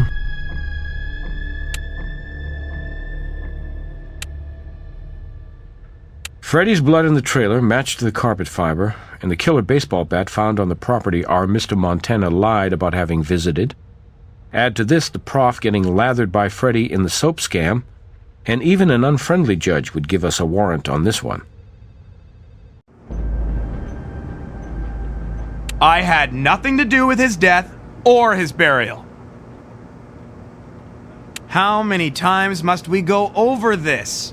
I've explained the nature of my work with grad students. I just signed off on legwork my researchers did. Next. Then you must have loaned your watch to a student because we found it at the site. It was found by the construction crew. The murder weapon, a baseball bat, that was in the same box as your watch. I don't know how my watch got out to that site. And I've never owned a baseball bat. I detest all sports. If you were my research assistant, young lady, we'd have a long talk about your investigative methods. After which, you would take credit for my work, right? The same time I found out I'm only one of his victims. These implications of yours operate off wild assumptions. Let's try a not-so-wild one then. When you were accessing the site, personally, you ran across a few Paiute artifacts, just trinkets, nothing too spectacular. You seized your opportunity, luring Freddy to a meeting on false pretenses. A big order of supplies, perhaps. Instead, you confronted him, demanding your money back, but Freddy refused. Enraged, you smashed him in the face, killing him. You buried him out at the property, making him part of the site, hoping it might be confused as part of an Indian burial, should the grave ever be discovered. All it took afterward was a simple falsification of the report to deflect any immediate attention to the site. Why would anyone suspect a professor of faking a report that would only make him look bad? After the body was literally turned up, you quickly reported to the site as a volunteer archaeologist eager to help. Actually, eager to further throw us off the scent. You paint a vivid picture, Ms. Seidel, but your assumptions have led you astray. You're fashioning a theory out of hearsay and conjecture. If I were your teacher, you must have someone who plays that role in your professional life. I'd suggest you look for real evidence. Funny you should bring that up. What? Blood? No, that's impossible. Freddy's blood was all over your trailer. Analysis shows that blood was spilled 2 years ago, right when Freddy disappeared. Satisfy your requirement for evidence, Professor? Still think I'm operating out of hearsay and conjecture? The victim's blood in your trailer. Or did your grad students get together and do that for you, too?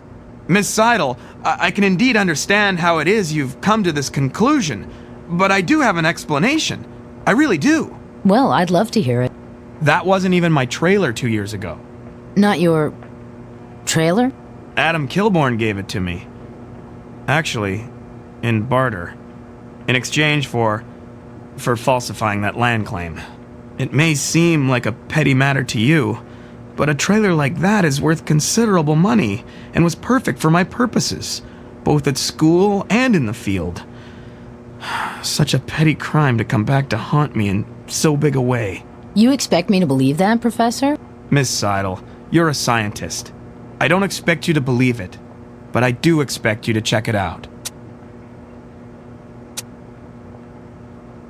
I've said all there is to say for now.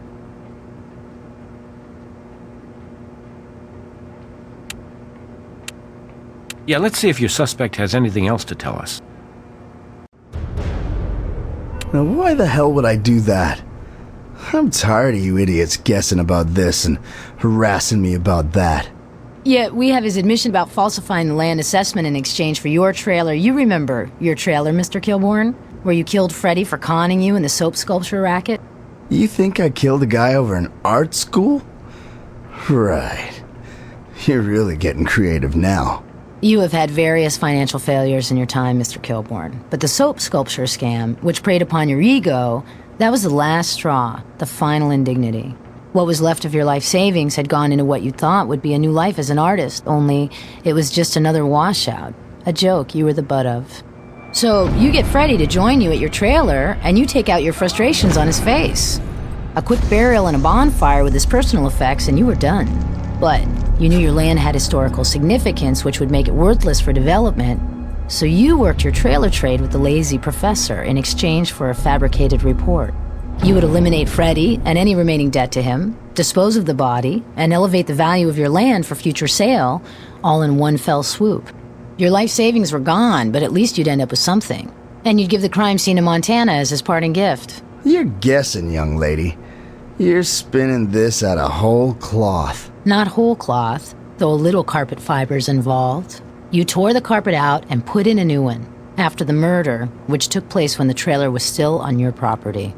And Mr. Kilborn, the blood on the walls? Scrub as you might, it still comes back to haunt you. We even have the baseball bat you slammed Freddy with. Some of his shattered glasses are stuck in the wood. Right now, I should probably call a lawyer. Don't you think? But you know what? I'm gonna cop. Right now. To the whole thing. You know why? I was nothing but a loser. Another loser in Vegas till that body in the desert turned up. Now I'm gonna be a winner. How do you figure that, Mr. Kilborn? That sleazoid creep bilked so many people. And when word gets out that I killed that leech, I'll be a hero. They'll build a statue to me. And I'll make you a prediction without a crystal ball. The leeches will crawl out of the woodwork and try and build themselves up over what I did. But I'm the one. The one to rid the world of that cancer.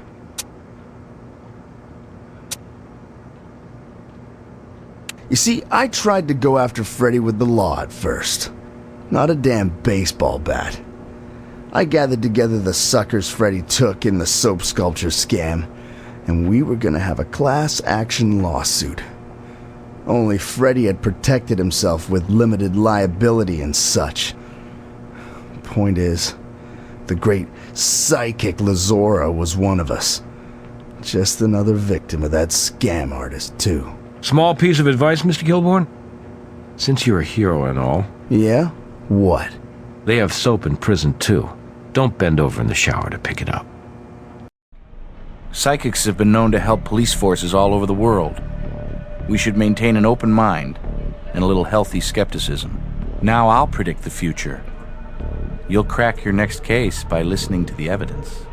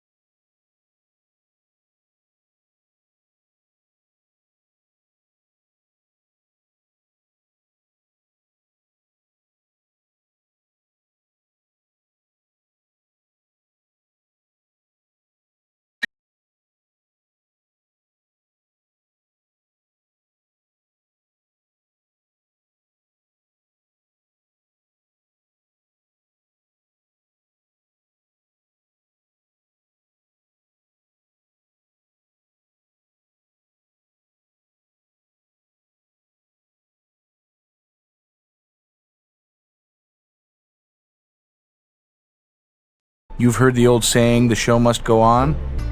Not when they kill the lead actress. Head out to the Colossus Casino.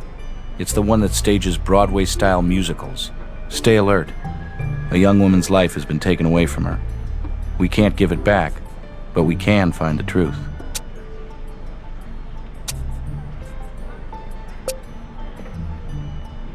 I'm Nick Stokes. Hope you're as good as I've heard, because we can stand to wrap this up fast. An event like this is the wrong kind of showstopper for all concerned. Let's go see where reality messed up the fantasy.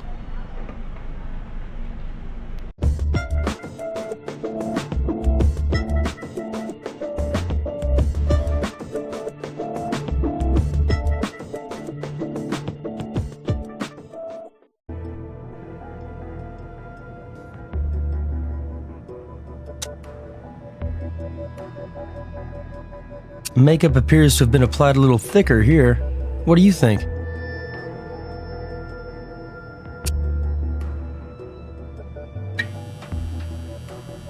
Whoa, some deep bruising peeking through that makeup.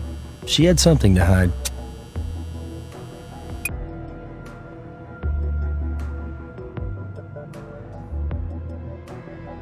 Well, the special effect was a gunshot wound in the chest. Happens to be next to a real wound of some kind, close to the heart.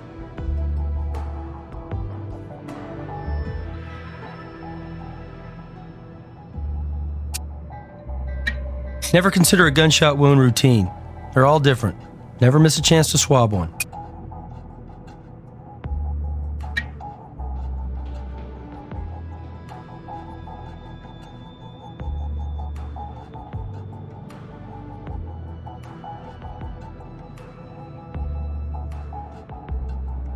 You know what a squib is, right? Explosive that simulates an impacting bullet? Gun-related effects are dangerous, and squibs are high on the list. Incorrectly prepped, they can wound an actor. Often, metal plates or other protective gear under the actor's clothes protect them from the blast. This stuff is usually used in film, and I gotta say, I don't care much for the idea of them in live theater.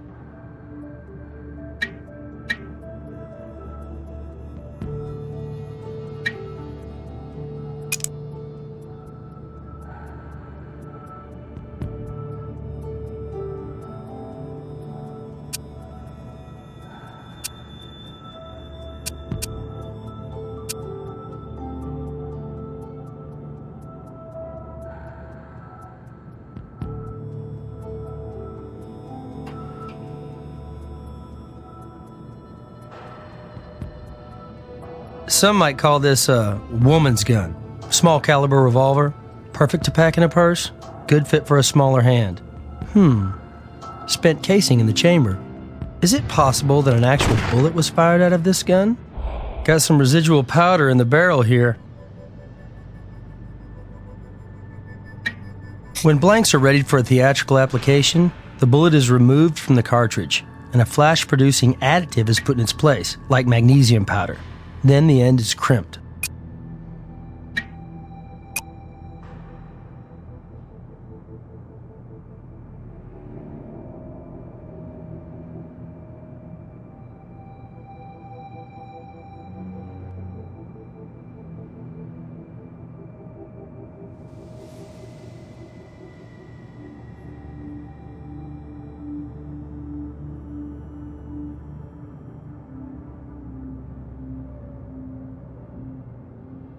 It's a mark, called a mark. Shows actors where to stand. It's used more in film than theater for camera purposes, but with special effects like these, those involved need to hit specific marks for safety, thanks to which we'll know exactly where the actors were supposed to be during this scene.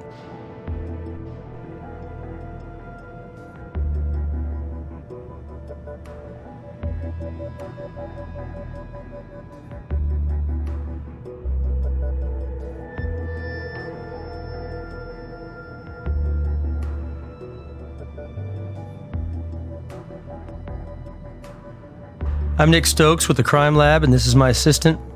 Are you with the production? Yes, I'm an actress here, Heather Colby. I don't even know what to think, let alone to say. An awful thing. Terrible. Horrible. Miss Colby, we know this is difficult for you and everyone here, but we're sure you'd like to help. And you can do that by answering a few questions. This was our tech rehearsal. Standard for any production, but particularly important for one like ours. You know, with so many special effects, like the shooting scene. Hang in there, Miss Colby. Now, could you walk us through it? I really don't have all that much to tell you. First, we had the argument, and then, of course, I shot Meryl and began covering my tracks. Whoa, Miss Colby, was that just a confession? If you have something important to share, you'll need to know your rights. My rights? Oh, I can see how that sounded. I'm sorry. By covering my tracks, I mean, what I meant, that's the song title. Song I sing in the show right after that effects scene. And that's just what I did. That's how it's scripted. Meryl at her mark, I walk on stage, shoot her, and begin to sing. But this time at the end of the scene, Meryl she never got up. That had nothing to do with me. I was shooting a blank. That horrible squib must have exploded. She complained about them before, said she'd been burned, but this? I never heard of a squib killing anybody before. We were old friends. Kind of veterans of the wars, you know? all the way back to drama school in New York. And even then, it was obvious she was gonna make it. She had that combination of charisma and ambition that marks a real star. We worked together often, not a team so much as actors whose onstage chemistry gelled so well that when the right roles came along, we got cast. Oh, I know, big talk, right? If we were such hot stuff, why were we still paying our dues in dinner theaters and regional productions? You got a right to say that about me, but not Meryl. She was nominated for a supporting Tony on Broadway just last season. And she's a star here in Vegas. She was a hometown girl, you know? And this production, she was great. Finally, the perfect part. And the buzz? People from both coasts were coming in for the premiere. I just know. I know. This would have done it for her. But then I guess this production was it for her, wasn't it?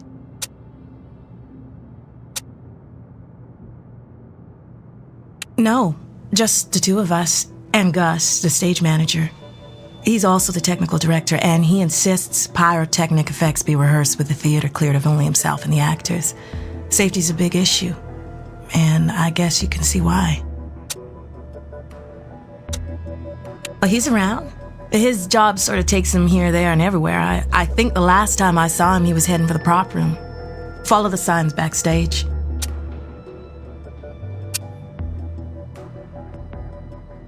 On my mark. It's still on the stage. Even during the run, we keep them there. Again, because of the safety issues. And of course, Meryl was at her mark, standing in front of me, right where she wound up.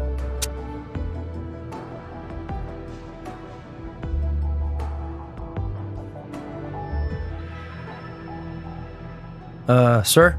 Excuse me. What? Oh, you're the police, aren't you? I'm a little out of it right now. Big shock to everyone involved. Nick Stokes, Crime Lab. And you are? Clayton Regis, Meryl's husband. I'm afraid I'm confused. If this is an accident, why are you people here? I'm trying to deal with the loss, okay? And one thing that would help me is to know what happened here. Is it negligence or something else? The fact that you can ask such a question shows why we're here, sir. And we're going to have answers for you and for your late wife.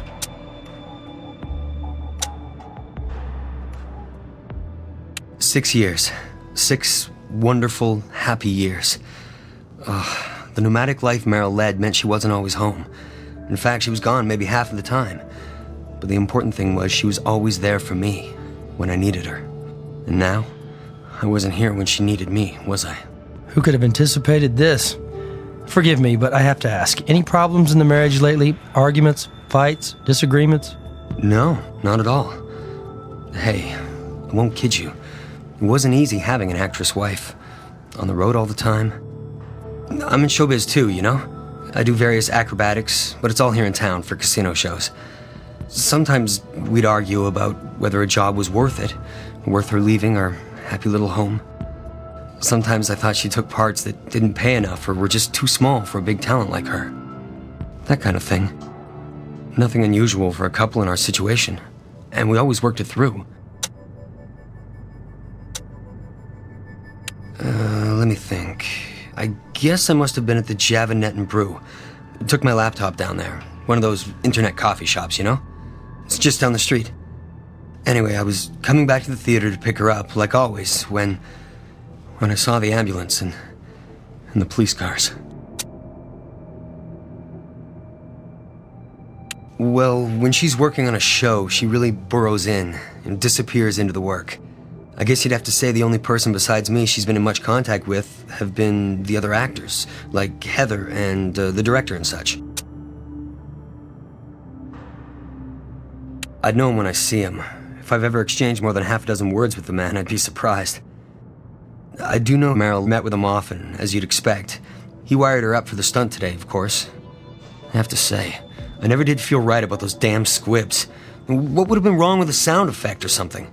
It's not the movies. She said Gus was all gung-ho about it.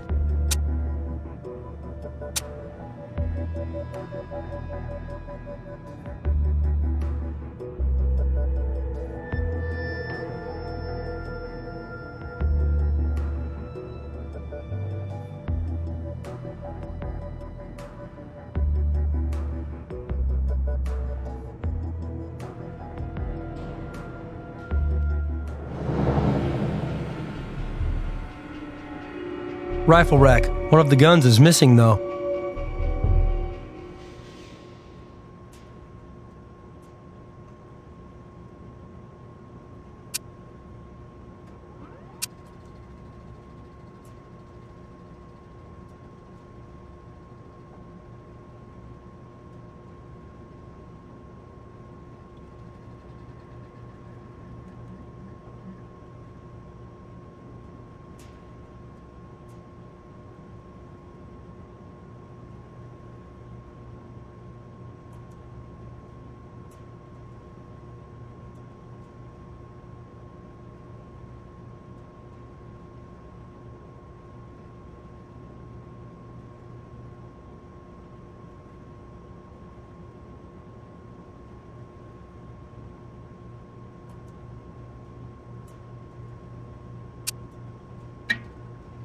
Shots of Merrill, maybe during recent performances. These aren't publicity pics, though. Looks like candids.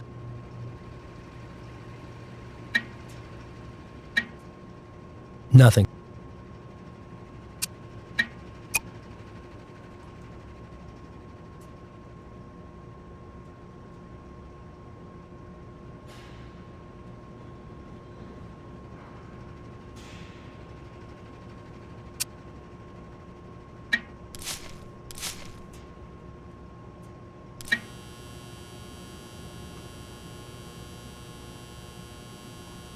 Nothing special there.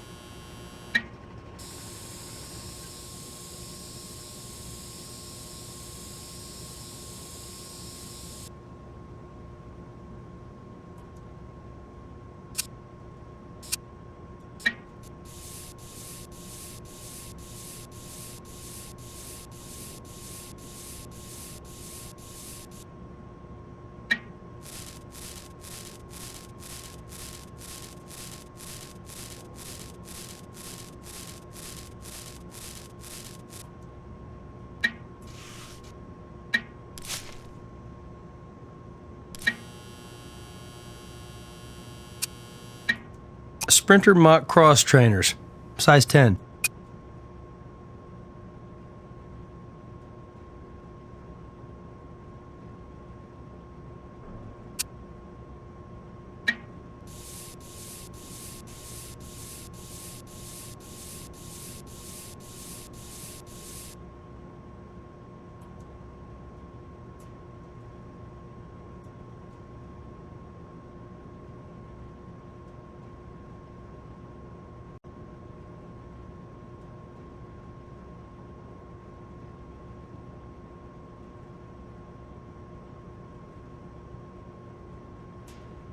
Hammer, screwdrivers, etc. Nicely organized. Even a little anal retentive about it. Tools traced in pencil so he knows where to put them, which tells us one tool is missing. Small, rectangular.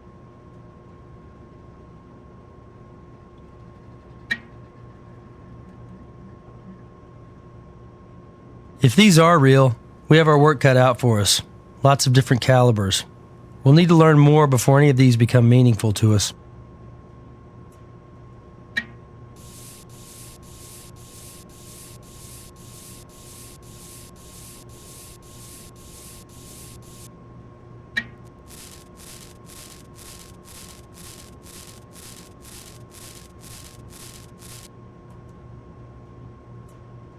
Blank rounds, crimped at the end where the bullet would normally go. Explode just like a real shot, though. Quite a few different calibers here. They probably go through these pretty fast.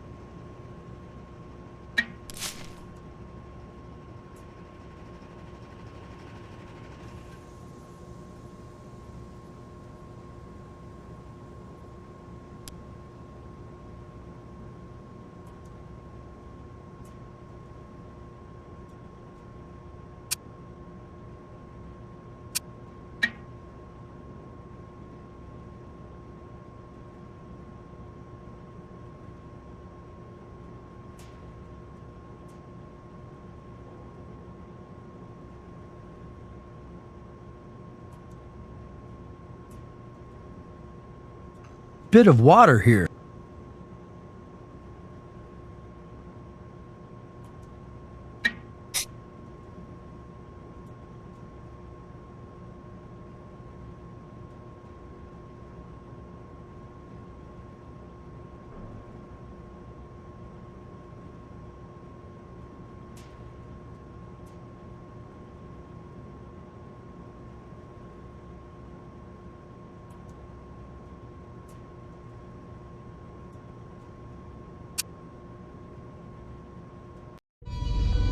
No problem. We'll bring the body right in.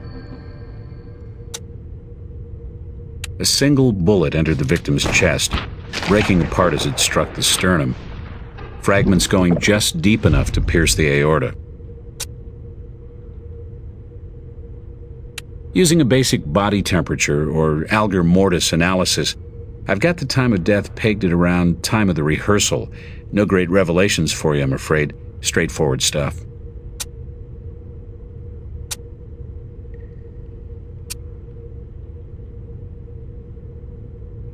Actually, yes, several metal fragments, presumably from a bullet. They're all yours. I don't need them anymore, and neither does the Vic. Not that she ever did.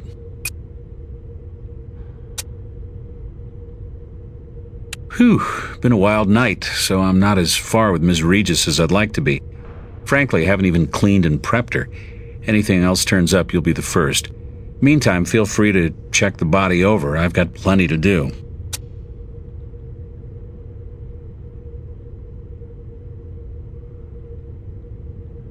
Be my guest.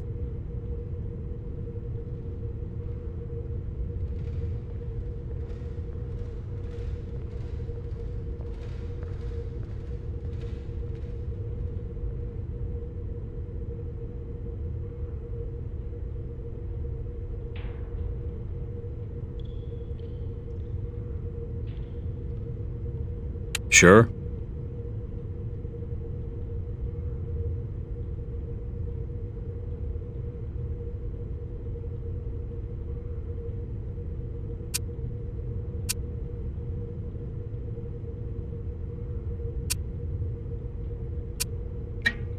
Tiny bite-type marks. Clamping tool, possibly.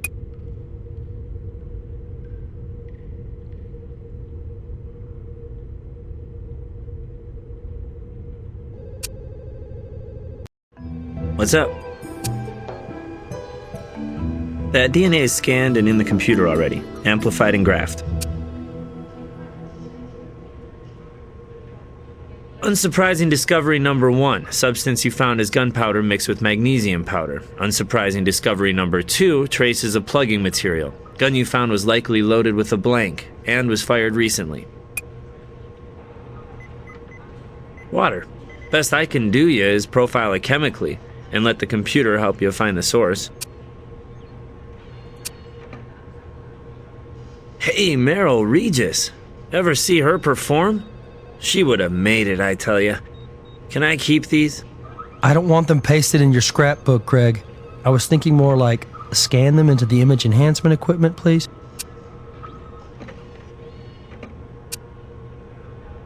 This is a squib with a sound detector.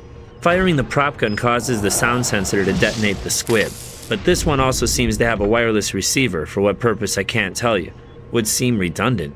Hey, this is an amateur night. Sophisticated setup. The blast plate was damaged, but that's not unusual. Explosive powder residue levels were consistent with a proper load. Our Vic must have felt a real kick when this baby went off, and no signs of tampering either. Just because it's a prop gun doesn't mean a little item like this can't fire real bullets. Can't confirm whether a bullet has been fired recently from this prop or not, but I can tell you it's a .22 caliber.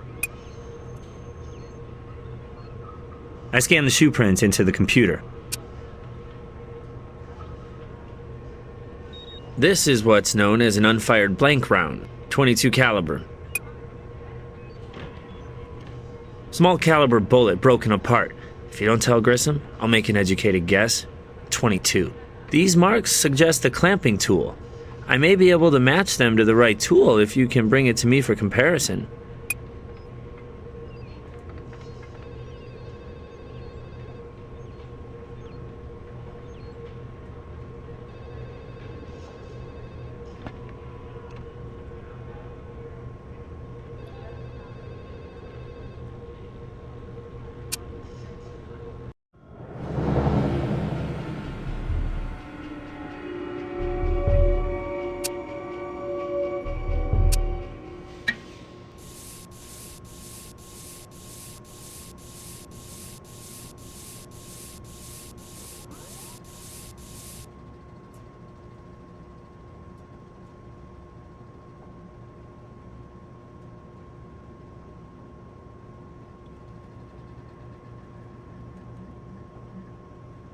Let's see, 9mm, 308, 338.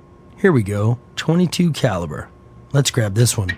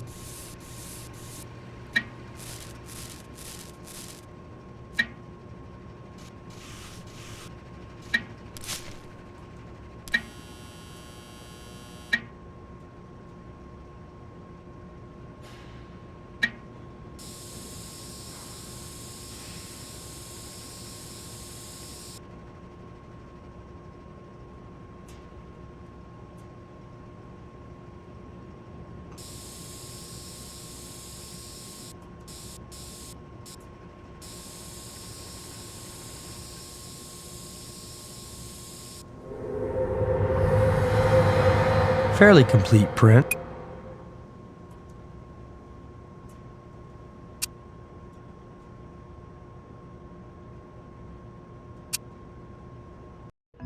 Yes? That print has been scanned into the computer for you.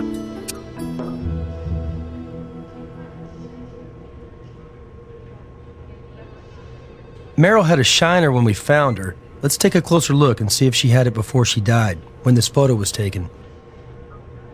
Hey, she did have that black eye before she was murdered. Finally getting somewhere. This candid is a real-life argument, not something from the show. Gus could have been stalking Meryl.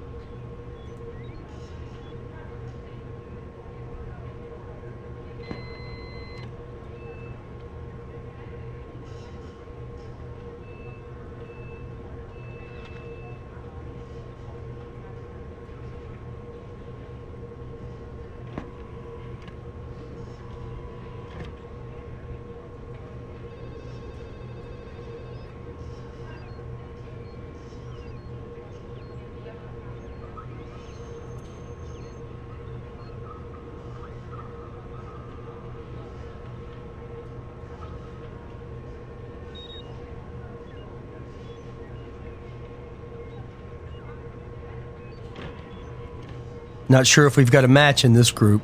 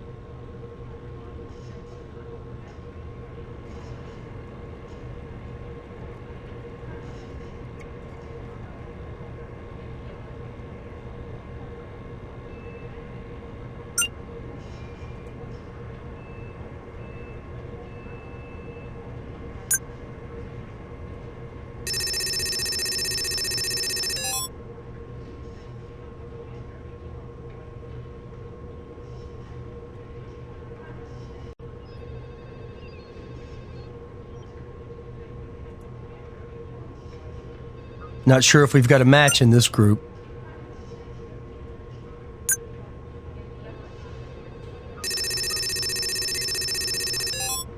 So, the water from the prop room came from the pipes in the city's commercial water supply system. Since the 1950s, Vegas has had a dual water system. Regular water supply is drinkable, servicing the general population, but secondary treated wastewater, not drinkable, is reclaimed for commercial uses, often with a higher concentration of these elements. No surprise if the theater sprinkler system is hooked into this funkier water supply.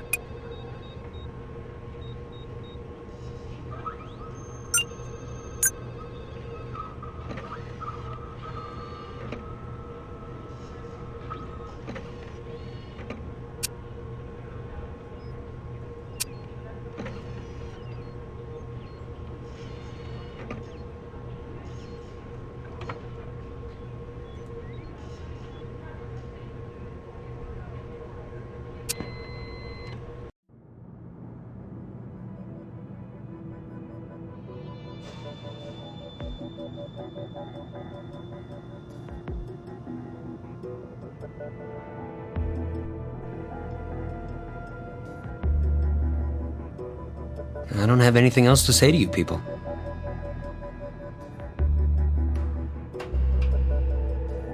I already told you so. It's part of the scene. You know how hard this is for me? Please. Really, killing her wasn't part of any scene. That's what we're asking, Heather. She was my friend. Of course I didn't kill her. I can understand you're upset, but understand what we're thinking. You were holding the gun, and the bullet fragments from Meryl's body matched the gun's caliber. Could that weapon have been loaded with something other than a blank? I had nothing to do with loading it. I suppose it's possible. But no, even if someone else traded a live round for my blank, part of our stage training is to aim a weapon with a blank away from the other actor. It's an illusion. From the audience, you can't tell. That sounds reasonable, Miss Colby. But you should know we can track the angle that a bullet enters a body, so it wouldn't do any good to... Check it all you like. Upside down and sideways. Just leave me alone. Why are you harassing the victim's best friend? Are you that desperate for a suspect? I had to watch someone I loved die. Isn't that enough? Hardly. We were colleagues and old friends.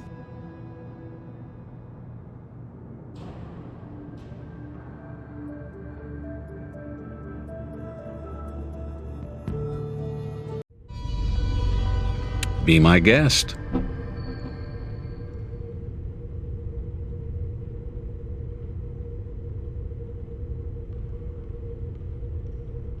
We need to determine, from the wound and internal tissue damage, the trajectory of the fatal bullet.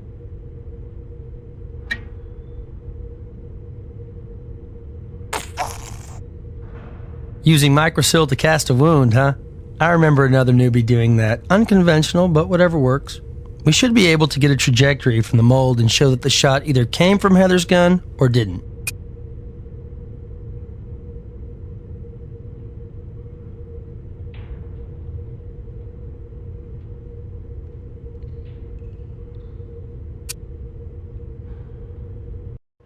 Hey. Dummy round. Just like a regular round, but a prop without gunpowder. Used for all kinds of stage work, except for actually shooting. So, we've got prop bullets matching the caliber of bullet the doc recovered from the body. However, dummy bullets lack an explosive charge, but if a bullet was already in the chamber, the force of the blank round would have fired it out. Looks like Heather Colby isn't the only one shooting blanks. You need a new suspect, guys. The cast shows the entry wound pointing downward from the body at a 30-degree angle, and a direct shot from the front. Hey, ruling people out is a start, and this sure lends credibility to Heather's story. Let's set up a trajectory dummy at the theater. That way, we'll really know where the shot came from.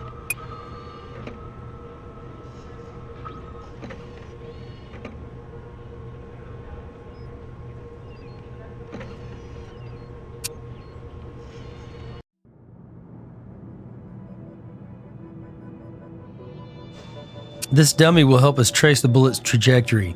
We know it was pointing down at about a 30-degree angle. Since actors are trained to face slightly toward the audience, the angle on the pointers would seem about right. Let's switch on Mr. Laser and see if he's pointing anywhere near Heather's mark.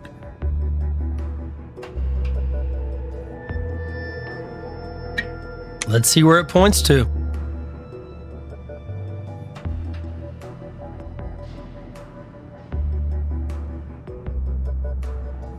Now that's interesting. It points right down to the orchestra pit. Some kind of electronic transmitter.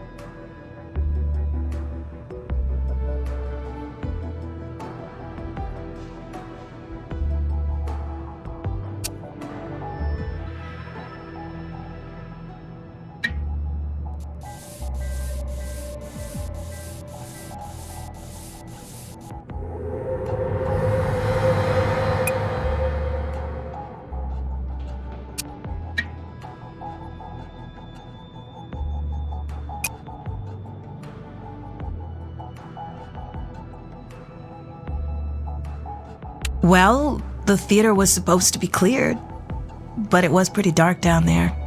I'm not sure where Gus was. He sure wasn't in view when I fired the gun. He started the scene, headed to the wings.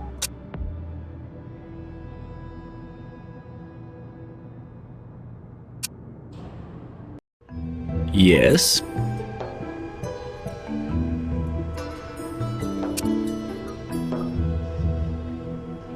Prints in the computer for you. You're welcome. Remote backup detonator. Can be used to trigger the squib should the gun fail. A logical backup in a theatrical situation.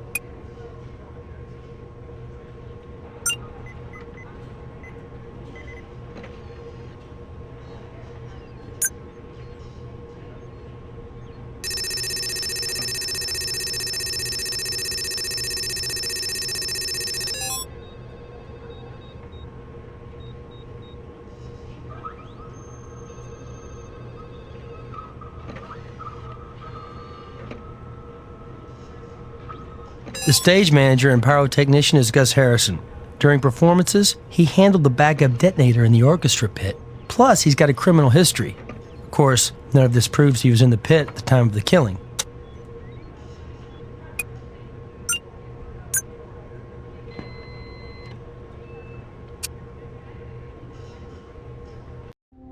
What's up? Ought to be possible. Let's check the IP traffic through the cafe's node and look up logins. C. Regis logged in. Spent about 15 minutes online, then logged off. That leaves a little unaccounted for time. Not much, though.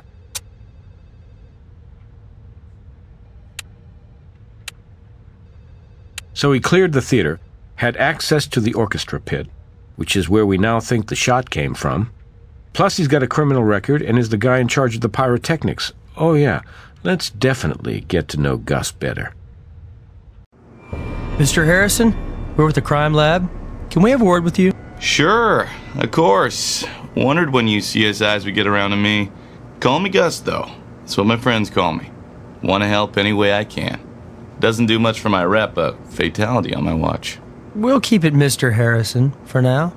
We try to keep it professional. Well, directors come and go, actors too. I'm sort of the continuity. The glue, you might say. But in an operation like this, a stage manager has to wear a lot of hats. So I'm also the technical director, in charge of props and pyrotechnics. I'm a believer in doing live effects, kind of things people are used to seeing in the movies, squibs and all. Can't have a sound effect over the sound system. That wouldn't even convince Grandma these days. Great gal. What can I say? She was the closest thing to a local star we have in Vegas, as far as legit theater is concerned. Hollywood and Broadway had been sniffing around.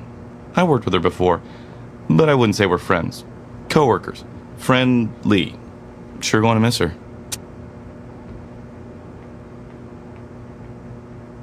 Well, whose else would there be? I told you, I'm the prop guy.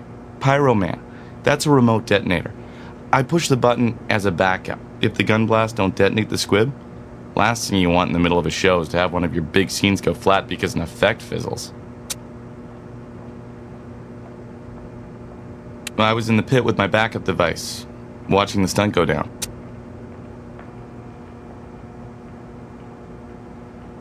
Always keep them handy. We just had a photo shoot the day before that rehearsal.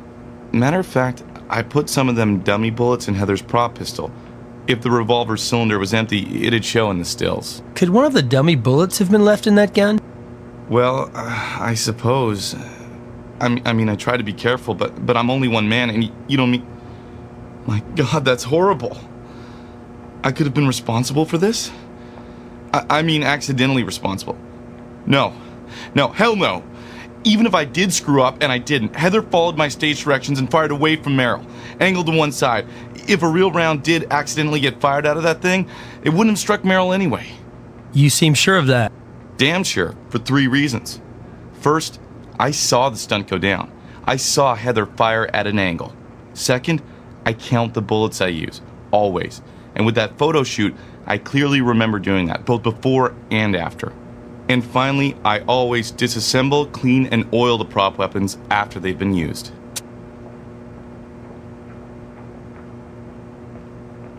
Those are continuity photos. You know, making sure that things are in exactly the same spot next time you see them.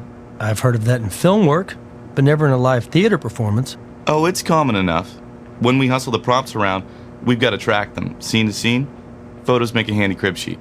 But your continuity photos seem to track Meryl Regis specifically, scene to scene. Almost all of these continuity photos are of her. Hey, can I help? She was the star of the show. A rifle missing. Hey, that's news to me. Really? But you're so careful, Mr. Harrison. And yes, it's gone, from the rack. Do you recall that specific weapon? If it's the one I'm thinking of, bolt action rifle, 30 caliber. Telescopic sight on that puppy. We did a show about a sniper killer a while back. Must have been another musical. You're an expert, Mr. Harrison. How tough would it be to make a homemade noise suppressor for a weapon like that? Well, probably not tough at all. A lot of do-it-yourself stuff floating around the internet. But you'd still have to know what you were doing. It ain't just any chump can build one. Sounds like work for an expert. Right, Mr. Harrison?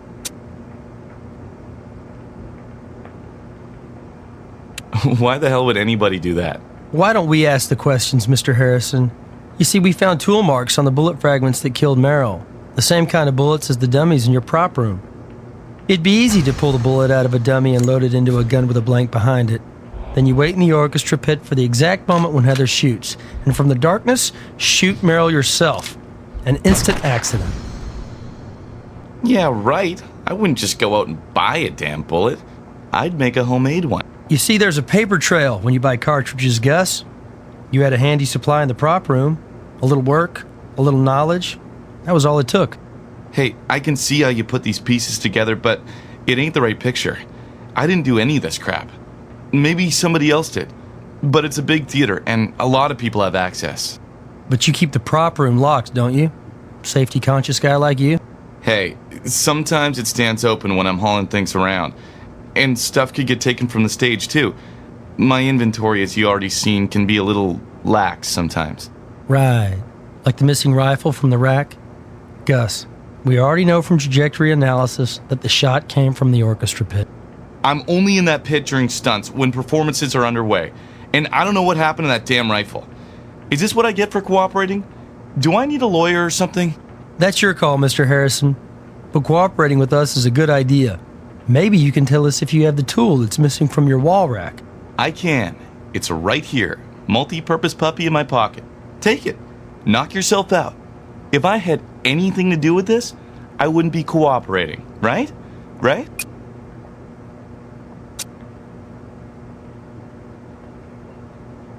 Hey, she was alive last time I saw her. You mean from the pit, during the stunt?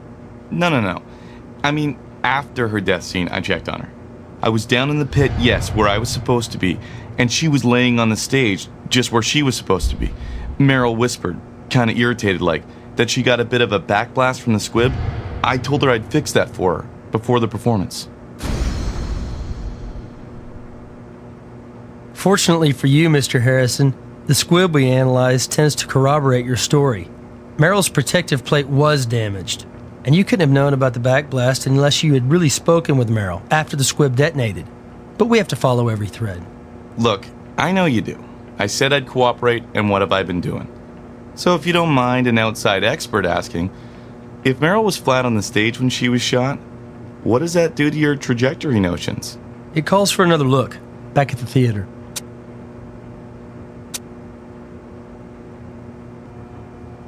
I don't want to play pin the tail on some other poor sucker, but I gotta admit, showbiz, the theater, it's a dog-eat-dog deal.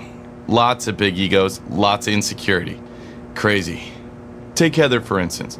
Right before rehearsal, she had this knockdown drag-out with Meryl. I'm surprised you ain't figured that out yourselves already. Evidence guys like you? You're still on our list of suspects, Mr. Harrison. Yeah, I can live with that. As long as you promise to cross off my name when you realize I had nothing to do with this. Listen, I hold on to this job by being discreet. But yeah, that's Heather and Meryl going at it. Kind of a lover's quarrel, if you get my drift. Stirring an angry husband and you've got an instant soap opera. But that's all you get on that from me. Go to the sources if you want more. Heather and Clayton have probably left the theater by now. We could try to track them down at their homes.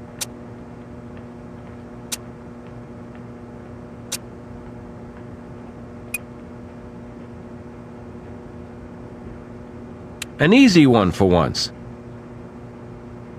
Got it. 1486 Westfield Crescent. Nice neighborhood on the east side. No prob. Here you go. 216 Vermont Drive, residential area, northwest.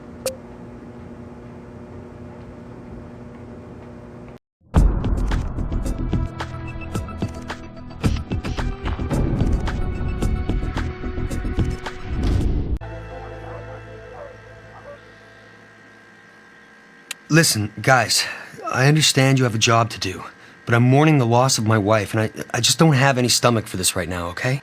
That's all we need right now.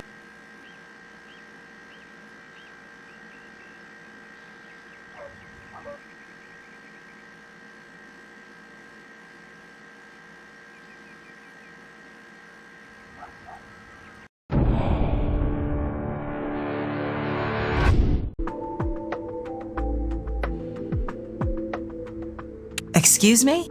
Gus told us about it. I guess when you fight on stage, the stage manager notices. Oh, that. No, that was no argument. We were just agreeably disagreeing over the motivation of my character. In the scene, maybe I got a wee bit bent out of shape, since this was my role we're talking about, not hers. Creative differences. Sisterly squabble. Including a sisterly black eye? Black eye? What are you talking about? You know, suddenly, I am not liking the tone of this. I don't want you poking around in my things, my business, not unless it's official. Understand? Yeah? What do you need, guys? It's likely evidence at the Colby woman's home might corroborate your stage manager's story, along with his peeping Tom pics. You've got your warrant.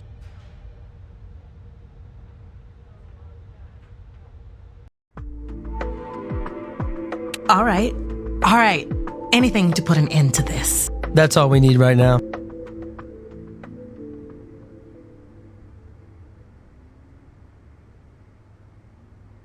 Heather's a college grad, bachelor in performing arts.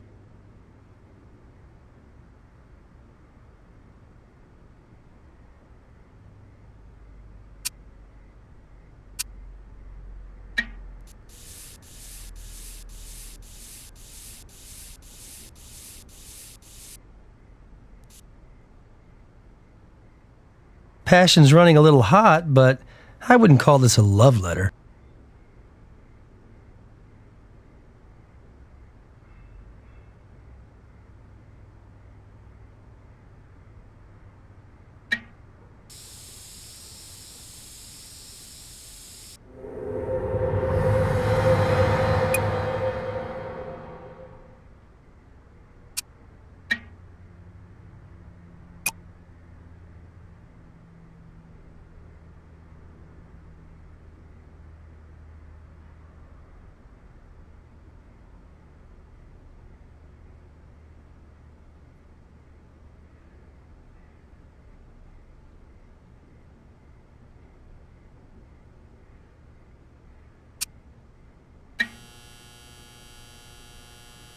Certain kinds of bodily fluids fluoresce, such as the kind you'd expect to discover in clothing like this, after a stimulating night.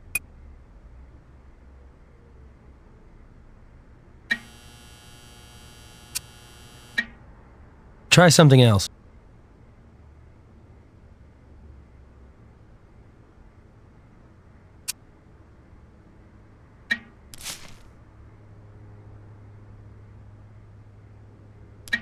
Nothing here.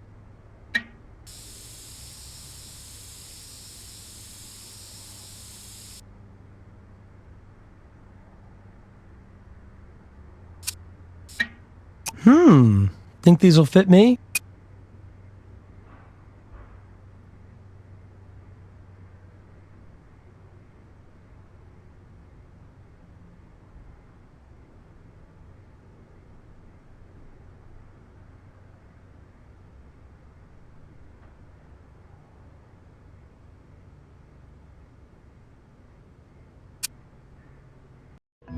What's up? I sent the prints you found on the letter over to the computer.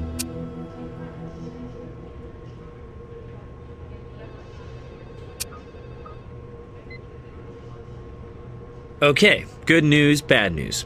This could be the mystery tool from the prop room wall, but it wasn't the tool that made the marks on the bullet fragment from the Vic's wound. That still doesn't clear Gus, though. Guy always seems to know more than he's saying. Vaginal fluid. Got a little excited myself. Well, because this is a great source for DNA.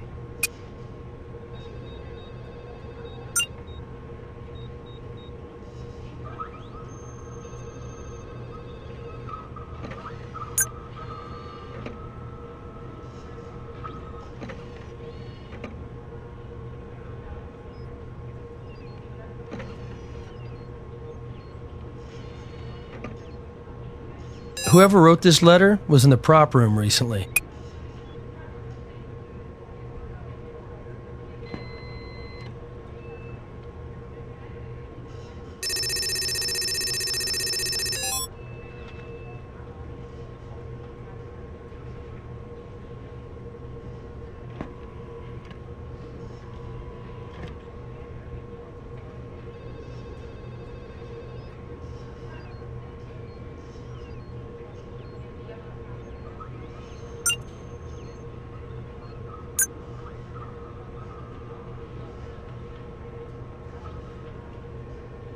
We've confirmed that soap opera tale our stage manager was hinting about.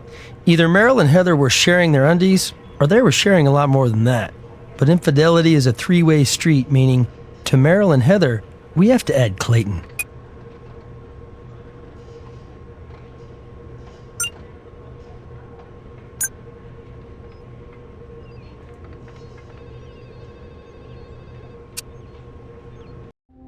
Need something?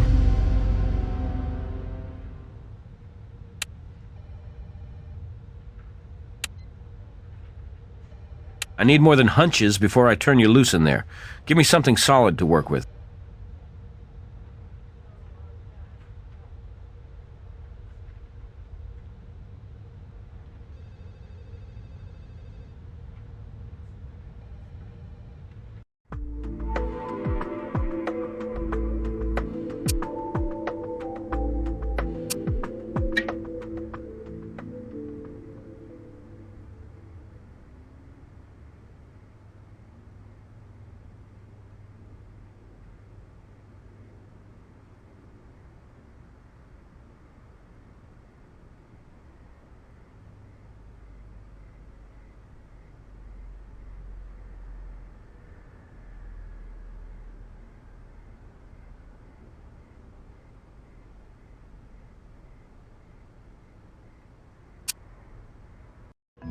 Hey.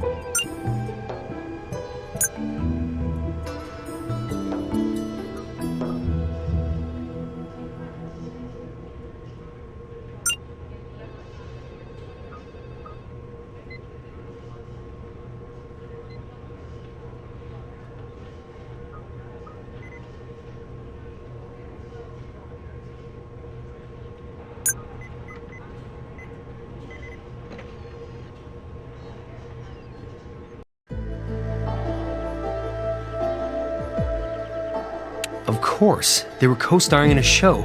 They're old pals who both live in town. Is it surprising Meryl would be over there quite a bit? Why? What do you know that I don't know?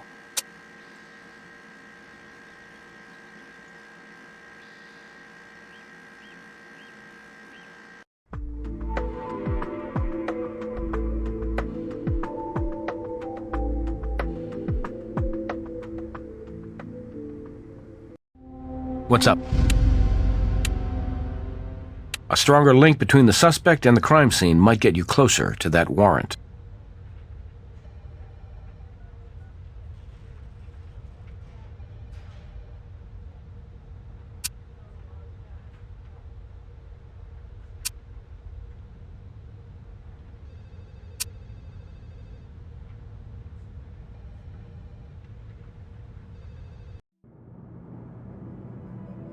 We need to check out Gus's story.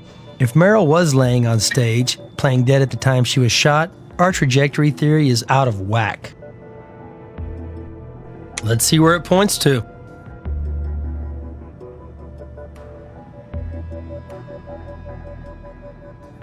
Now we got it. With the sloping angle of the wound, if Meryl was laying on stage when she was shot, it would have come from that box seat. Interesting print. Impressed more towards the instep, suggesting a slight pronation. Try using a similar tool. That's not right for this. Not the right tool for this. That's not right for this.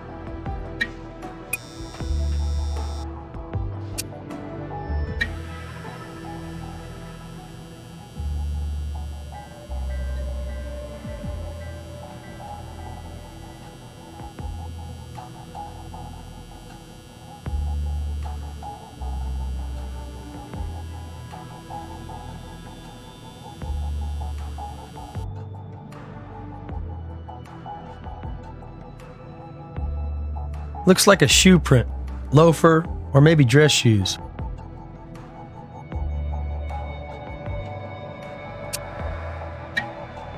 Try something else.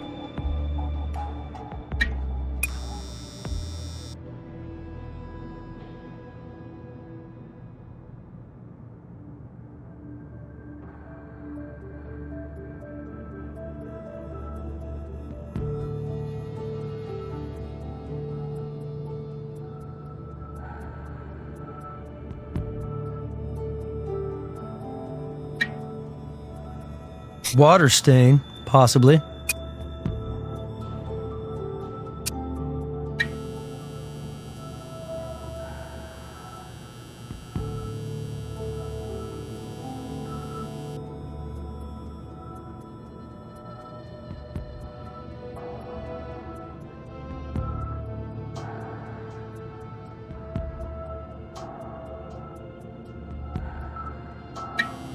Nothing special there. Nothing. Something similar. Close, but not quite right. Something similar. Not the right tool for this. That's not right for this. Not the right tool for this.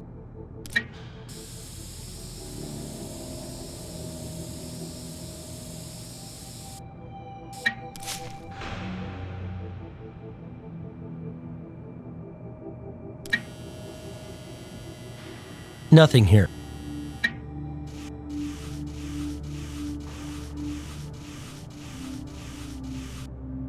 Try something else. Nothing special there.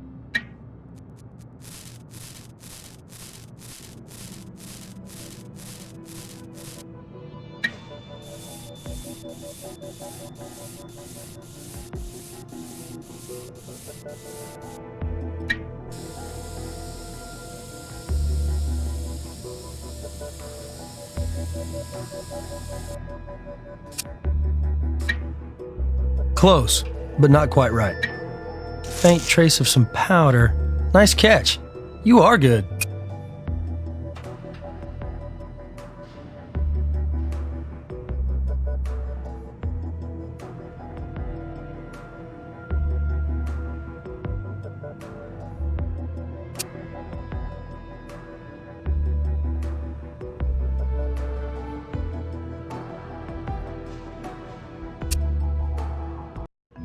Yes?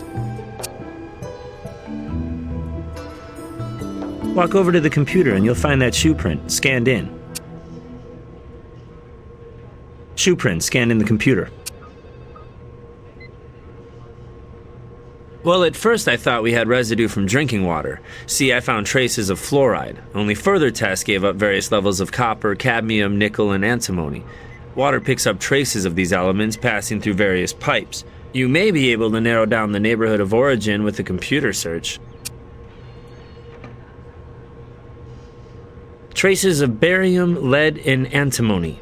Main ingredients of that ever-popular favorite, gunshot residue.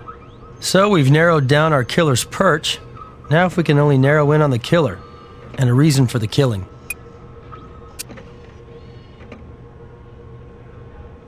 Profiler friend of mine at the FBI gave this a thorough content analysis. Sometimes even a short message can provide insight, though a longer message would have been better. My guy says we're likely looking for somebody with a university education, sociable, assertive, who tends to read a lot of very visual, descriptive fiction. Screenplays, maybe. Can't think of much more to tell you about that.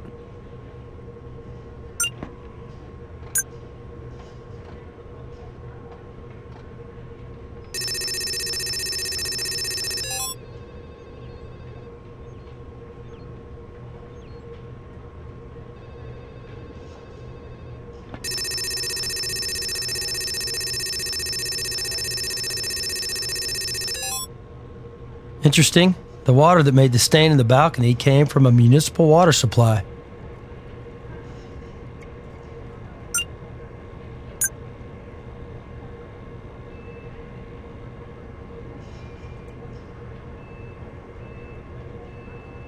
Seems the owner of these shoes from the prop room has been lurking around the balcony box seats.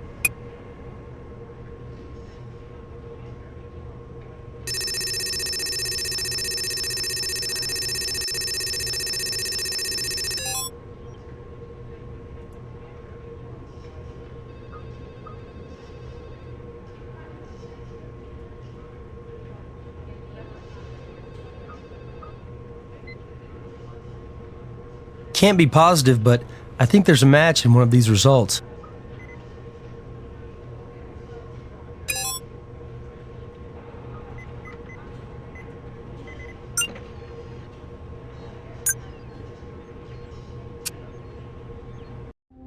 Need something?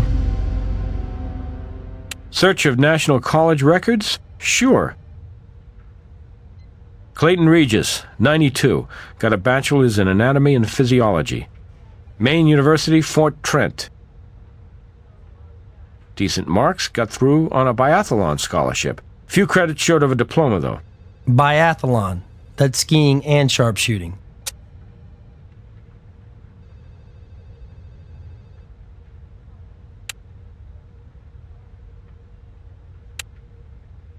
An argument and a love affair? While your trajectory analysis suggests she probably didn't kill Merrill herself, we still need the story between those two. If I were, and I didn't say that, what business of yours would that be? Why can't you let Meryl rest in peace? She might rest more peacefully with her murderer behind bars. We have physical evidence suggesting you two are intimate. We'd like you to confirm that. Would you?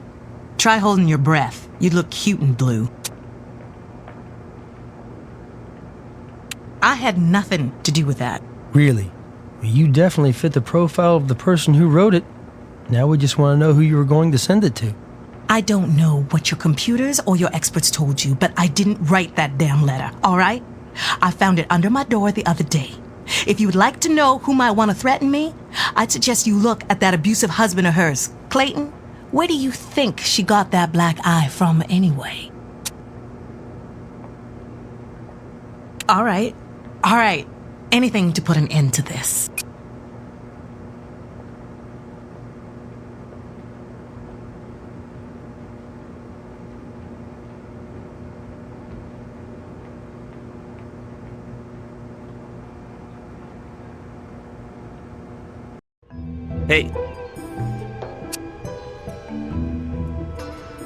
Hey, I scanned that print into the computer for you.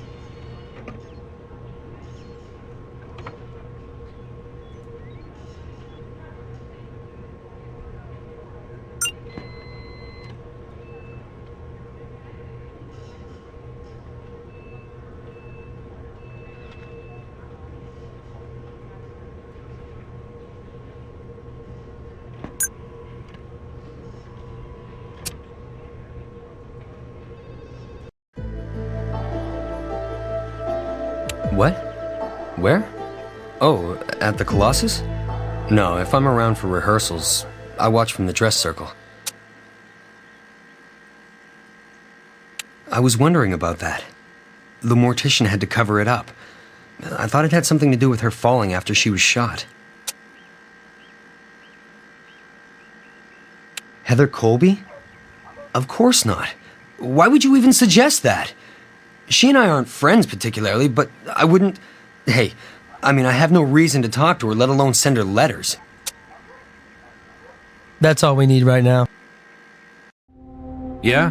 What do you need, guys? His profile matches the analysis from the letter.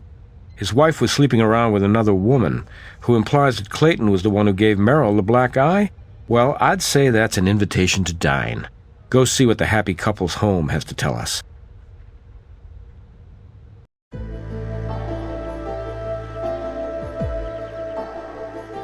I told you this was a bad time. Okay, look, just try to have a little respect, will you? That's all we need right now.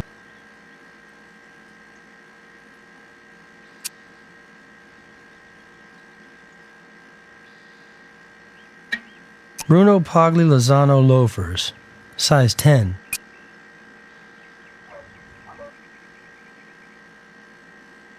Well, our anatomy student seems to keep up his studies. Maybe he's finally going to finish that diploma.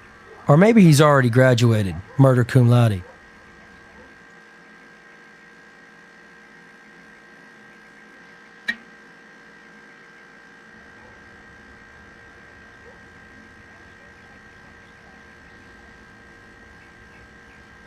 Pair of pliers. Looks like they were tossed in here recently.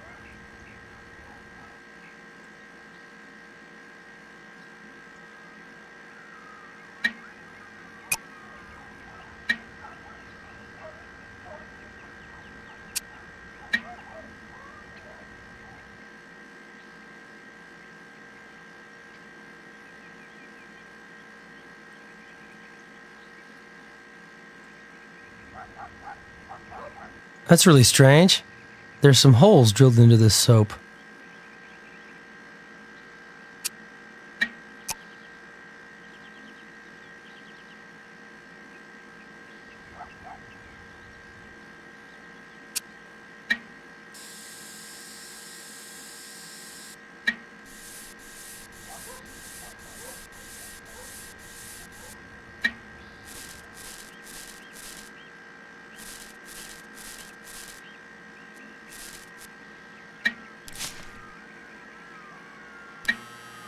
Nothing here. Nothing. Nothing special there.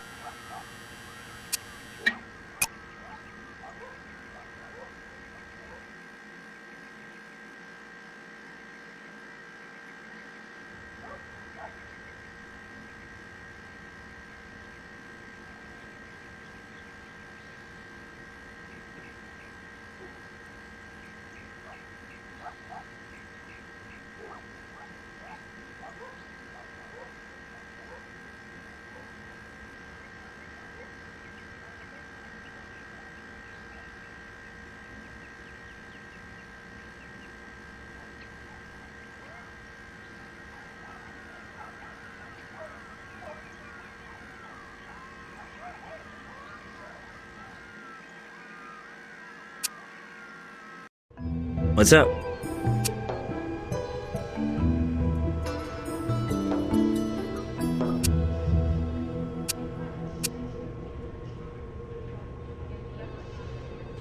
Bruno Pagli Lozano's. Definitely my style, definitely not my price range.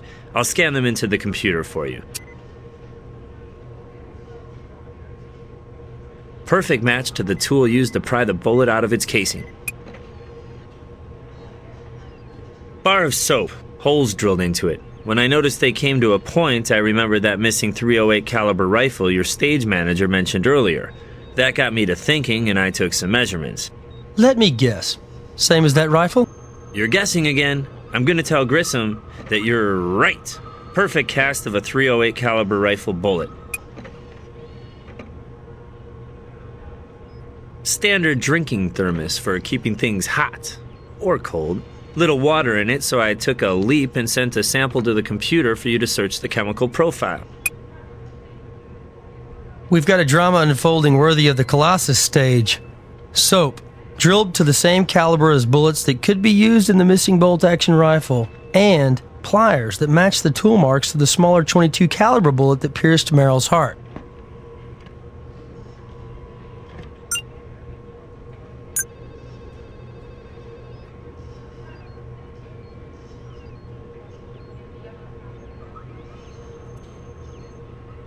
This comes as close as possible to matching the shoe prints found on the carpet. I'm starting to like Merrill's husband for this. How about you?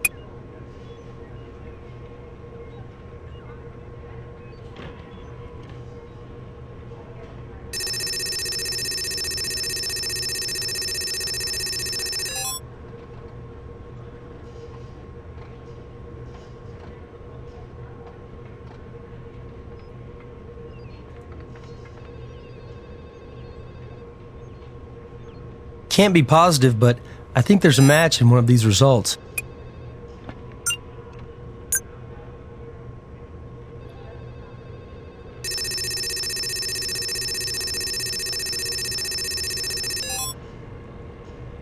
Not surprising that it's from a municipal water supply, but what's even more interesting is that the chemical profile of the water is nearly identical to the water we found in the balcony.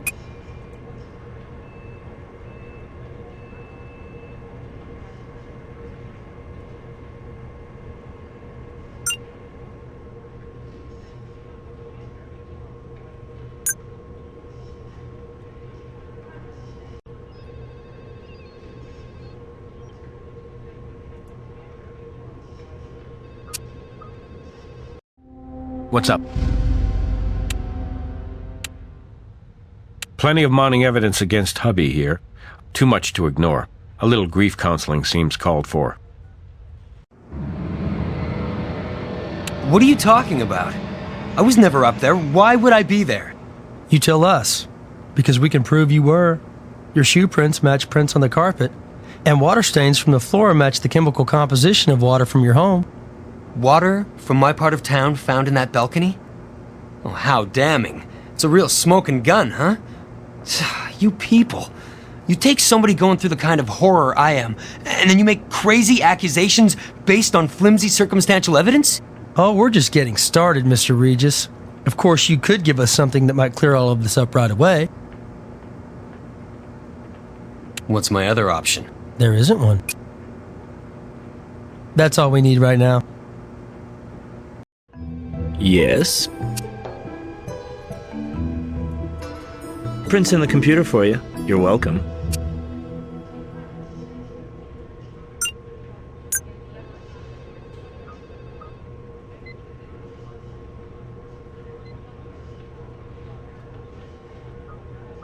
Well, after all this, we're down to CSI 101. Fingerprints that match. Doesn't get much more incriminating than this. I think it's time to fold Clayton's show.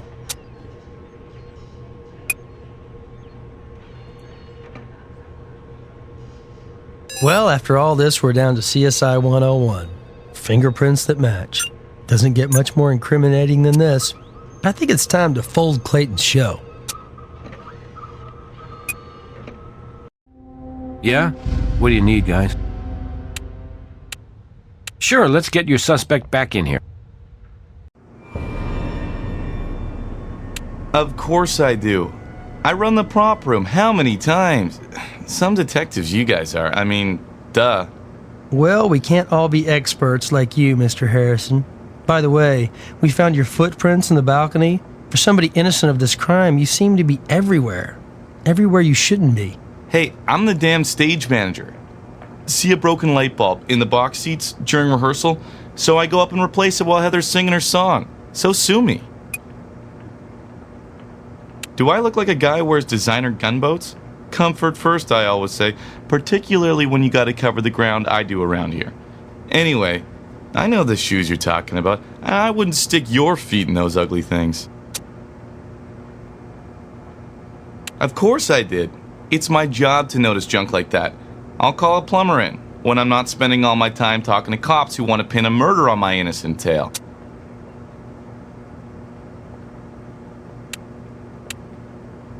Yeah, let's see if your suspect has anything else to tell us. Confession? Here's what I will confess. I loved my wife, and I miss her dearly. And I would never harm a hair on her head. Maybe not, but you give her a black eye, right? You see, Mr. Regis, while you're lying, your fingerprints refuse to. You wrote that threatening note, you found out Meryl and Heather were an item, and gave your beloved a black eye over it. But you were just warming up. You were hanging around when that photo shoot, including the gun close-ups, was underway. You saw and took an opportunity. You snuck into the prop room, stole a scoped rifle as well as a couple of bullets and a blank round. Easy enough to cobble together a noise suppressor, wrap the barrel in a towel, or baffle it with a plastic bottle. Making a mold in the soap, you froze the smaller handgun bullet into an eye-shaped bullet big enough to fire from the rifle. You dropped your wife off at the theater, went to Java Net and Brew for an alibi, then snuck back into the balcony with the rifle and thermos packed with ice to keep your ammunition cold. There, you waited patiently for Meryl to lower herself onto that stage and make an easy target for a biathlon marksman like you. The idea was to make it all look like an accident. When the ice melted away, all that would be left was a bullet that matched the caliber of handgun Heather was holding. The photo shoot provided a reasonable explanation for a bullet winding up accidentally in Heather's gun when she pulled the trigger. What a sweet irony, huh, Mr. Regis? Kill your cheating wife and at the same time bestow her lover with a lifetime of guilt? Smug. So smug. What do you know about it? I put myself second to that woman. Her career was the be-all and end-all, and that was fine. I loved her. I believed in her. I was happy to be the house husband pursuing his modest little local career while she made it big. But making it with that tramp wasn't part of the bargain. I sacrificed everything for that woman. Yes, you did, Mr. Regis. You really did. All the world may be a stage. Only here at CSI, we won't play the fool. An ice bullet puts the cold in cold-blooded murder. But a crime of passion always makes for mistakes in the heat of the moment.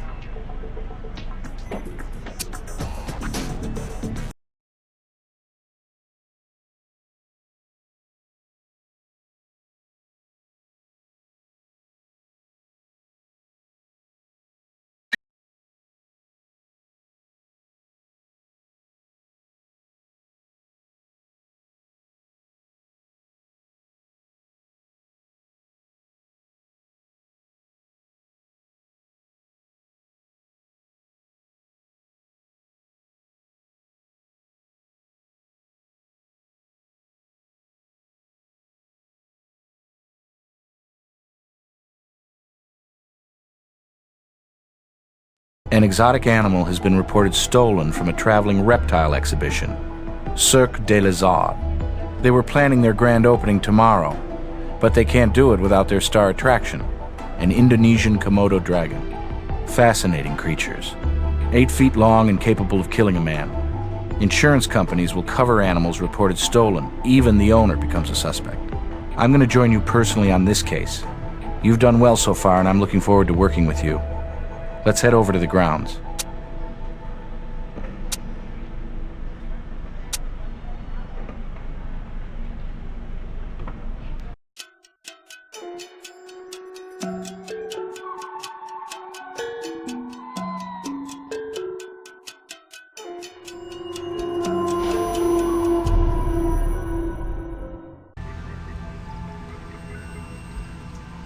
Name's Arnold Ziegler. I'm the promoter behind this show. You're the police? Detectives? We're with the Las Vegas Crime Lab, Mr. Ziegler, and we're treating this as a crime scene. Hey, that's exactly what it is. Maybe it seems silly to you. You probably don't even know what a Komodo dragon is. World's largest lizard. Ferocious carnivore. Found on the steep slopes of Komodo in the Lesser Sunda chain of the Indonesian archipelago. Well, maybe you do know what a Komodo dragon is, but I bet you don't know that they're meat eaters. Nasty ones. Actually, I just said that, Mr. Ziegler. If you want your lizard back, let's not repeat ourselves. Ernie Roundtree, maybe. Our night watchman? Nothing unusual on his incident report sheet. Of course, he stopped filling it out about midnight. Unfortunately, that's standard for Ernie. I've ragged him about it, but you know what they say about good help being hard to find. Also, cheap help. If Mr. Roundtree's unreliable, do you consider him a suspect? That sounds way more ambitious than Ernie. And these critters are as big as they are ugly, and vicious when they're fooled with. Of course, a lizard gets used to the people around him, and if he, the lizard, not Ernie, felt comfortable enough, I suppose Ernie hauling him off is possible. So he's your suspect? He's a suspect. We check every possible angle and don't rule anybody out till the evidence points its finger.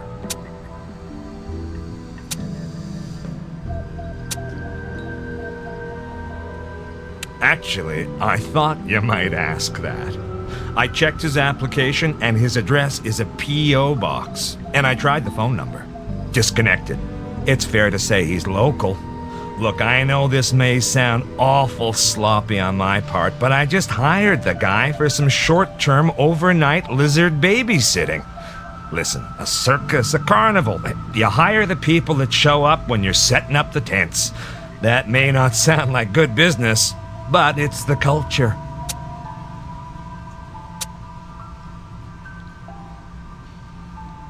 Why would anyone want to steal 35 grand? That's what these overgrown handbags are worth on the black market. No, I don't know if you'd call it suspicious, but that mortician was around. What mortician? I guess you'd call him the neighborhood mortician. Victor Kaufman. Funeral home's just a couple of blocks down the street from here. Guy takes walks at night. Sometimes he strolls by here. Seen him asking our people about the show and such, just passing the time. And questions like his, well, they're typical. Like I said, the circus life, the carny trade, it seems exotic to straights. We get it everywhere we go. Must strike a chord in people. The kid that wanted to run off to the circus kinda wakes up inside him.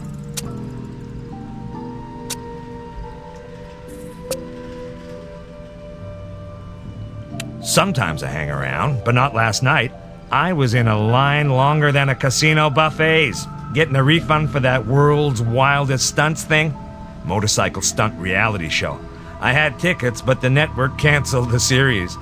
Biggest stunt they ever pulled was crashing in the ratings.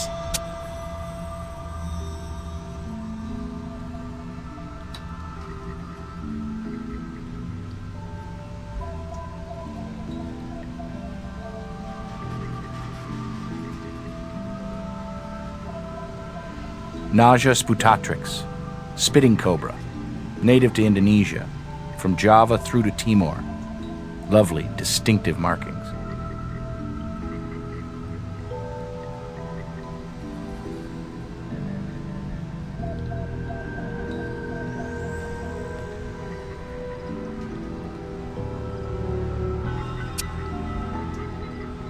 Looks like a flake of weathered vinyl.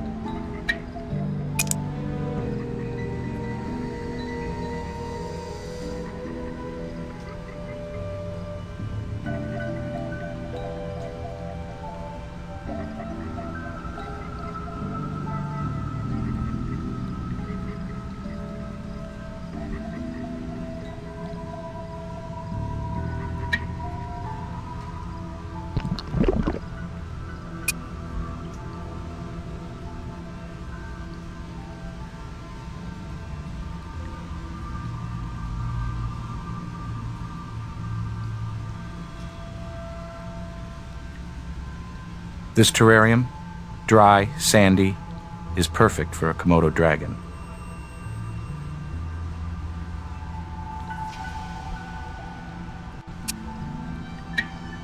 Tiny strand of hair stuck to the wood grain. Could have gotten snagged accidentally, or via impact.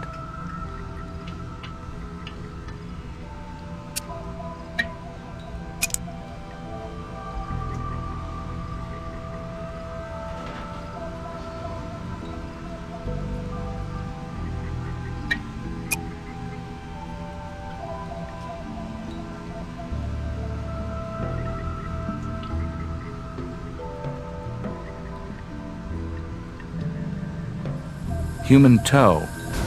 Maybe our Komodo snapped off a little snack and didn't like it. Or maybe this is what's left of lunch. Can't imagine anybody be walking around here in bare feet.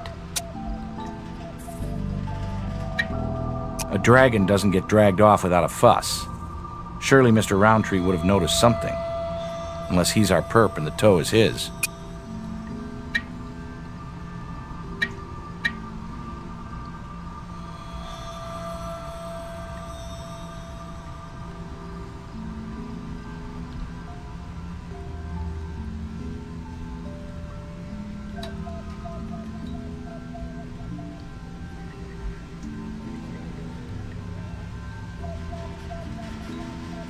You found a toe? A human toe? Was somebody killed here last night, you think? At the very least, someone's walking with a new limp. Or not walking at all. Oh, hell, this is the kind of publicity that scares customers off. They start imagining they could be some creature's next carry-out meal. If that damn Ernie'd been doing his job, his simple-minded job, I wouldn't be standing here knee-deep in Komodo caca. Just part of the scenery. Gives a pen a natural look, you know? People love that kind of stuff, and the animals don't seem to mind. Don't know why it was tossed in the corner, though.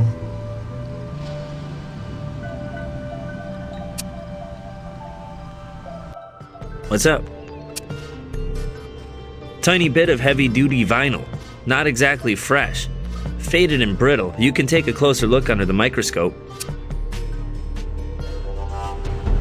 Tread marks. Eyeball analysis? Not a car. But you probably should check them out on the computer. Better safe than silly. Human hair. You hit the follicle jackpot too. Who says you can't win in Vegas? Wood must have pulled out a hair on impact. Don't be surprised to find a Vic with a cracked skull and brain hemorrhage. Check out the DNA I ran from it, and try the follicle under the microscope too.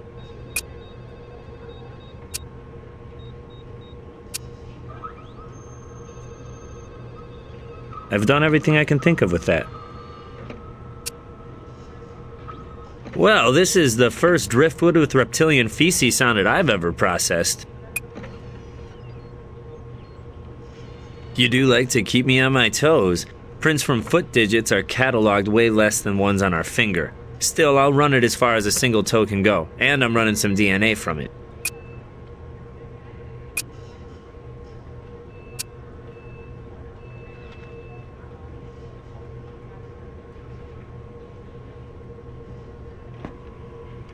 Looks human.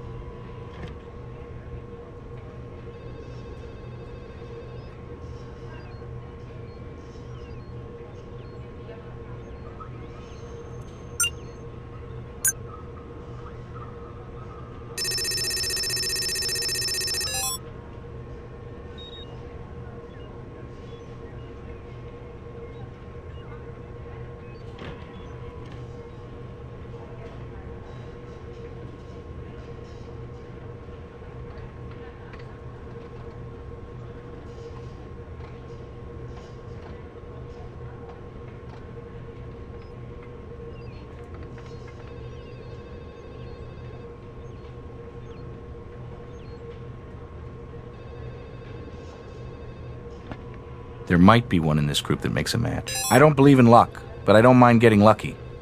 The air forces of some countries catalog pilots' toe prints.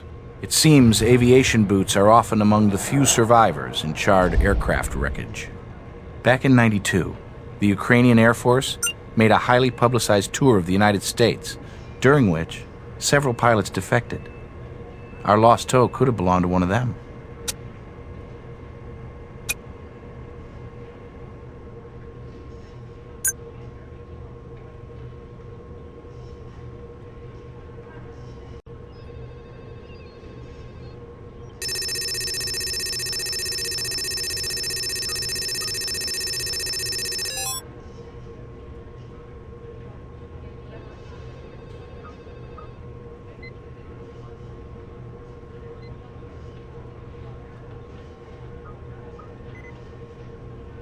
I'm not sure any of these match.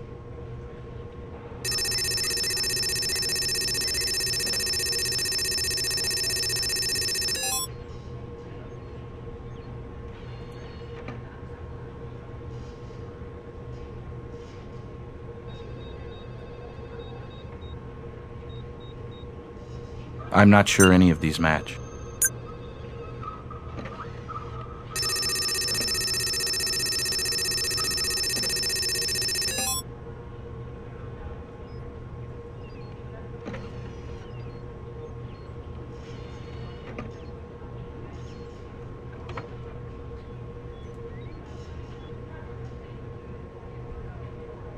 I'm not sure any of these match.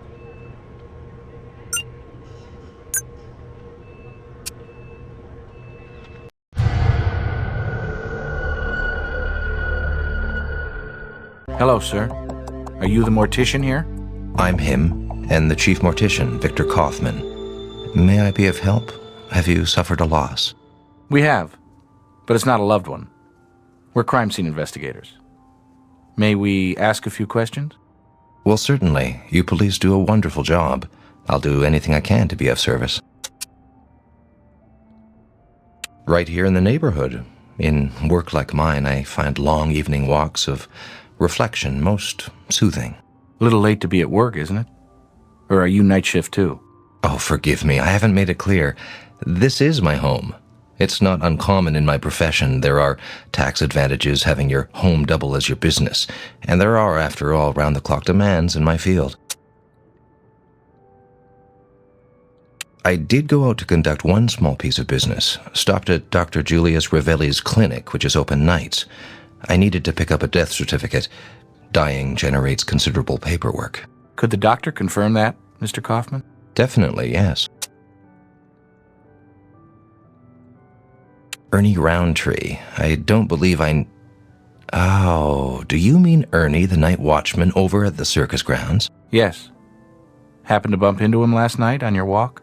No, at least not that I recall. I have spoken to him a few times recently, and he seems a nice man for having such a rough life. I hope he's not in some kind of difficulty.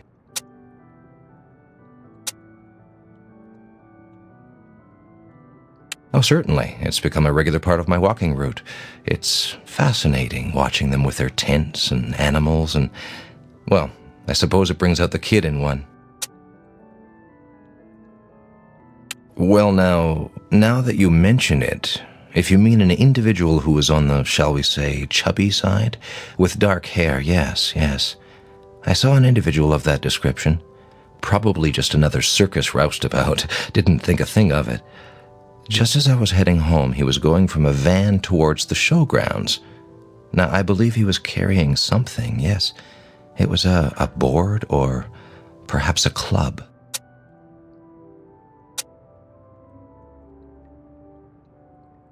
It was a white van. Let me see. Anything distinctive? Something on the side. Logo of some kind. Red letters. What did they spell? Red Curtain Imports.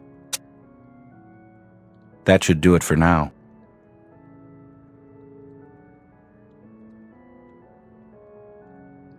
Coffins. Sort of like a new car showroom. Just selling a different sort of journey.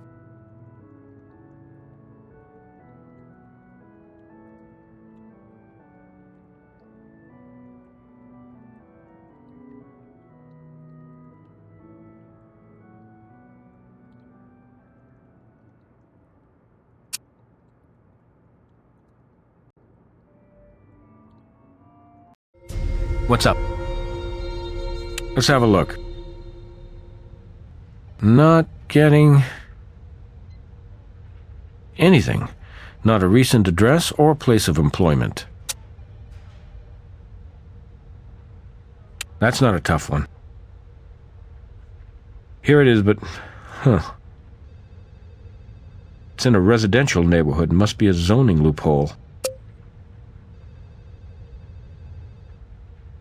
No prob. And there's a doctor in the house. Running an after-hours clinic, edge of downtown.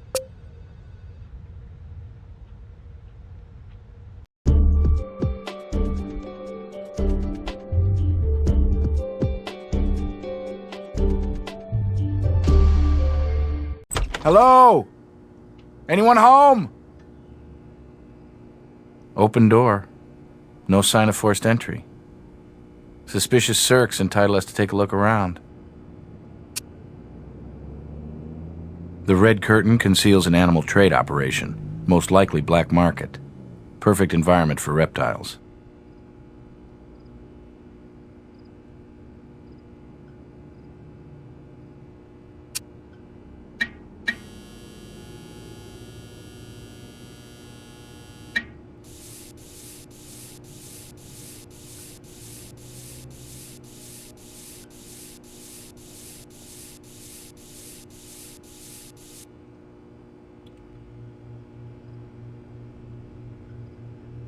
Well, we finally have a victim. Our Komodo. Very sad. Even though we've recovered the stolen property, we still have a missing person and a toe unaccounted for.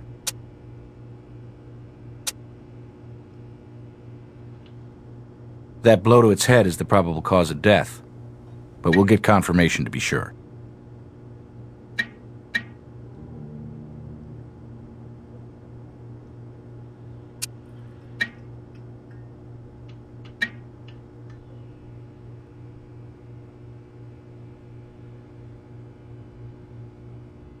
We've got tracks in the dust behind the cart. Doesn't apply here. Try something else.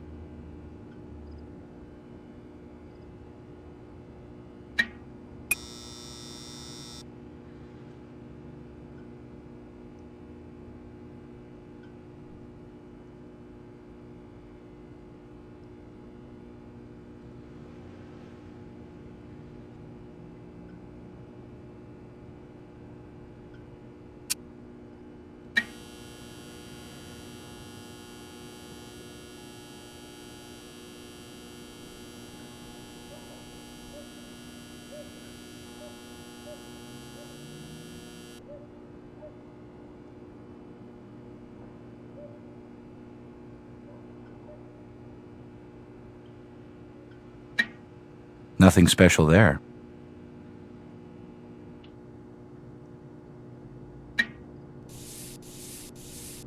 Wrong surface to try dusting.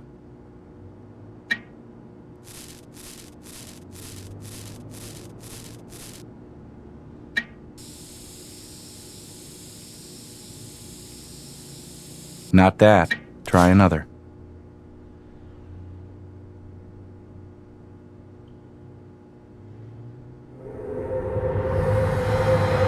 Someone tidied up here after something was spilled. Blood.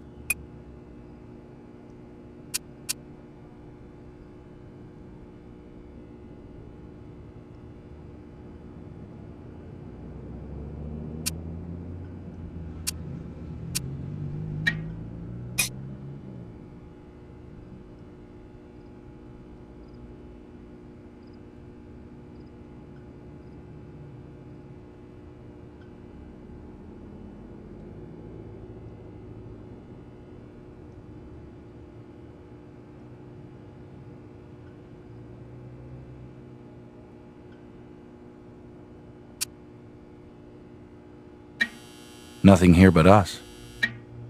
Nothing here.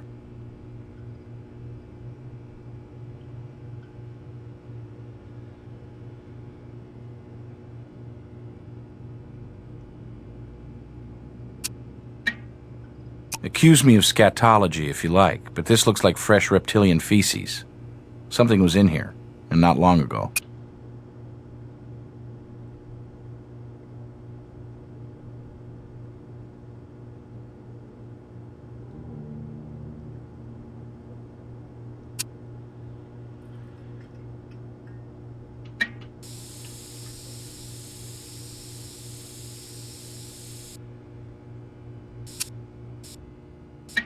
Deposit slip, $15,000.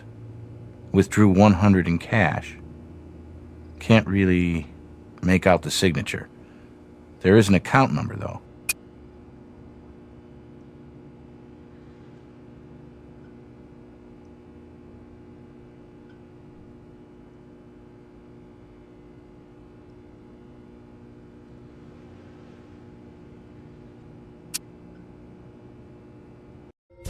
Need something? We aim to please. I'll check our business database. Well, it's a privately incorporated business, dates back about 10 years. Single registered owner. A bunch of board members listed when they incorporated, though. Sure, let's call a little cyber board meeting. Jeffrey Deschamps. Deschamps? Hey, I know that name. Dead cop from a case we worked on a while back. Huh, funny. Let's try Angus O'Grady. Huh, another deceased board member. I'll keep checking, but it doesn't take a dressmaker to see this pattern. Common cover-up technique, using names of dead people pulled from obits. Better see if Greg can decipher the depositor's scrawl. Sure thing. Well, here's a kick in the head.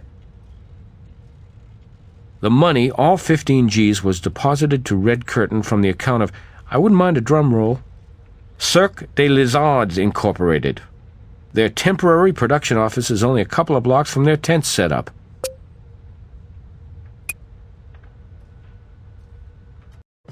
Hey.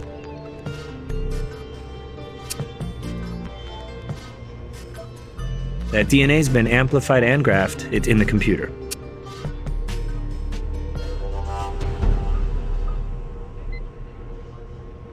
Nothing new to report on that.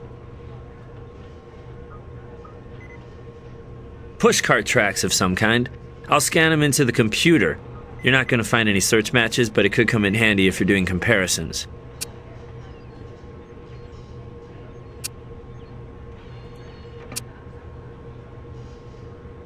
Here's some news. I got nothing.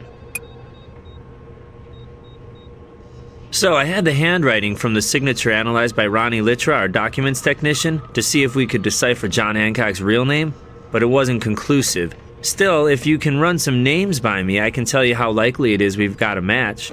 Could the signature belong to Dominic Petrenko? Sure, that works. Our probable victim was involved with Red Curtain, making a big deposit just before he stole the Komodo dragon. And we find a part of his body at the circus.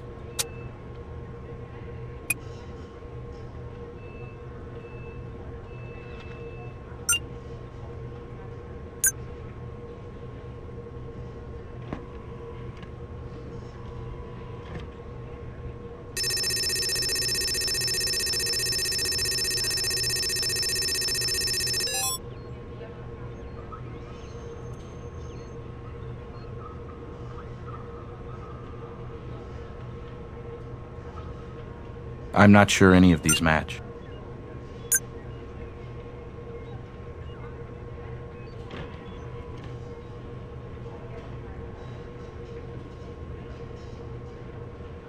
So, this blood puts that toe, or its owner, back at Red Curtain Imports.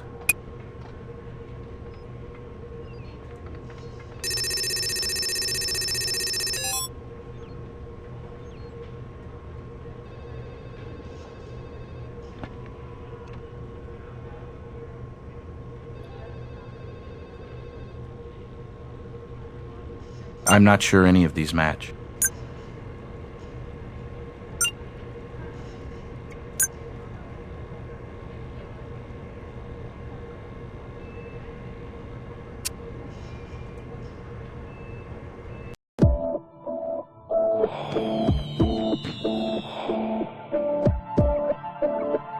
May we speak with you again, Mr. Ziegler? The dynamic duo. What a pleasant surprise. How exactly may I be of help? You know, I try to cooperate, but this is where I work. Unless you have a warrant, I'm gonna have to draw the line. I'm not an accountant. I'm promoting a show that racks up tons of bills and deals with scads of suppliers. Hey, I don't keep track of them all. That should do it for now.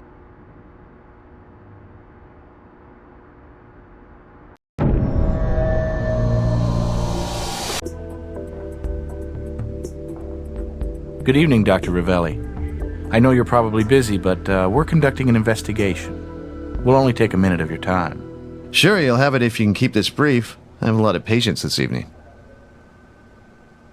Certainly. He's the director over at the Kaufman Funeral Home. Mortician. Yes, he was. Very briefly, though. A couple of minutes at the most.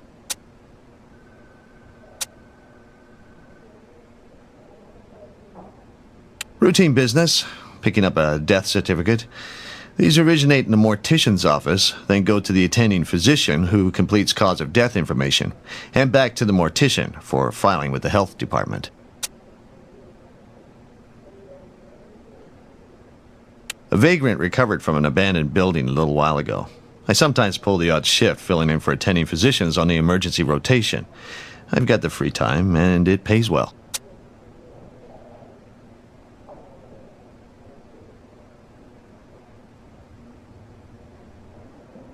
Afraid that's all I have for you. Yeah?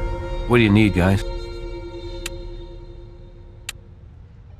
Company transferred $15K to the guy who stole and killed their Komodo dragon, and now he's missing and presumed dead himself? Go check their offices.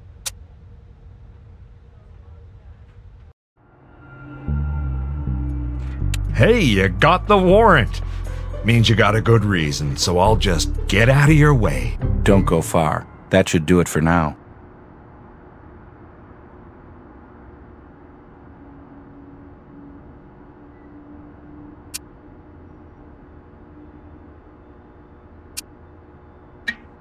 Bit of a tear in the vinyl here.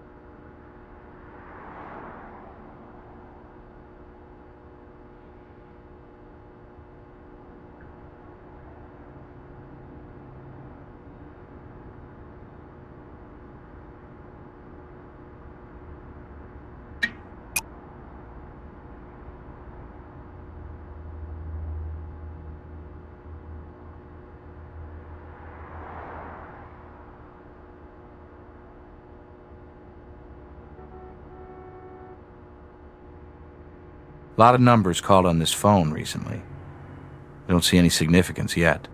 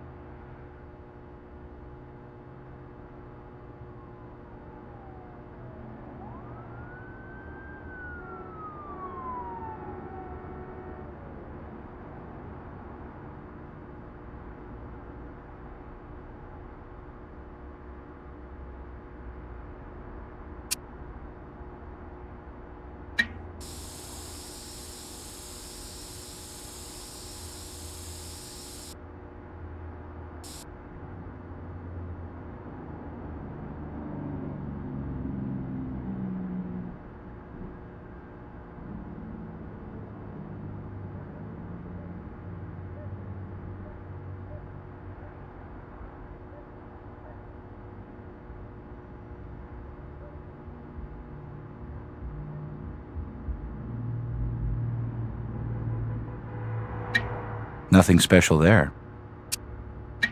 Phone number's local. Nothing to indicate significance.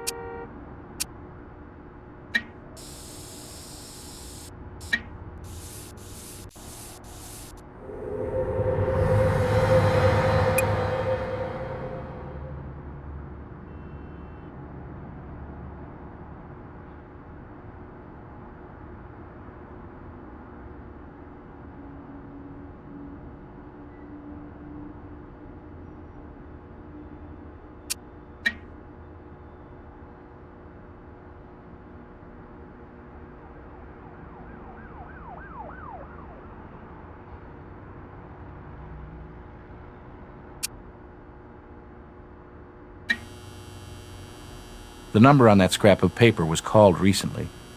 Let's try redialing it.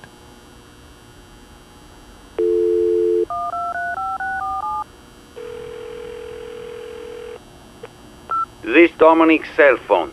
Leave message. Dominic? As in Dominic Petrenko?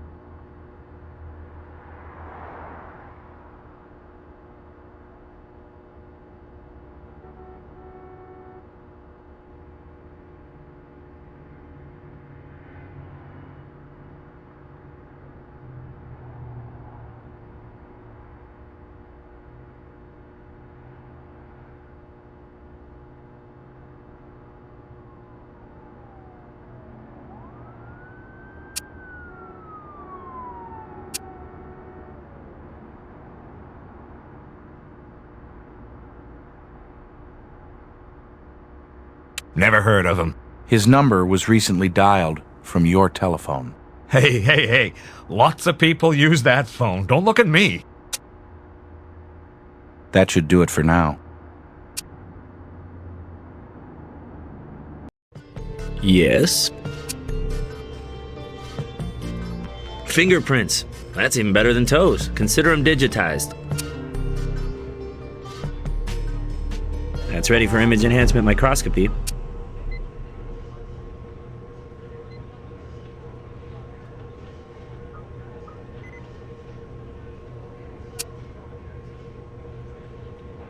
Can't think of much more to tell you about that.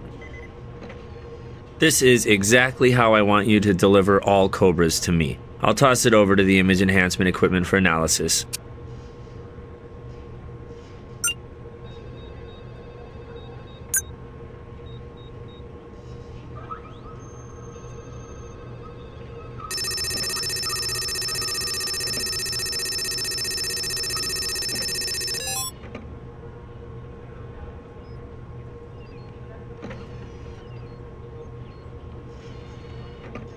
Well, Dominic seems to have been dealing black market reptiles to our friend Mr. Ziegler.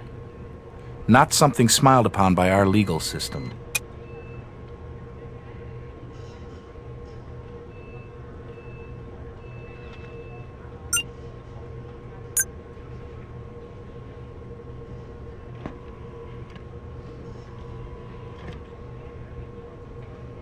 Close only counts in horseshoes. Details make the difference. So be careful when asking for a confirmation. Maybe we can get a closer look at the newspaper in that cage. The day before last. This is a very recent photo.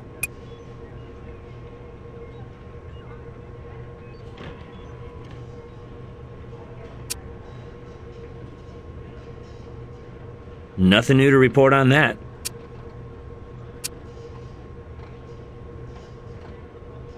I've done everything I can think of with that. Can't think of much more to tell you about that.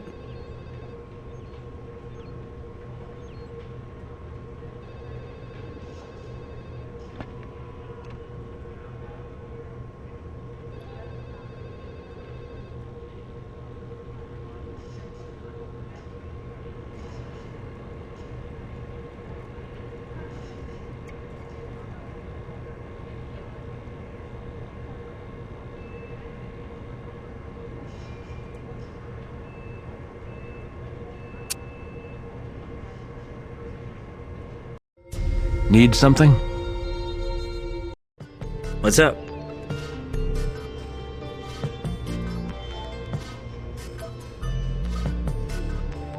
That's not a match. Be sure before you pull me in on stuff like this. Take your time and verify the details.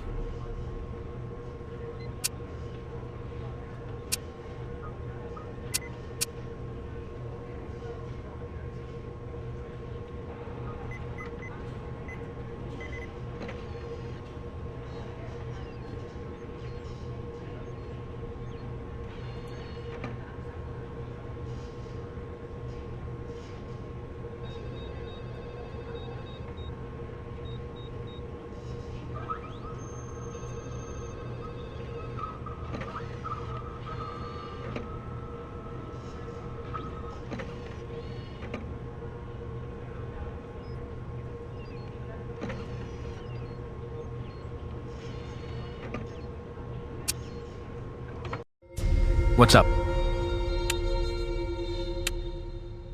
Okay, Dominic's prints were on the Cobra photo taken a couple of days ago. So this guy bought his exotic snake illegally from our victim only yesterday? And now he's lying about not being in contact with him lately? A guy who pays 15 grand for a killer snake sounds either stupid or smart in a very suspicious way. Let's talk to him. What lie? I don't know what the hell you're talking about. Mr. Ziegler, we know Dominic sold you the Cobra. We can prove it. We also know you've been in contact with him, recently. So let's cut the clown act and go right to the center ring. Okay, so he sold me the Cobra, so what?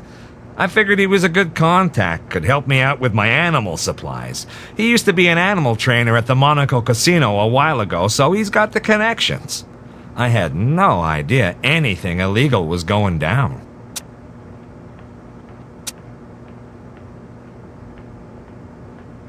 We've been over this. Ernie never even filed his last few incident reports. I figure he took off early, lazy creep. Wouldn't have been the first time. Get what you pay for. Listen, I'll level with you. Petrenko is a lowlife, peddling exotic animals on the black market. You blame me for not owning up to that? In my business, it looks bad. Buy from a guy like that just once, then he blackmails your ass there on out. If that toe is all that's left of him, don't expect me to bust out crying. Why didn't you report his extortion? I realize you may have formed an opinion of me as a low-type person. But I run a family show, schools, church groups.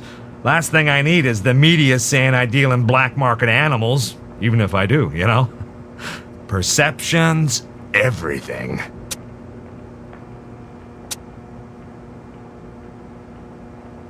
I already told you I wouldn't lose sleep over him being dead, but I'm no killer. I mean, why would I anyway?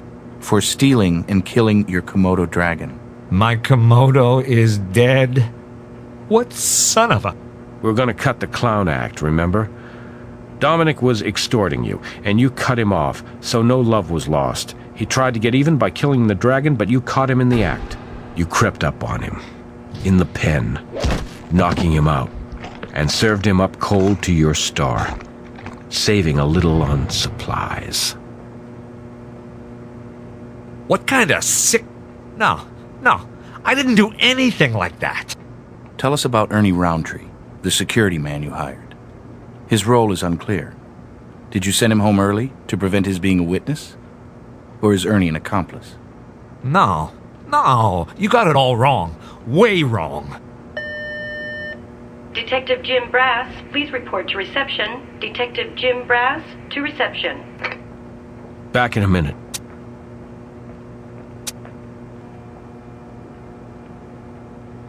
Remains? Okay, now you're starting to creep me out. Who says I did? I thought you were evidence guys. This is all some sick fantasy. With both the dragon and a man dead, you needed to point suspicion elsewhere. So you hid the body and planted the dead dragon back at Petrenko's. No. This is wrong. It's all wrong. Look, Mr. Ziegler, we have a lot of evidence that... Gil, show Mr. Ziegler to the waiting room, then meet me in my office. Please come with me. Well, a key piece of evidence just walked through the door, and I know how you love evidence. I stowed him in the interrogation room. Sure. I hope you're ready for this. Dominic Petrenko. For me, you have been looking.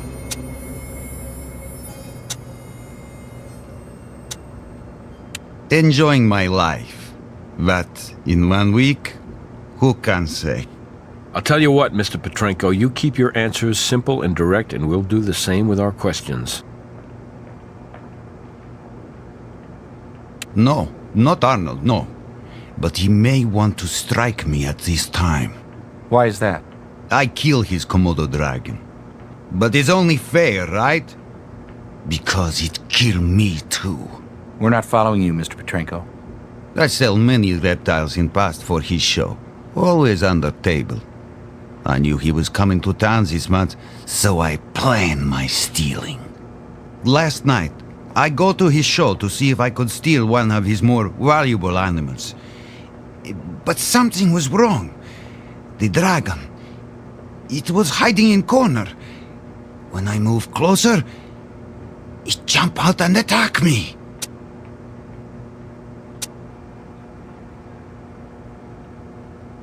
Not at first. He'd take me down, but I wrestle him. Stay away from teeth. But he take bite from me. But he is soon, how to say, tired. Sick. A sea dragon had the injury on his head.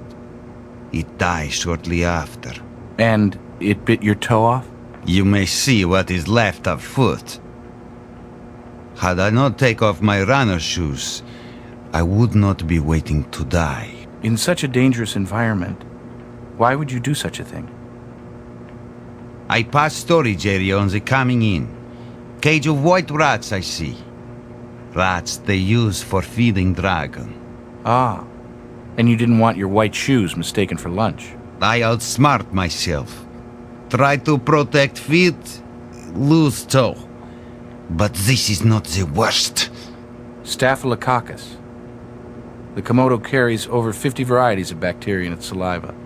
Bits of meat stuck in its teeth create a breeding ground for it, including several highly septic strains. Yes, and now I die for my sin. But I am prepared to die. I was a soldier once. Let's not call the funeral home just yet, Mr. Petrenko. In the wild, Komodo saliva is poisonous enough to bring down a water buffalo, but in Vegas, septicemia is treatable. What does this mean? You're not going to die from this. You're looking at a short hospital stay, right before a much longer one in prison. I am around dangerous animal many years. Never do I see such animal react in this wild way. Someone must have done terrible thing to dragon before I come. We're not going to know the story here till we learn what happened in the last hours of the dragon's life. No, I am lone wolf. I act alone. That should do it for now.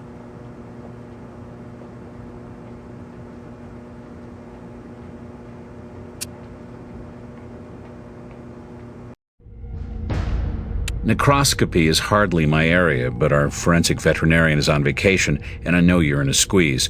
See what I can do. The dragon sustained a massive blunt force trauma to the head.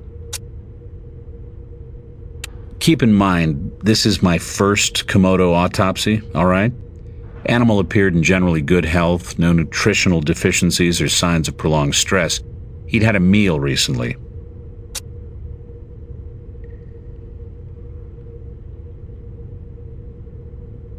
I think you should.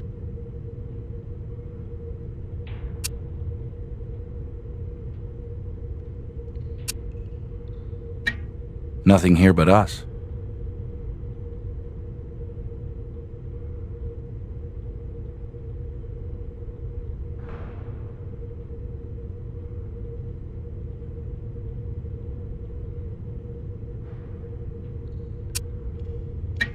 This must be our dragon's last supper.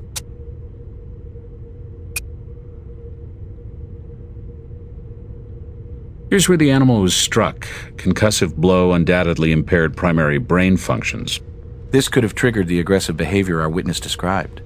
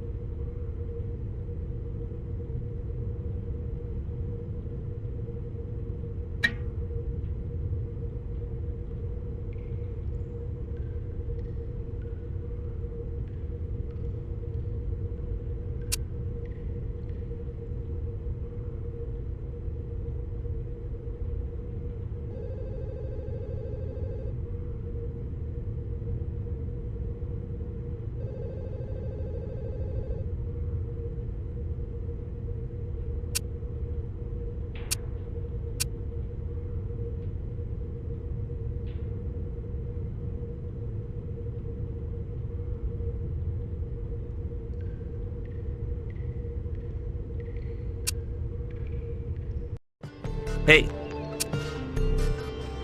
Don't ask me to explain this. That's your job. But I made an interesting discovery. Blood from 2 humans. Any specific tissue, Greg? Nothing I could get a positive ID on. You can check the computer for graphs of both blood samples, though.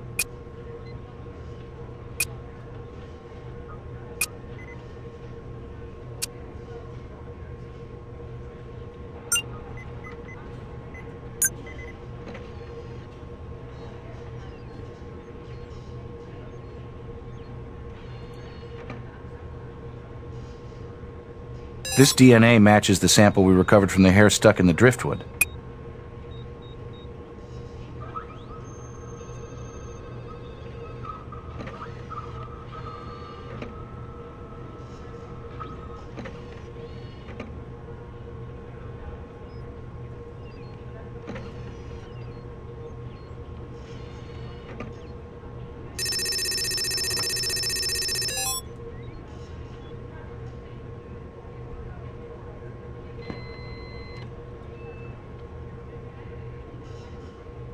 That would be a match. Angela Carson. But this is unusual. Her entry is blank, no details, just a name.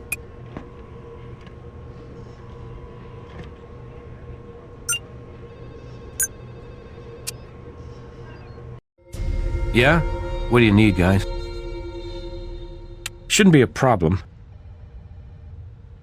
Though I don't know why you're not getting... Oh, I see. Woman's logged under a fairly new program cataloging human tissue DNA from archived hospital specimens, which wouldn't have come up on your search. Should be a no-brainer. According to this, she's... What? We might have a computer glitch here. Says Angela Carson was killed in a car accident 17 years ago. How in the world could her DNA show up today in your dragon's belly? Let's go to the report. Attending physician, Dr. Julius Ravelli. Isn't that the doc your funeral director claimed seeing the night in question?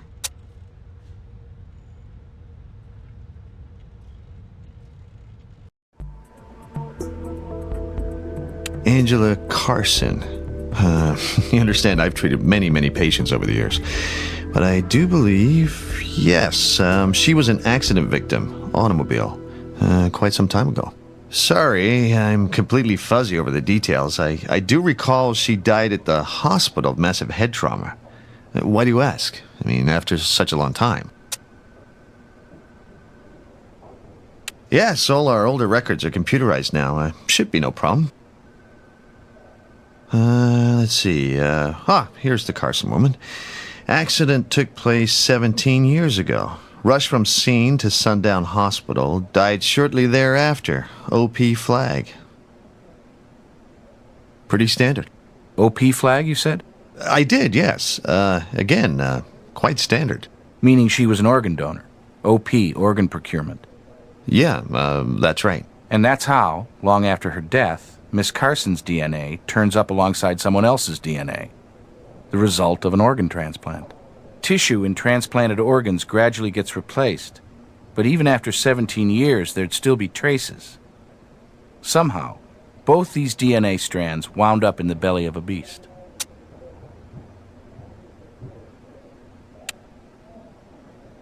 Sure, I'll check for you. Let's see. None listed. Of course, these older medical records aren't always as extensive as we'd like them to be. That should do it for now.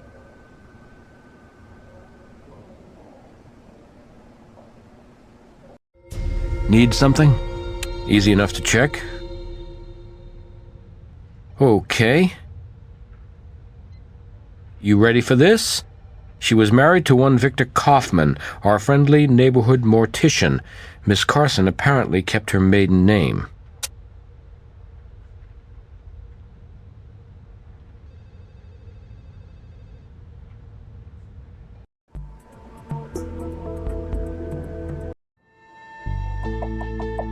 She did. It was a terrible loss, and I feel the pain every day of my life. That's why I got into this noble profession. I understand loss. I know sorrow. I live with mine every day, and it allows me to deal with those who are confronted with theirs. What a stunning coincidence. I never knew who attended her. I was not in town when the tragedy occurred. Didn't make it to the hospital before Angela passed. What a strange and small world.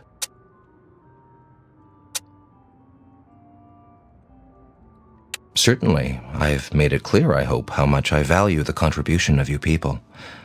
One thing, however, I must insist you stay out of the preparation room in respect for the families we serve here.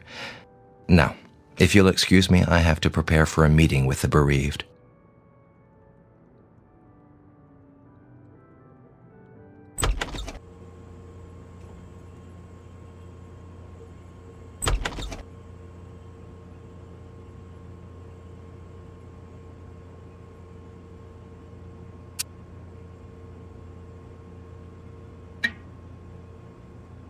A keychain drive. Kind you plug into a computer USB port. Handy for transferring data or files between PCs.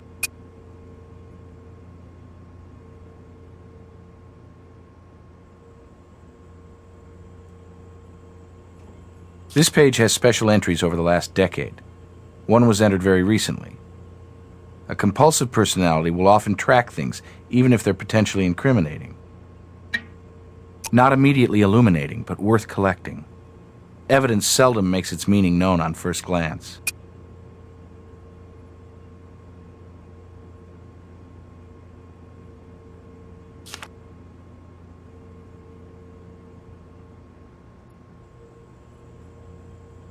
Reference numbers? For what?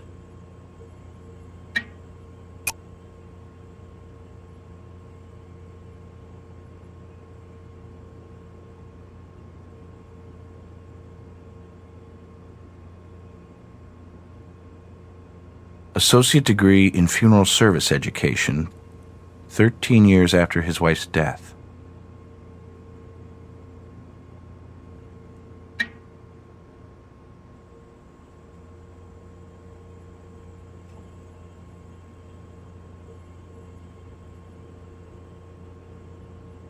An old body bag.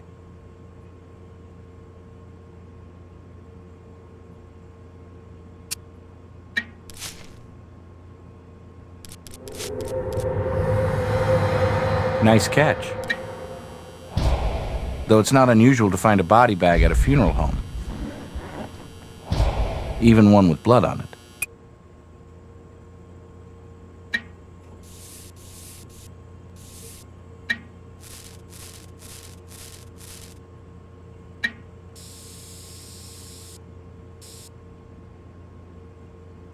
Probably shouldn't take the table itself.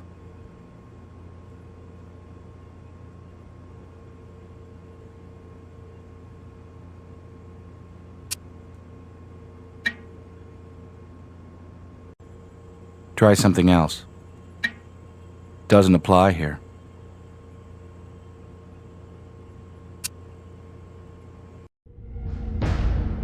Something you want?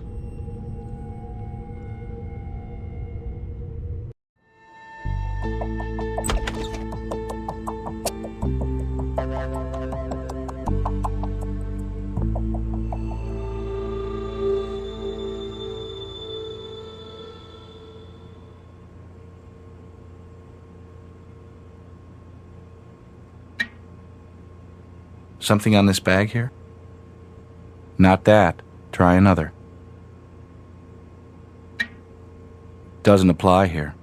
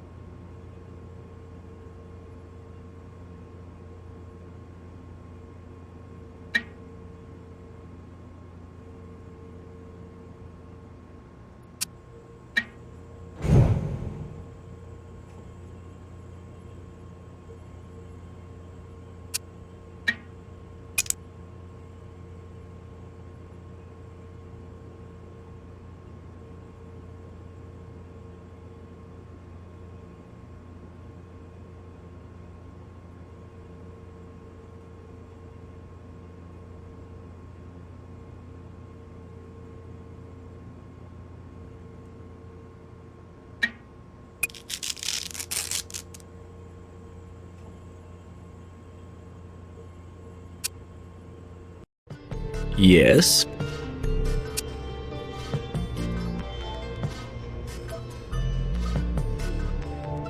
Narrow treads, not a car. We'll scan it anyway. I've put that into the image enhancement and microscopy equipment for you. We'll send the blood on this swab for a ride on the old thermocycler. Strange numbers. Looks like account entries, maybe. Didn't find anything noteworthy about the paper or the way it was written. Scanned the data on this keychain drive with the hex editor and broke out a database pattern. All the carriage returns got stripped out, but I can make it usable. Won't be easy, but I'm here to make your life simpler and more meaningful, right?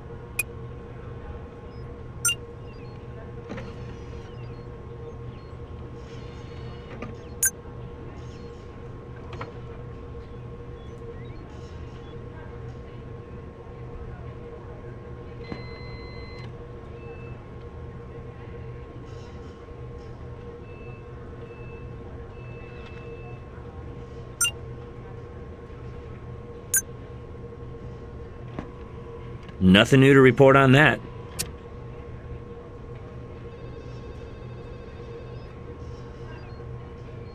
Can't think of much more to tell you about that.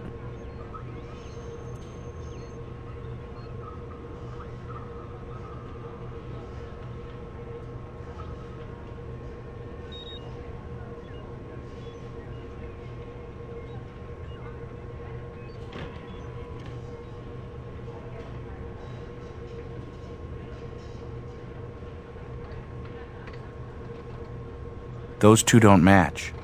Focus closer on the details, and you'll find the answers you're looking for.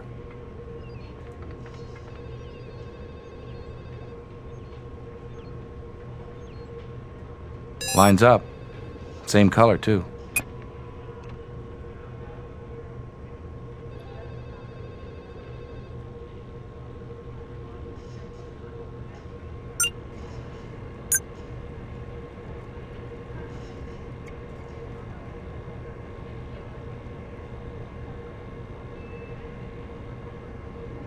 This DNA matches the sample we recovered from the hair stuck in the driftwood.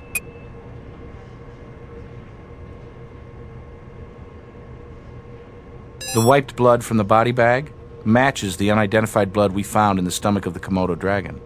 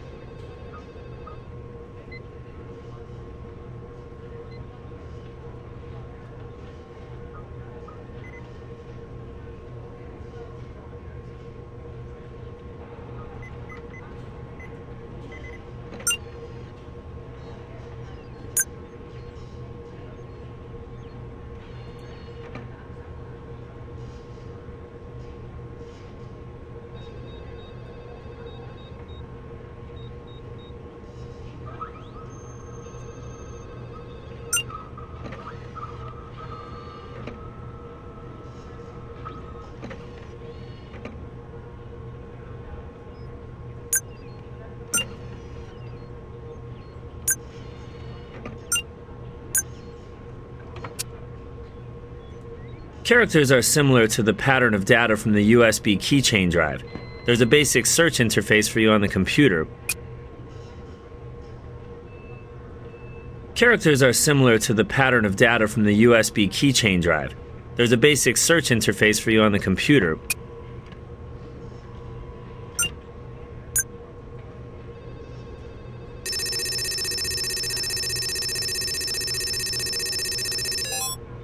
All these victims had organs transported to a recipient in India, which is well known for an underground market for organ trade.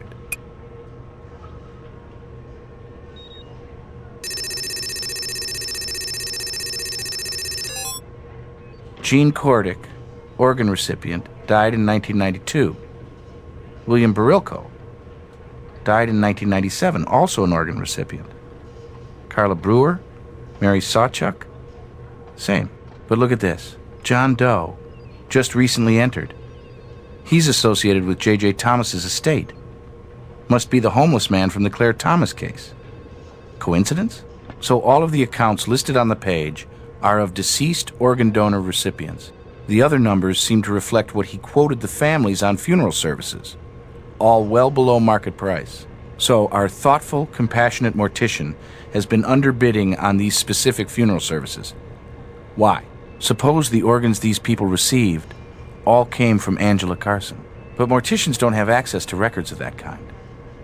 And why would he have gone to such lengths to collect his late wife's body parts?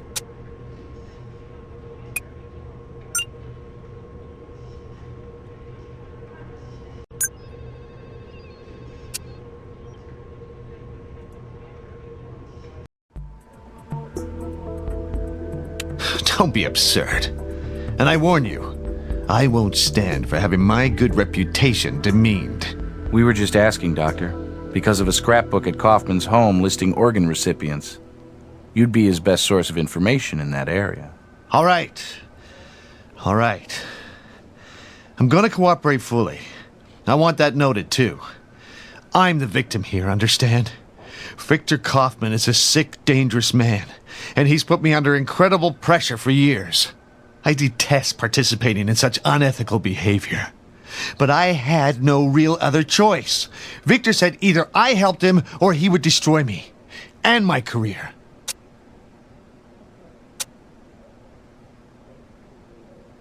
Kaufman's wife Angela was in critical condition when she was brought into the ER, but was not unconscious, and could still speak. At one point I asked her to sign an organ donor card, which she did. It's on file. Kaufman didn't make it to the hospital until long after Angela died. In fact, we were already preparing some of her organs for transport. He said nothing at that time, though I remember he had a sick, glazed expression. Later he said it was impossible Angela could have agreed to organ donation, that they shared strict religious beliefs against such practices, even though his funeral home does cremations. Well, anyway, he began to claim that I'd procured her signature when she was not fully cognizant, that I'd been unethical in my zeal. And he said he was going to go public if I didn't cooperate. Has your zeal been unethical, Doctor? Certainly not. But I couldn't convince Kaufman of that. And that's when he shifted his blackmail pressure to your black market dealings, correct? What in God's name are you talking about? Does the name Ram Kumar ring a bell? We know you've been dealing in organs to the black market in India. Victor Kaufman noticed deceased patients were coming through his funeral home with organs inexplicably missing, and eventually figured out what you were up to. So he threatened to expose you if you didn't help him. The identities of donors and recipients are kept confidential, but doctors have access to the information. You helped him track the recipients of his wife's organs. I think I should consult my attorney. Frankly, that would be my prescription. That should do it for now.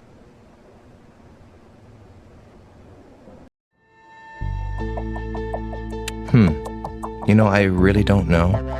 That seems to be a scrap of paper that should have been tossed out. Probably just some old notations that, now out of context, don't bring anything to mind. The latest entry's quite recent, Mr. Kaufman. Yes. Isn't that strange? Terribly sorry. You know how much I want to help, but I just can't recall what that signifies. Maybe they're old lottery ticket numbers. Underbidding. Look, I have gone out of my way to be helpful to you people, and now you insult me with this ridiculous, bizarre question? How could I run a business that way? We're just talking about a handful of clients, Mr. Kaufman. And Dr. Ravelli tells us he was helping you trace these people. Why would that be? I find this line of questioning as offensive as it is incomprehensible. Well, that does sound oddly coincidental, but such things happen. Previous owner, I suppose. You didn't happen to go near that dragon pen when you were out for your evening stroll, did you, Mr. Kaufman? Body bag slung over your arm, maybe? Of course not. What in heaven's name would I be doing near that pen? That would be foolish. And with a body bag, please. Bloody, the body bag. Oh, that. Terrible accident victim. Poor soul, blood everywhere. Wiped most of it up, then tossed the bag.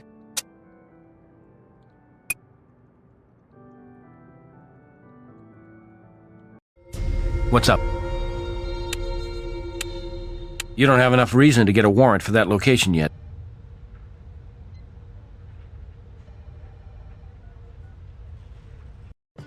Hey.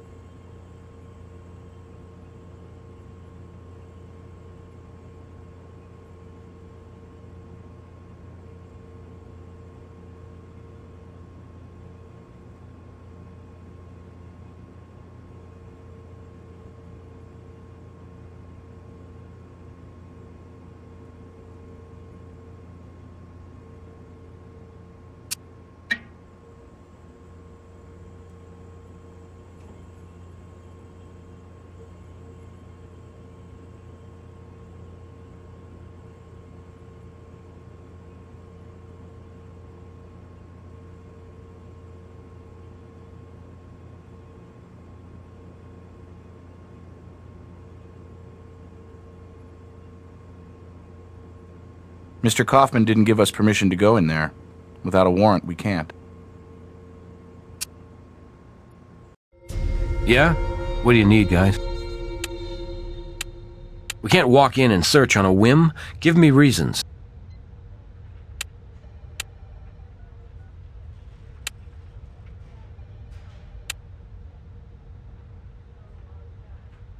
Looking at your case file, you could use more evidence that ties the suspect to the victim.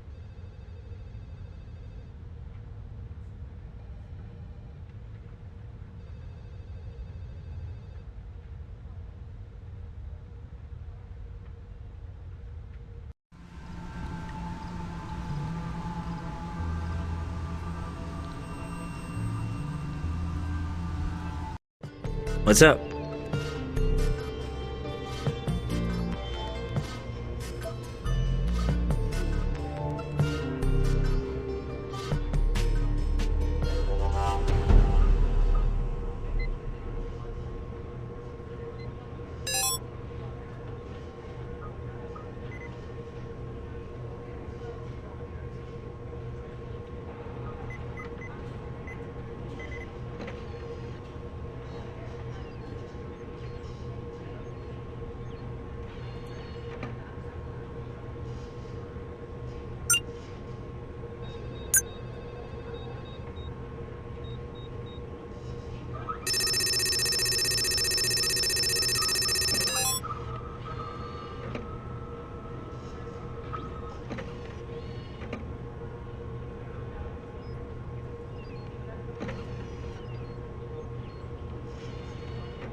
I'm not sure any of these match. Matches. By itself, this isn't definitive, though.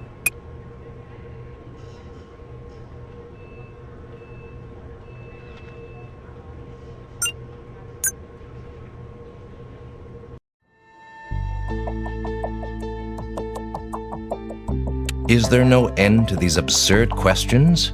Why ever would I take my folding operating table there?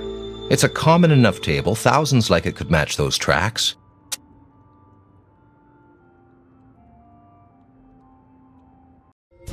Need something? Hey, evidence is really mounting. Let's get some more, with a thorough search of that funeral home.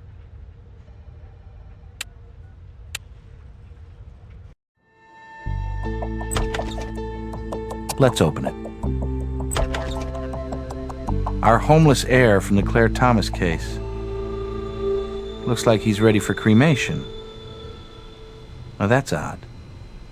Fresh incision over his heart scar, stitched back up.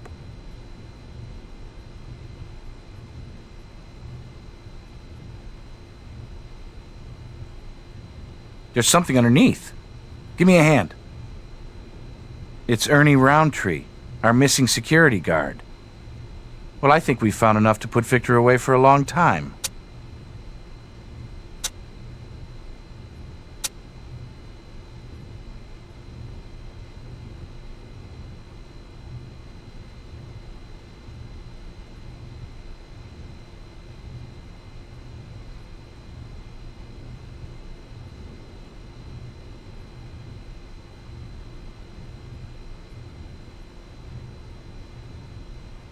Heart, eyes, liver. You want to hazard a guess who these once belonged to?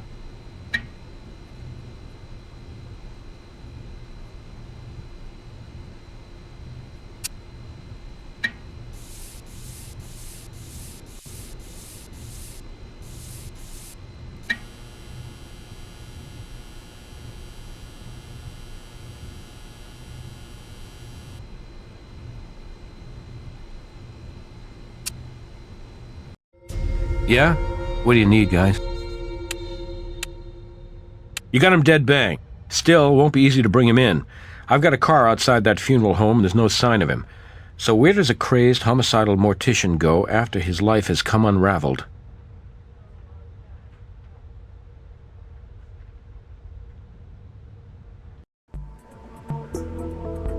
Mr. Kaufman, what are you doing? Keep back. Keep back or I'll skip a step with the good doctor and we'll start the embalming procedure just a little bit early with my personal blend of formaldehyde and insecticide. You don't want to do that, Victor. You had a mission, didn't you? An objective? This isn't part of your plan. Stay calm, Doctor. Do my best. You're in control, Mr. Kaufman. But let's talk. Like the calm, thoughtful man that you are. Go ahead.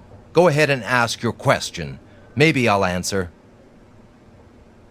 The lazy security guard. Oh, but he's much more than that. You've been keeping an eye on him, right, Victor? May I call you Victor? Him, and the other recipients of your late wife's organs. You make it sound like I'm a stalker. I don't think you started out that way. But you got impatient. That's why we found Ernie Roundtree's body at your funeral home about to be cremated, hidden beneath the body of J.J. Thomas's alleged son, another of Angela's organ recipients. Those ghouls didn't have a right to her organs. They were hers. Surely you understand that, don't you? Don't you? Please don't excite him. I'm a man who loved his wife very much, and I am a religious man. So what else could I do? You were trying to restore her body to its perfect state? If you don't understand, I can't help you. I think I do understand, Victor. But you have sinned, haven't you? You believed the doctor pressured your wife into signing. So you blackmailed him for years and tracked your beloved wife's organs.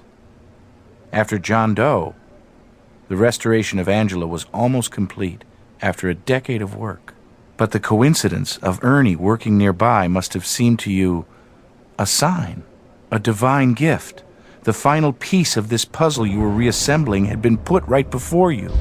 You killed Ernie, removing his kidney and leaving it atop the body bag. You went for your rolling table, but the Komodo came out and began eating your trophy. You tried to beat him back, but you weren't fast enough. I did it for Angela. You do understand.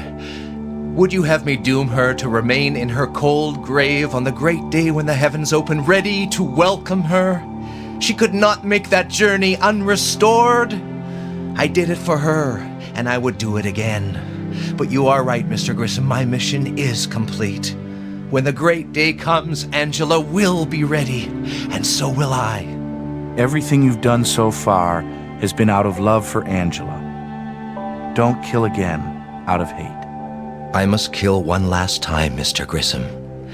But again, you're right. Such a wise man you are.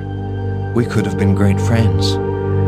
I kill one last time for love.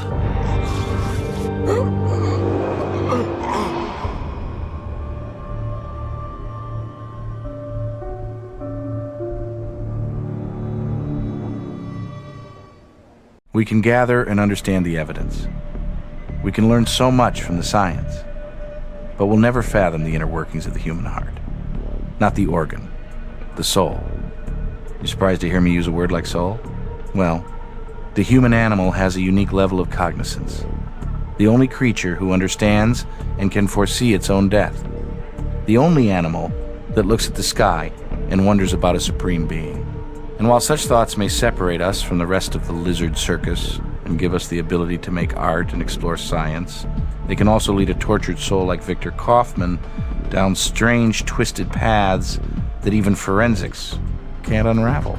Good work on these cases. I realize some of them must have seemed bizarre, but this is just the beginning for you.